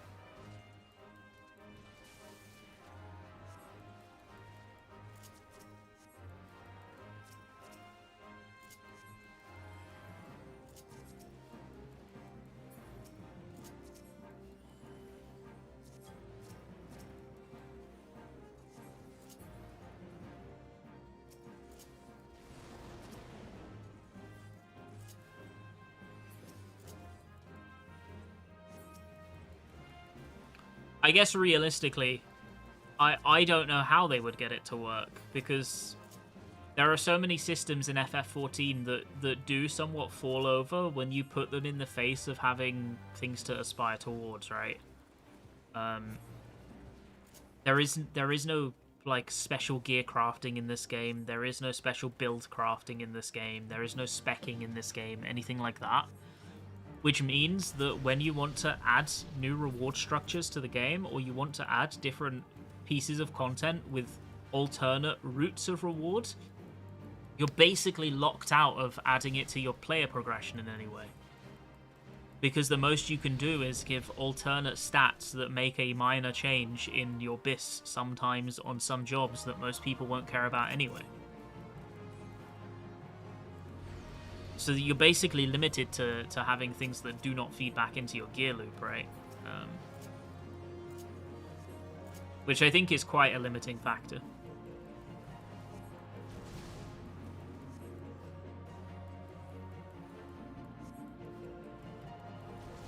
Do I think that needs to be changed? I don't know. Like, I'm actually not really sure how I feel about it. But I do think that has compounding problems whenever they try to add a new piece of content, because they can't figure out how to reward different types of players and make all of them want to do the content. Because you'll get some people that are like, well, it's worthless for my gear, so I don't care. And then you'll get some people that are like, I think the mount is ugly, so I don't care. Stuff like that. I don't think this is the right way.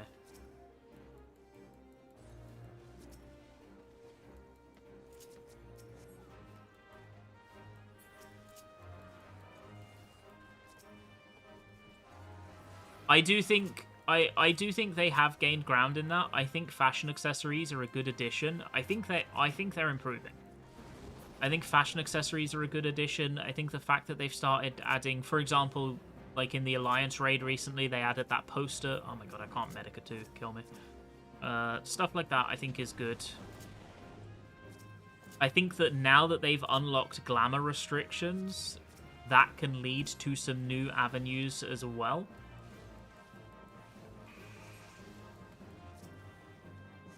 Oh my god. I'm sorry. I'm sorry. I'm gonna let you die. I'm sorry, bro. I was not paying attention. My B. I'll keep everyone else alive, and then we'll res you in 12.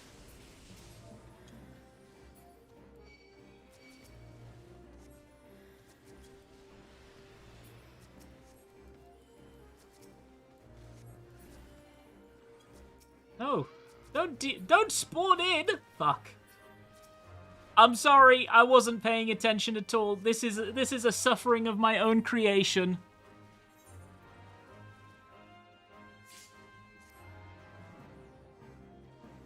Anyway, Dawn Trail. I was not locked in. Excuse me, A Realm Reborn.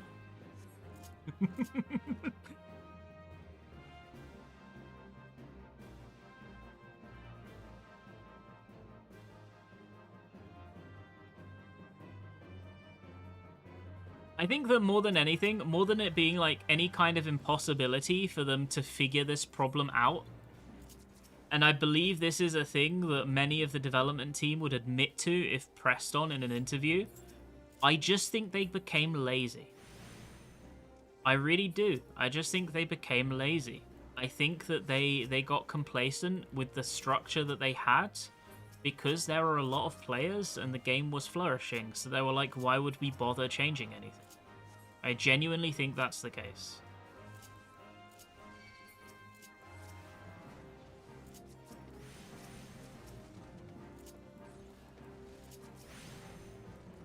Yes, Yoshida has stated that they got complacent before.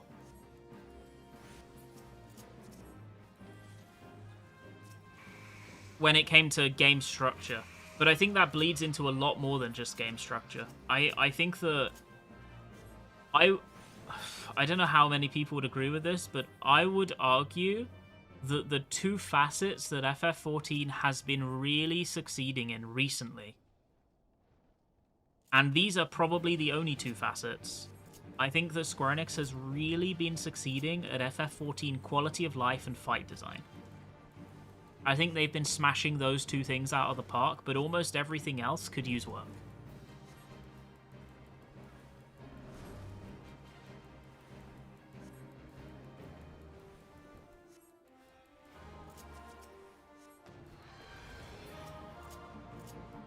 Like, I get that I'm a one, well, technically two MMO Andy, so maybe I'm talking shit, but I'm still firmly of the opinion that FF14's, like, raid design is best in genre. Like, just flat out best in genre.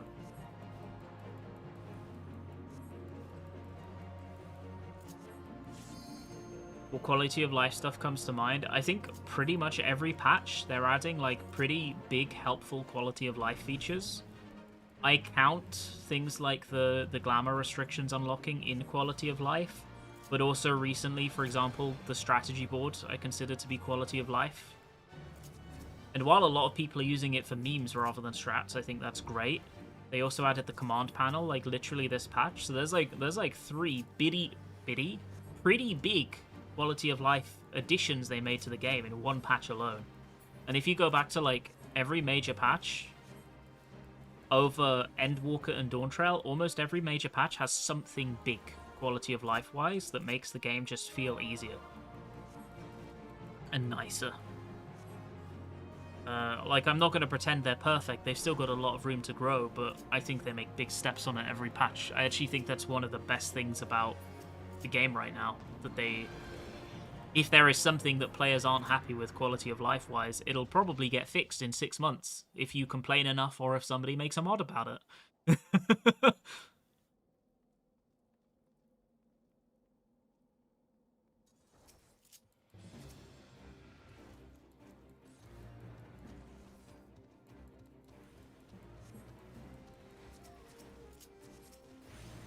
I think...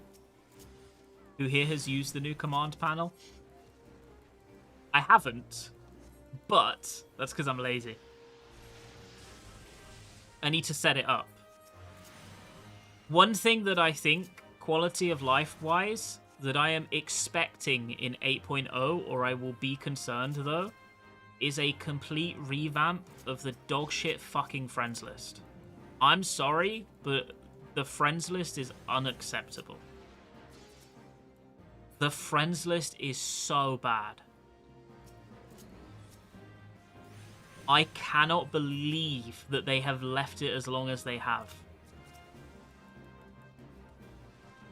Duty Recorder, I agree with, actually. Duty Recorder being as dog shit as it is harms my content creation pretty badly. If there was one illegal mod that I would want to use more than anything else, it's the thing that makes Duty Recorder actually work.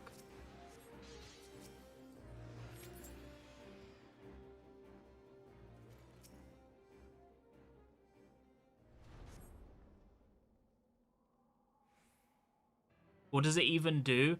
It's like theater mode for duties, right? So you can record your duty, and you can watch it from like different POVs. You can have like a free camera during it, kind of, and stuff like that. Very cool in theory, except it doesn't work for any current content or 90% of the encounters in the game. And if you want to record your duty, you have to like go through this checklist with everyone in the duty to make sure they're okay with recording it. And it's just a bit of a shit show, I'm going to be honest. It's a great feature, terribly implemented.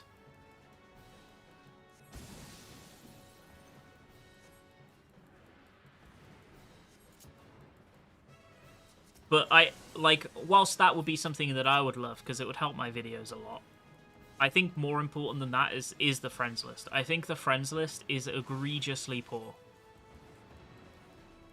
I don't think it's fit for purpose, and I think that the friends list was piss poor for like 2013 or whatever when the game released. For now, it's a bit of a joke, and they should really fix how it works.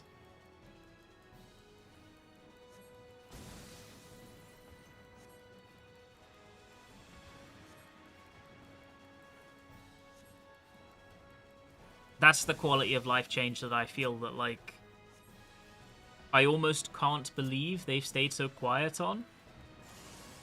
Cross Data Center PF. See, this is something Square Enix have at least talked about. Friends list, I think they keep pretty quiet about because they're avoiding it. But at least Cross Data Center PF or region-wide PF is something that they've candidly spoken about, which I respect. And based on those discussions, we're still in the timeline where it could be something they're working on, theoretically. The TLDR is, at the Dawn Trail Media Tour, a couple of content creators asked about that in their interview. And he did answer. And he said that theoretically it's possible. It would be a lot of work, and a realistic time frame is like 2 to 3 years, not a few months. So it's like firmly in the region of, if it comes, it would come with 8.x. So I think if we start getting to the fan fests and we're not hearing anything about it, that's when you start complaining again, in the hopes that they acknowledge it. That's when everyone should start complaining again for it.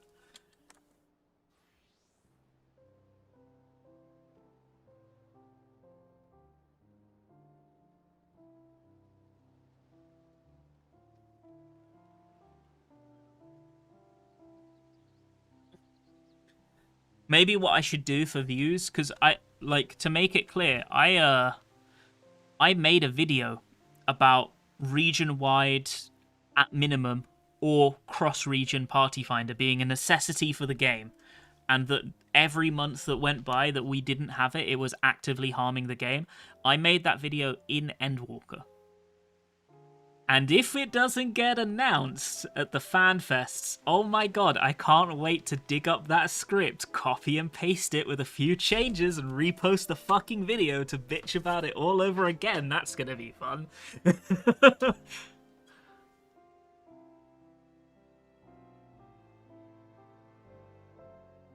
Yeah, it's worse in NA, yeah.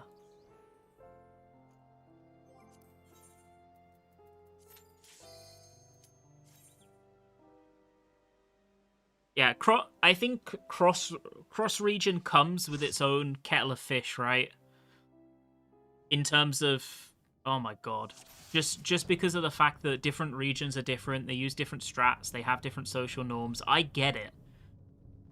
But region-wide PF is something that should be a like just a natural conclusion and is required at this point because they are harming the data centers that are not the quote-unquote PF standard. Like, they're actively harming half of the servers in the game by not having it.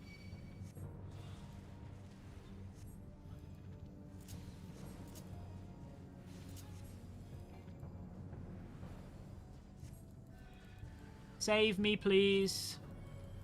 I beg of you.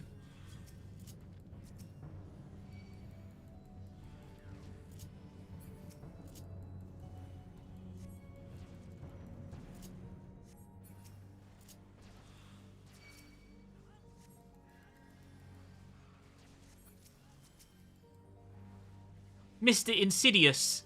This is an insidious lack of cooldowns I'm seeing.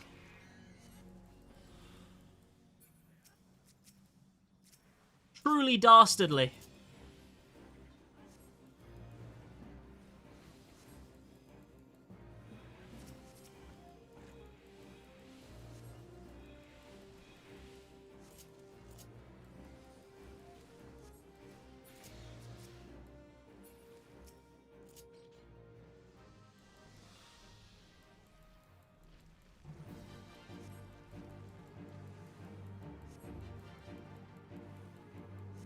But then why go ahead with DC travel? Good for PR, innit? I think... maybe I'm, like, tinfoil hatting a bit too much. I think that, I could see Square Enix knowing that it would cause some of these less than ideal results that we're seeing. And we're probably like, it's fine, we're gonna garner the goodwill for now, and we'll fix it later. I could see that having been what happened. But now it's later, and I want it fixed.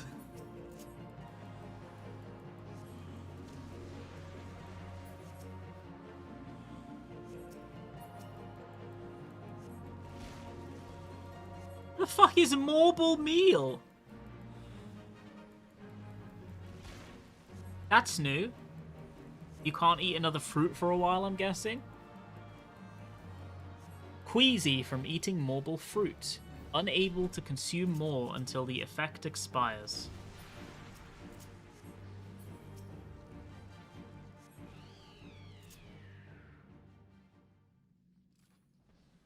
Oh, it's morbid meal, not marble meal, might be.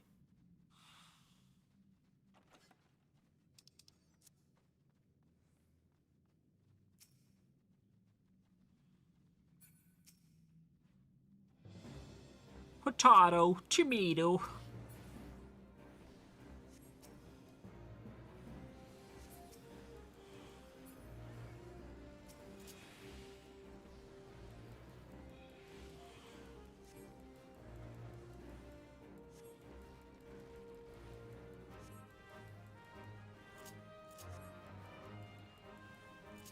I think for me, like, at least right now, I'm like...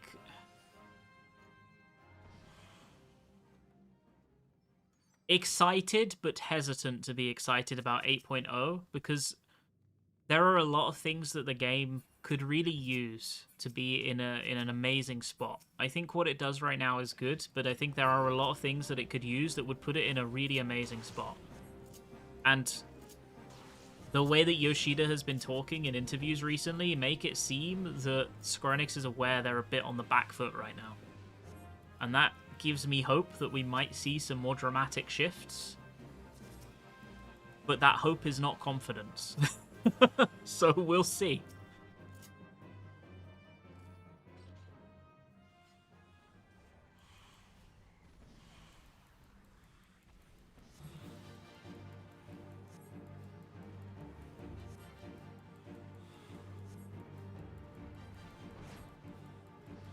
I also think DC travel has been a net positive for a lot of different communities.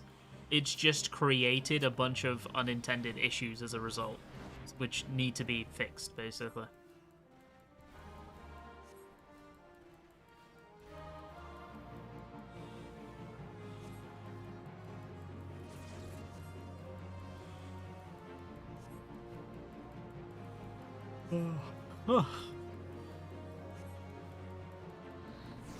We'll see. I'm really interested to see how interviews with Square Enix staff go in the lead up to 8.0.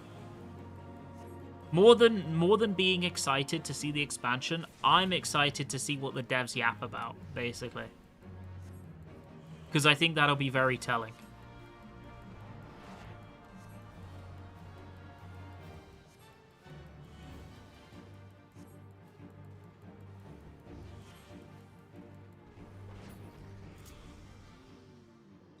I'm also, okay, and this is a me thing, I'm also really hoping, or rather coping, that maybe I can get an interview this time. That would be really pog. Hi, Taco. We doing some Relic. How's it going for you?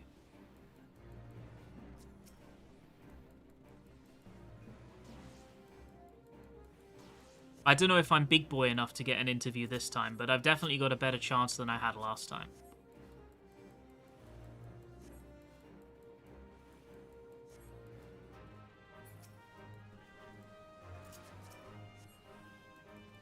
Because I want to ask some questions.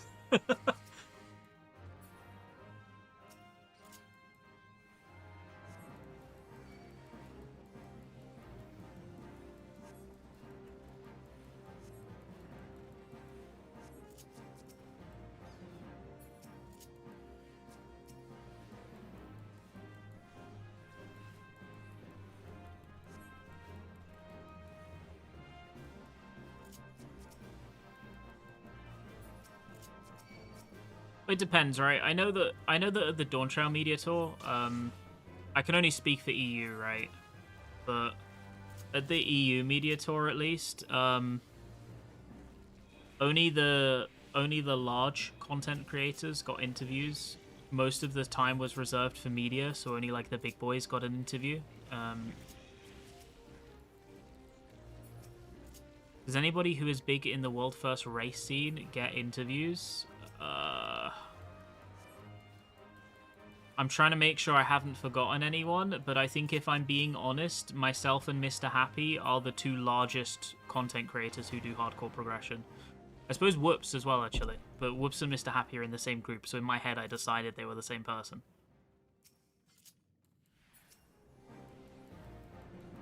But they're obviously not. They're just in the same group. I don't know why that would mean they would ask the same questions.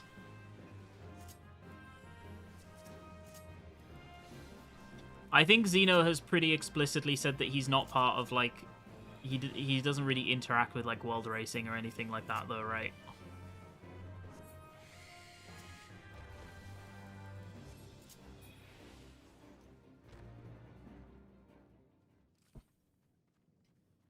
So probably the only person... Preach is probably the up next, yeah, but Preach doesn't really... And I don't mean this as a snub. He doesn't really know anything about the 14 world race scene, you know? He definitely covers it by, like, commentating and stuff like that, but I don't think he's a very knowledgeable person about that. So I don't think you'd get questions that would target things that those people want. I think the one person who realistically gets interviews who is in that niche is Mr. Happy. I think if I'm going to be honest, like, the one player who is, like, in Square Enix's good books and is of a reputable size and does hardcore prog and all that stuff, you're probably looking at Mr. Happy and that's it. Maybe this time I can get one. I don't know. We'll see. I was not big enough last time. I was too small.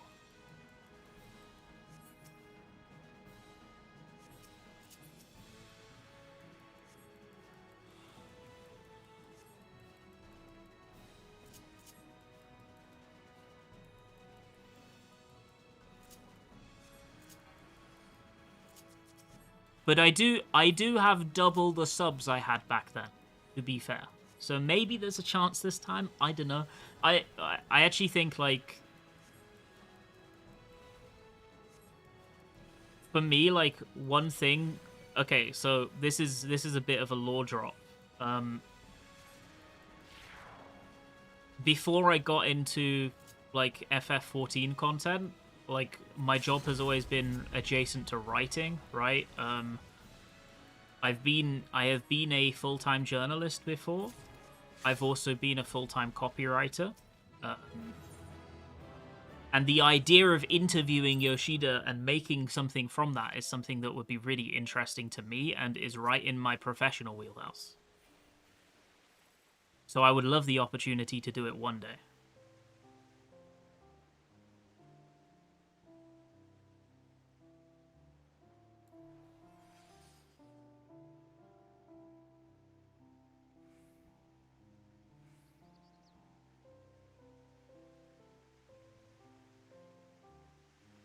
Your media tour videos were the best of them all. I think I did good job summaries, mostly. I did make one or two mistakes. Well, I had a slight misunderstanding about Picto's hammers, but I think I like provided all the info at least. I think I did an okay job. I think other people did really good stuff as well. I would do the same this time around if I ended up going. I mean, I don't even know if I'll be invited at this point. But I would love to get a little bit more time to do them this time around. So here's what happened last time, right? Last time, I had 6 days from when I was at the media tour until the embargo lifted. So you know all the media tour videos that I posted, I made all of them in 6 days. Everything. There was actually way more stuff that I had footage for that I wanted to do, but I just ran out of time. So I was making like 3 or 4 videos a day for those 6 days to get everything done in time. It was fucked. I was rationing my sleep. So I was sleeping like 4 hours nights in order to get it all done. It was the only way I could get them all done in time. It was fucked. It was fucked. It was really fucked. Yo, what's up, Mewmeister? Alu. There had been a moment where you thought you might quit the game? Yeah, a few, actually. Don't get me wrong, I like the game a lot. In Stormblood, there were a couple of periods where I was just not interesting. I mean, I'm always not interesting. There was a few periods where I was just not interested in logging in at all, and I thought I was done. In Heaven's Ward, I played, got to endgame for like 1 patch, and I was like, I don't know, I'm not really feeling it. And I dipped for 3 months. And even this expansion, actually, the 7.3 downtime period was pretty rough, and I basically didn't log into the game for 4 months, and I was not missing it. And it was only when I came back for Q40 that I felt like I was having fun logging in again. And basically the way I felt was, if I'm not having fun by the end of Dawntrail after like 7.3, I'm probably done with the game. But luckily, Q40 was good. This raid tier was really good. I've had a lot of fun. I've actually been enjoying logging in again, so I think that's probably not a worry anymore.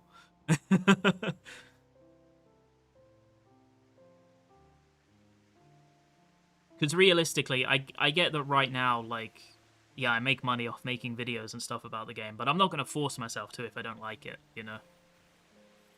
Like, being realistic, if I wasn't having fun making it, I would just either try and move into a different demographic and see how that holds up, or I would just, you know, go get a job. Because I'm not going to force myself to make content on a game I don't like. So, I'm glad that I'm enjoying it again, put it that way.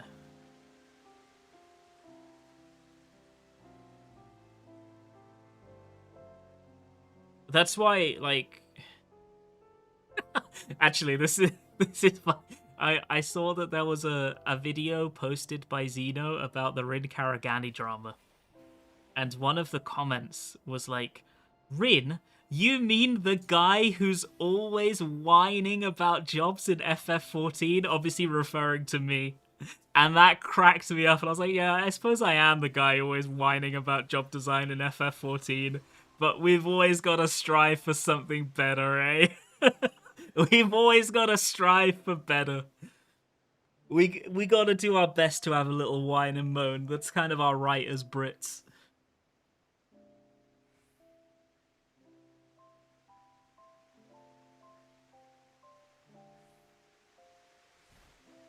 I think in the UK, there are like 2 pastimes, right? You get to choose one. You get to slot into 1 or 2. And as you get older, you normally take on both. You're either a habitual tea drinker, so you drink 6 cups of tea a day, or you're a habitual moaner, which is what I went for. I went for the habitual moaner. So I'll like pick a topic, and that's me for the next year. I'll complain about it. Right now, it's jobs in FF14. Who knows what it'll be next?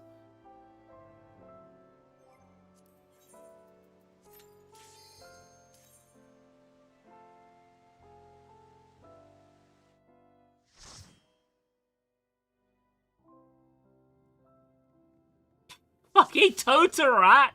Fuck me, man.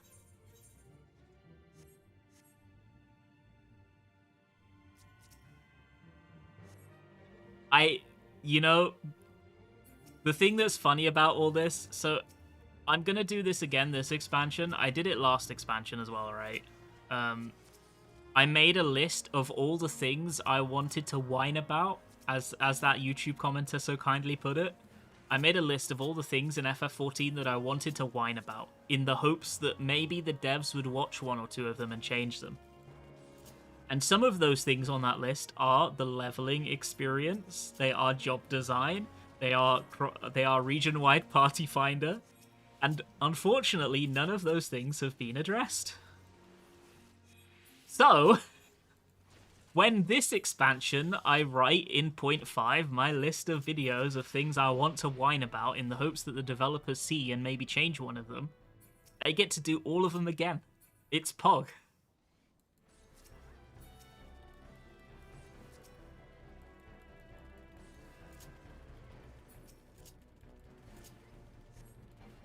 Oh my god, you don't even have gap closer. It is truly cooked.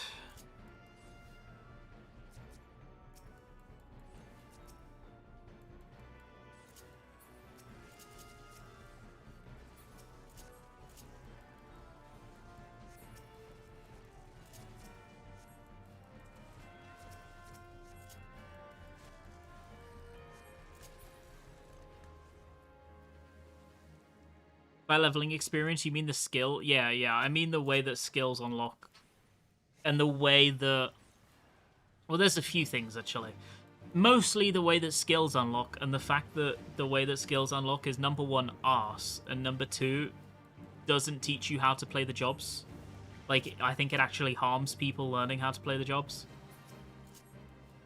And that they could make some really easy fixes to that. But secondly... and this is something I didn't talk about then, but I would talk about now, is the fact that FF14 is one of my top 5 favorite games ever, right? It would easily make my top 10 list of my favorite games ever. And yet, this is not a game I could ever recommend to a friend. And I think that is problematic. And the reason I can never recommend this game to a friend, and I never would recommend this game to a friend, is because... the gateway between them starting to play the game and them getting to play any of the things that I think make it special are not tens of hours, they are hundreds of hours. And you can't, and like as people have joked about today, I'm old. I know the value of 100 hours of your fucking life. And I can't in good faith expect one of my friends to have to invest 100 hours to find the fun part of a game I love. And I think that Square Enix could really do better in the way that they structure the game, in terms of maybe making some of the main scenario quests either optionally streamlined or even optional entirely for people who don't want to engage with it. Or maybe by trying to, when they implement new content, trying to ensure that some of that new content is available for players who are not necessarily done with Dawntrail. I will give you an example.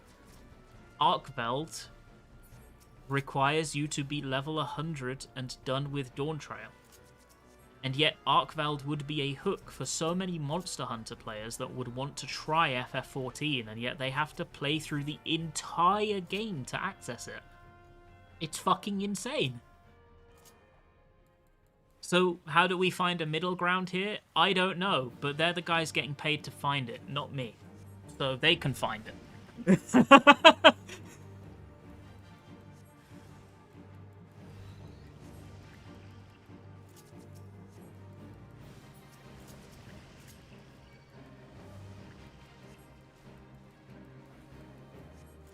So that would be the other part of the leveling experience problem I think exists. The middle ground is job sync up. Yeah, that is totally one option for the middle ground, yes.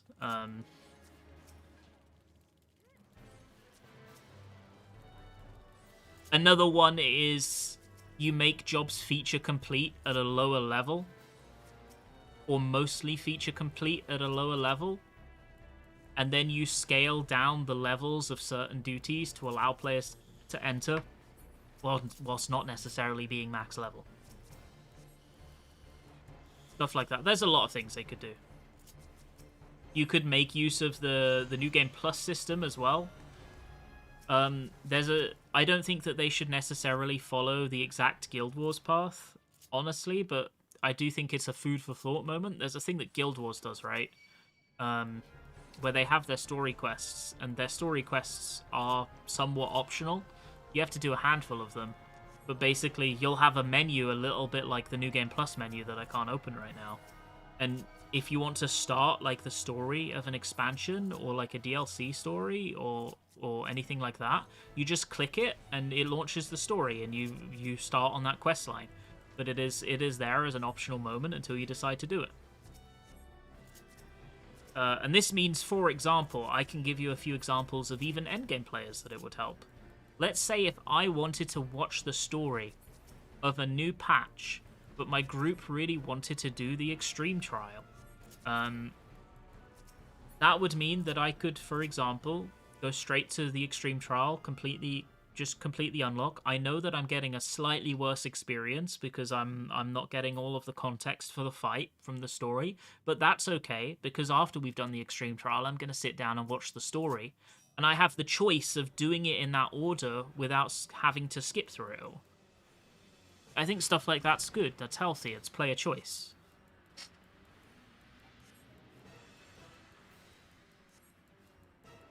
I get that a big selling point of this game is the story. I totally understand that, but I think it doesn't need to come at the cost of other things.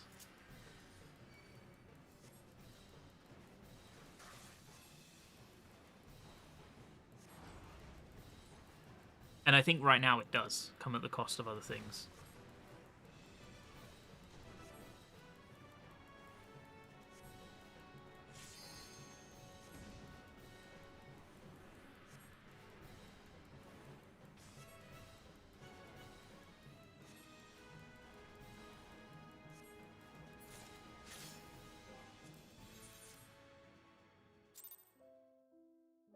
Because I know, at least for me, if I didn't feel like harassed into doing the story before I could access the new fights that I wanted to do, I would be way more inclined to sit there and watch through the story, like off stream or in a quiet moment, or when my group isn't waiting for me and stuff like that, you know. I know, at least for me personally, that would impact how I interact with the game in a positive way. I'm not saying I am the majority, but I am at least an example.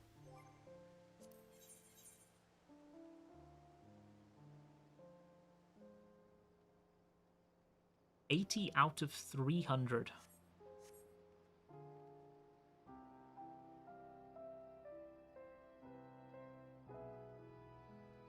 Should we go in for another one today? I think we'll do one more today. One more dungeon today. Because if we do one more dungeon, that means we have done 400 points, I think, right? Yeah, 400 points.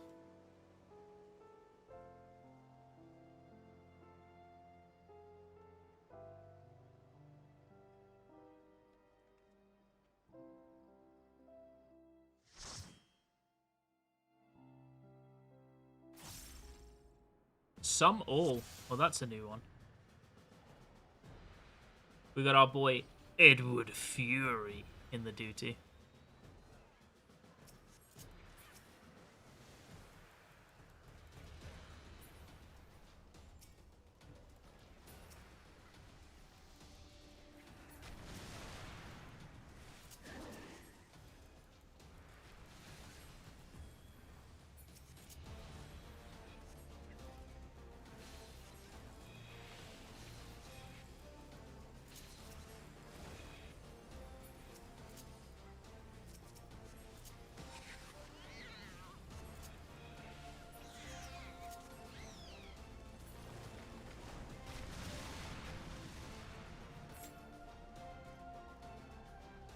You hate how weird FF14 players can get about the story. Yeah, I think people. I don't really remember the word off the top of my head, but I do think people like over evangelize the story. I do like make it clear, full disclosure. I have been a story skipper for a long time. I haven't played all of the story. I've played some of it and watched all the cutscenes.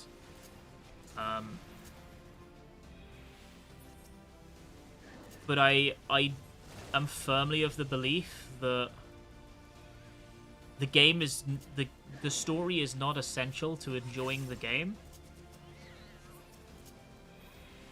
and that allowing players to dive into and out of the story at their convenience is more conducive to more people having fun. And it doesn't harm the experience of people who do want to play it the way it is right now.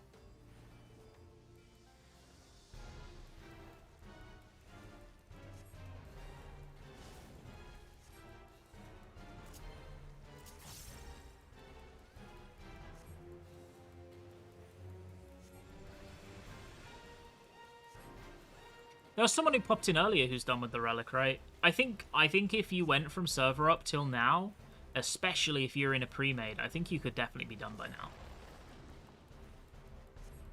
I mean, think of it this way. I started 4 hours and 40 minutes ago, and I've been fairly casually spamming leveling roulette.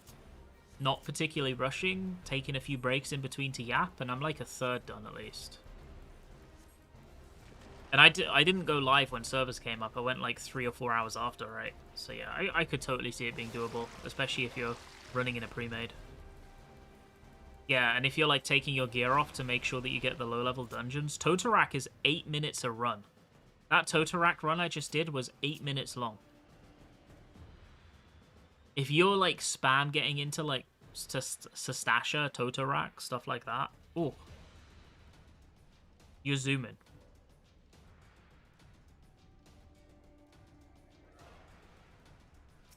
Yes, I think so too. If you're in a pre-made and you spam 71 to 80 Forked Tower, I think that will end up just as quick as being in a pre-made and spamming leveling.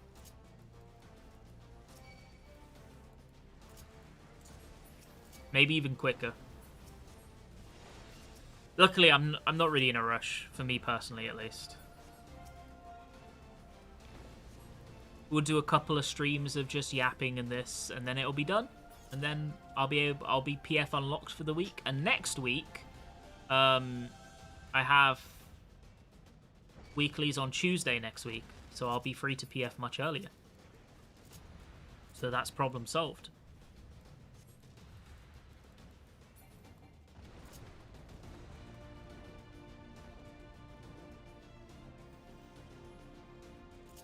You literally skip 100% of non-voice acted content. One thing that I don't know how much cope this is, but I hoped this would be the case, and I still wonder if it is going to be the case.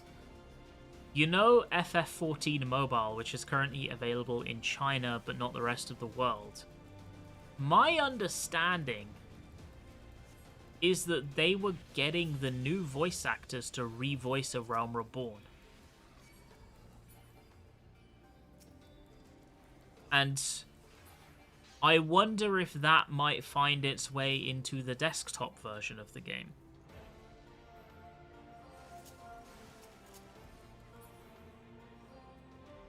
Yes, in English, yeah. Whenever it releases outside of China. Like, I'm pretty sure I read that in an interview back when they were doing the promotional hype cycle for that thing. I'd need to find the source again to, like, show you, but I remember reading it.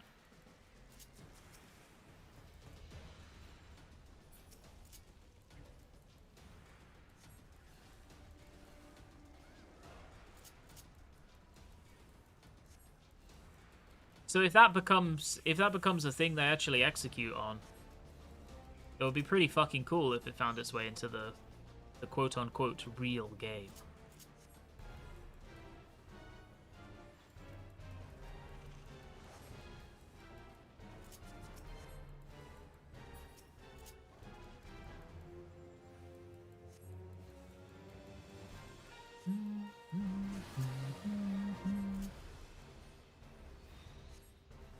No idea if it'll actually happen or not, but I think it'll be interesting to hope for.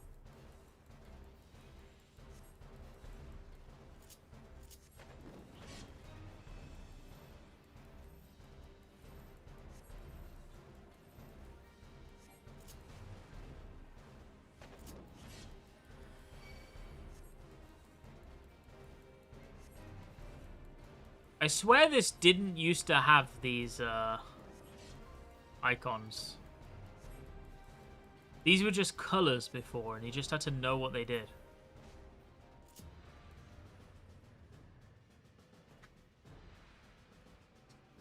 It was like a blue one and a red one.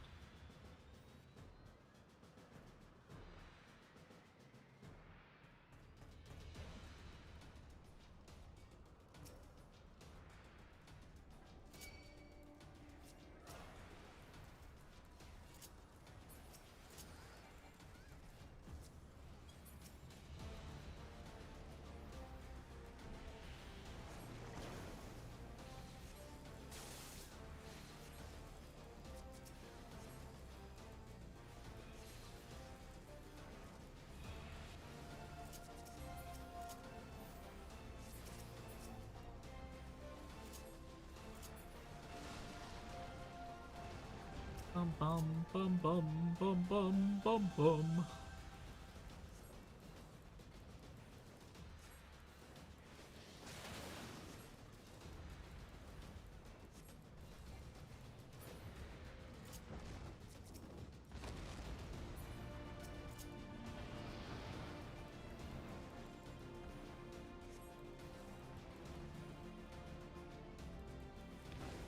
Oh no, not a fireball.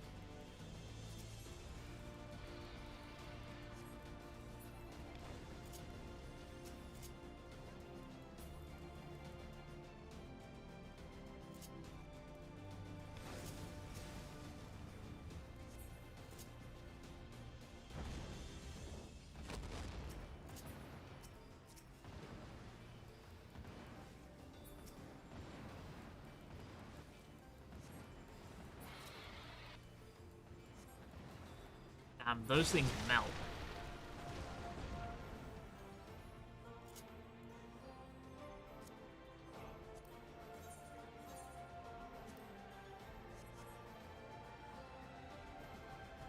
I wonder if this boss is the same.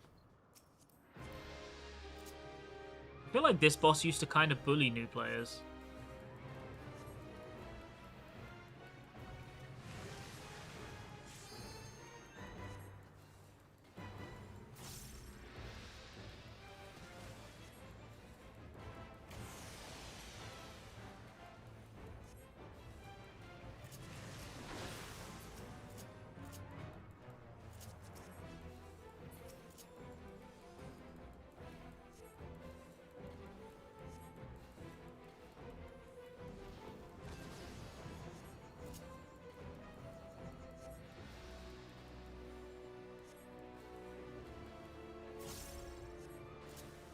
Oh my god, I don't have it. Whoop.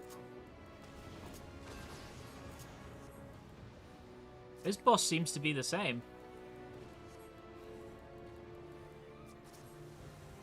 Okay, these actually die quite slow.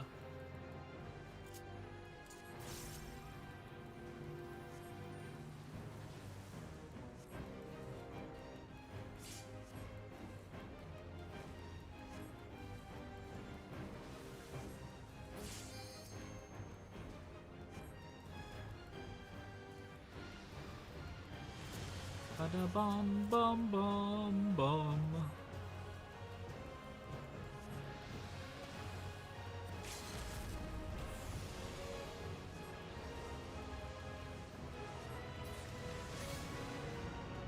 You obtain Presta.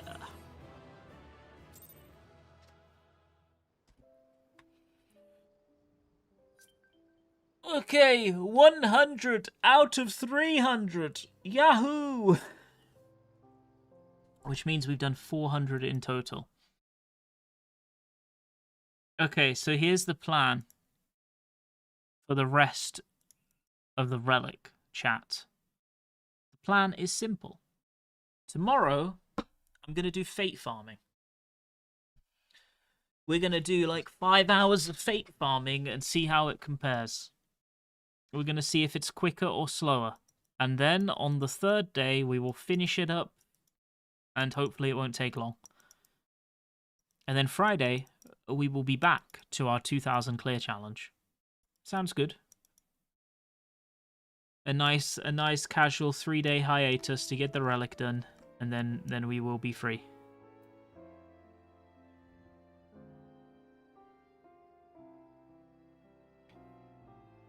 Yeah, you can buy it from the NPC shop in Taliyalau.